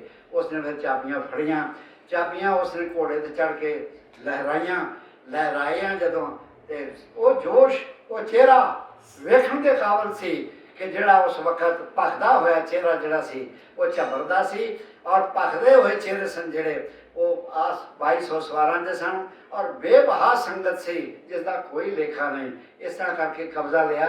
ਮੈਂ ਸਾਹਿਰ ਲੁਧਿਆਣਵੀ ਦਾ ਇੱਕ ਸ਼ੇਰ ਜ਼ਰੂਰ ਕਹਿਣਾ ਕਿ खून फिर खून है, टपकेगा तो जम जाएगा, जुर्म फिर जुर्म है, बढ़ता है तो मिट जाता है। लाख बैठे कोई शुभ शुभ के मकी गाहों में, खून खुद देता है जलादों के मस्कन का सराग। साजिशें लाख उठाती रहें, जुल्मत की नकाब लेके हर खून निकलती है हथेली पे चिराग। तुमने जिस खून को मक्तल में दबाना चाहा, आज वो कूचा वो बाजार में आ निकला है। वो कहीं शोरा, कहीं नारा, कहीं पत्थर बनकर, खून चलता है तो रुकता नहीं संगीनों से, सर उठाता है तो दबता नहीं आईनों से। खून फिर खून है, टपकेगा तो जम जाएगा। वाहिगुरू का खालसा। ਦੇ ਸਕੇ ਮਾਫੀ ਹੈ। ਅਸੀਂ ਅੱਜ ਦਾ ਜਿਹੜਾ ਵਿਸ਼ਾ ਹੈ ਉਹ ਉਸੇ ਸੰਦਰਭ 'ਚ ਅੱਗੇ ਲੈ ਕੇ ਗਏ ਸੀ, ਪਰ ਅਗਲੀ ਵਾਰੀ ਅਸੀਂ ਜ਼ਰੂਰ ਚਾਹਾਂਗੇ ਕਿ ਸ਼ੁਰੂਆਤ ਤੁਹਾਡੇ ਤੋਂ ਕਰਿਆ ਕਰੀਏ। ਤੁਸੀਂ ਸਮੇਂ ਸਿਰ ਆਇਓ, ਇਹ ਗੱਲ ਸੁਣਨੀ ਵੀ ਉਨੀ ਹੀ ਜ਼ਰੂਰੀ ਹੈ ਕਿਉਂਕਿ ਇਹ ਸਾਨੂੰ ਸਾਰਿਆਂ ਨੂੰ ਭਾਵੁਕ ਕਰਦੀ ਹੈ ਤੇ ਅਸੀਂ ਅੱਜ ਫਿਰ ਉਸੇ ਹੀ ਜਜ਼ਬਾਤ ਦੇ ਨਾਲ ਕੋਈ ਚੰਗਾ ਕੰਮ ਕਰਨ ਲਈ ਪ੍ਰੇਰੇ ਜਾਂਦੇ ਹਾਂ। ਮੈਂ ਇਸ ਤੋਂ ਪਹਿਲੇ ਕਿ ਫਾਰਮਲੀ ਇਸ ਪ੍ਰੋਗਰਾਮ ਦੀ ਸਮਾਪਤੀ ਕਰੀਏ, ਮੈਂ ਸਰ ਸੁਲੋਚਨਵੀਰ ਸਿੰਘ ਜੀ ਜਿਹੜੇ ਗਿਆਨ ਪ੍ਰਕਾਸ਼ ਟਰਸਟ ਦੇ ਚੇਅਰਮੈਨ ਨੇ, ਜਿਹੜੀ ਜਗ੍ਹਾ ਦੀ ਸਾਰੀ ਸੰਭਾਲ ਸੇਵਾ ਕਰ ਰਹੇ ਨੇ, sir major Singh ji, sir Swaran Singh ji Rana ji, ਸਾਡੇ ਹੋਰ ਸਾਥੀ ਜਿਹੜੇ ਨੇ, ਉਹਨਾਂ ਸਰਦਾਰ ਸਤਨਾਮ ਸਿੰਘ ਜੀ, ਉਹਨਾਂ ਸਾਰਿਆਂ ਦਾ ਬਹੁਤ ਧੰਨਵਾਦ। ਤੁਸੀਂ ਬਹੁਤ ਸੋਹਣਾ ਅਰੇਂਜ ਕੀਤਾ। ਅਸੀਂ ਸਿੰਘ ਸਾਹਿਬ ਗਿਆਨੀ ਕੇਵਲ ਸਿੰਘ ਜੀ ਦੇ ਤੇ ਧੰਨਵਾਦੀ ਹੈਗੇ ਹਾਂ। ਇੱਕ ਜਿਹੜੀ ਗੱਲ ਸਿੰਘ ਸਾਹਿਬ ਨੇ ਸ਼ੁਰੂਆਤ 'ਚ ਕੀਤੀ ਸੀ, ਮੈਂ ਉਹਨੂੰ ਵਿਸ਼ਰਾਮ ਦੇਣਾ, ਉਹ ਇਹ ਹੈ ਕਿ ਸਿੱਖ ਐਜੂਕੇਸ਼ਨ ਦੇ ਉੱਤੇ ਇੱਕ ਅਸੀਂ ਜਿੱਦਾਂ ਪੰਥਕ ਤਾਲਮੇਲ ਸੰਗਠਨ ਸੰਸਥਾਵਾਂ ਦਾ ਇੱਕ ਇਕੱਠ ਬਣ ਕੇ ਤੇ ਉਹਦੇ ਉੱਤੇ ਕੰਮ ਕਰ ਰਿਹਾ ਸੀਗਾ। 2007 'ਚ ਜਦੋਂ ਦਮਦਮਾ ਸਾਹਿਬ ਦੀ ਧਰਤੀ ਦੇ ਉੱਤੇ ਜਿਹੜਾ ਹੈ ਉਹ ਵਿਦਿਅਕ ਬੋਰਡ ਦੀ ਗੱਲ ਚੱਲੀ ਸੀ, ਉਦੋਂ ਅਸੀਂ ਤਕਰੀਬਨ, ਜੇ ਮੈਂ ਗਲਤ ਨਹੀਂ ਹਾਂ, ਤੇ 600-700 ਸਕੂਲ ਅਸੀਂ ਉਦੋਂ ਉੱਥੇ ਇਕੱਠੇ ਕੀਤੇ ਸੀ ਜਿਹੜੇ ਸਿੱਖਾਂ ਦੇ ਆ। ਜੇ ਤੁਸੀਂ ਗਿਣਤੀ ਕਰਨ ਲੱਗੋਗੇ ਤੇ ਬਹੁਤ ਜ਼ਿਆਦਾ ਸਕੂਲ ਨੇ ਪੰਜਾਬ 'ਚ ਜਿਹੜੇ ਗੁਰੂ ਸਾਹਿਬ ਦੇ ਨਾਂ ਤੇ ਚੱਲ ਰਹੇ ਨੇ, ਪਰ ਉਹ ਮਲਕੀਅਤ ਸਕੂਲ ਨੇ। ਪਰ ਬਹੁਤ ਸਾਰੇ ਸਕੂਲ ਇੱਦਾਂ ਦੇ ਨੇ ਜਿਹੜੇ ਗੁਰੂ ਸਾਹਿਬ ਦੇ ਨਹੀਂ ਨੇ, ਪਰ ਉਹ ਜਥੇਬੰਦਕ ਰੂਪ 'ਚ ਜਿਹੜੇ ਨੇ ਉਹ ਚਲਾਏ ਜਾ ਰਹੇ ਨੇ। ਖਾਲਸਾ ਸਕੂਲਾਂ ਦਾ ਬਹੁਤ ਵੱਡਾ ਨੈਟਵਰਕ ਹੈ। ਪੰਜਾਬ ਤੋਂ ਬਾਹਰ ਤੁਸੀਂ ਸਿਰਫ ਟਾਟਾ ਨਗਰ 'ਚ ਦੇਖ ਲਓ ਤੇ ਸ਼ਾਇਦ ਗੁਰੂ ਨਾਨਕ ਸਾਹਿਬ ਦੇ ਨਾਂ ਤੇ 19-20 ਸਕੂਲ ਚੱਲ ਰਹੇ ਹੋਣਗੇ। ਸੰਬਲਪੁਰ 'ਚ ਚੱਲ ਰਿਹਾ, 18 ਏਕੜ ਜ਼ਮੀਨ ਹੈ। ਮਦਰਾਸ 'ਚ ਕਾਲਜ ਚੱਲ ਰਿਹਾ, ਕਿਉਂਕਿ ਬਹੁਤ ਸਾਰੇ ਐਜੂਕੇਸ਼ਨ ਸੰਸਥਾਵਾਂ 'ਚ ਜਾਣ ਦਾ ਜਿਹੜਾ ਮੌਕਾ ਮਿਲਦਾ। ਉਹਨਾਂ ਸਾਰਿਆਂ ਨਾਲ ਗੱਲਬਾਤ ਕਰਕੇ ਅੱਜ ਦੇ ਦਿਨ ਨੂੰ ਸਨਦ ਰੱਖ ਕੇ, ਯਾਦ ਰੱਖ ਕੇ, ਤੁਹਾਡੀ ਸਾਰਿਆਂ ਦੀ ਹਾਜ਼ਰੀ 'ਚ ਅਸੀਂ ਇਹ ਅਨਾਉਂਸ ਕਰ ਰਹੇ ਹਾਂ ਕਿ ਸਿੱਖ ਵਿਦਿਅਕ ਬੋਰਡ ਦੀ ਜਿਹੜੀ ਹੈ ਫਾਰਮਲੀ ਅੱਜ ਅਸੀਂ ਉਹਨੂੰ ਅਨਾਉਂਸ ਕਰ ਰਹੇ ਹਾਂ ਕਿ ਸਿੱਖ ਵਿਦਿਅਕ ਬੋਰਡ ਜਿਹੜਾ ਹੈ ਉਹ ਅੱਜ ਤੋਂ 21 ਫਰਵਰੀ ਜਿਹੜਾ ਸਾਡਾ ਸਿੰਘ ਸਭਾ ਲਹਿਰ ਦੇ ਸਥਾਪਨਾ ਦੇ 150 ਵਰ੍ਹੇ ਨੂੰ ਸਮਰਪਿਤ ਤੇ ਅੱਜ ਦੇ ਜਿਹੜਾ ਸੈਮੀਨਾਰ ਹੈ ਤੇ ਅੱਜ ਦੇ ਦਿਨ ਦੇ ਪਵਿੱਤਰਤਾ ਨੂੰ ਧਿਆਨ 'ਚ ਰੱਖ ਕੇ ਅਸੀਂ ਉਹਨੂੰ ਅਨਾਉਂਸ ਕਰ ਰਹੇ ਹਾਂ। ਤੇ ਇਹਦੀਆਂ ਜਿਹੜੀਆਂ ਅੱਗੋਂ ਫਾਰਮਲਸ ਅਸੀਂ ਅੱਜ ਕੁਝ ਕਰਨਾ ਚਾਹੁੰਦੇ ਸੀ ਇੱਥੇ, ਪਰ ਕੁਝ ਸੱਜਣਾ ਨੂੰ ਅਸੀਂ ਜਿਹੜੇ ਹੈ ਪ੍ਰੀ ਆਕੂਪਾਈਡ ਹੋਣ ਕਰਕੇ ਜਾਂ ਕੁਝ ਅੱਜ ਇੱਦਾਂ ਦੀ ਘਟਨਾ ਚੰਡੀਗੜ੍ਹ ਵਾਪਰ ਗਈ ਕਿ ਸਾਡੇ ਬਹੁਤ ਹੀ ਸਤਿਕਾਰਯੋਗ major general sir Kartar Singh ji ਸੀਗੇ, ਉਹਨਾਂ ਦੇ ਘਰੋਂ ਜਿਹੜੇ ਨੇ ਉਹ ਚੜ੍ਹਾਈ ਕਰ ਗਏ ਤੇ ਉੱਥੇ ਕੁਝ ਸੱਜਣਾ ਨੂੰ ਰੁਕਣਾ ਪੈ ਗਿਆ। ਇਸ ਕਰਕੇ ਅਸੀਂ ਉਹਨੂੰ ਉਸ ਢੰਗ ਨਾਲ ਨਹੀਂ ਅਨਾਉਂਸ ਕਰ ਰਹੇ, ਪਰ ਅੱਜ ਦੇ ਦਿਨ ਨੂੰ ਨਾਲ ਜੋੜਨਾ ਚਾਹੁੰਦੇ ਸੀ ਤੇ ਇਸ ਕਰਕੇ ਅਸੀਂ ਅੱਜ ਦੀ ਅਨਾਉਂਸਮੈਂਟ ਹੈ। ਲੇਕਿਨ ਅਗਲੇ ਮਹੀਨੇ ਅਸੀਂ ਇਹਦੀਆਂ ਜਿਹੜੀਆਂ ਇਹ 'ਤੇ ਕੰਮ ਜਿਹੜਾ ਉਹ ਹੁਣ ਤੋਂ ਸ਼ੁਰੂ ਹੋ ਜਾਏਗਾ।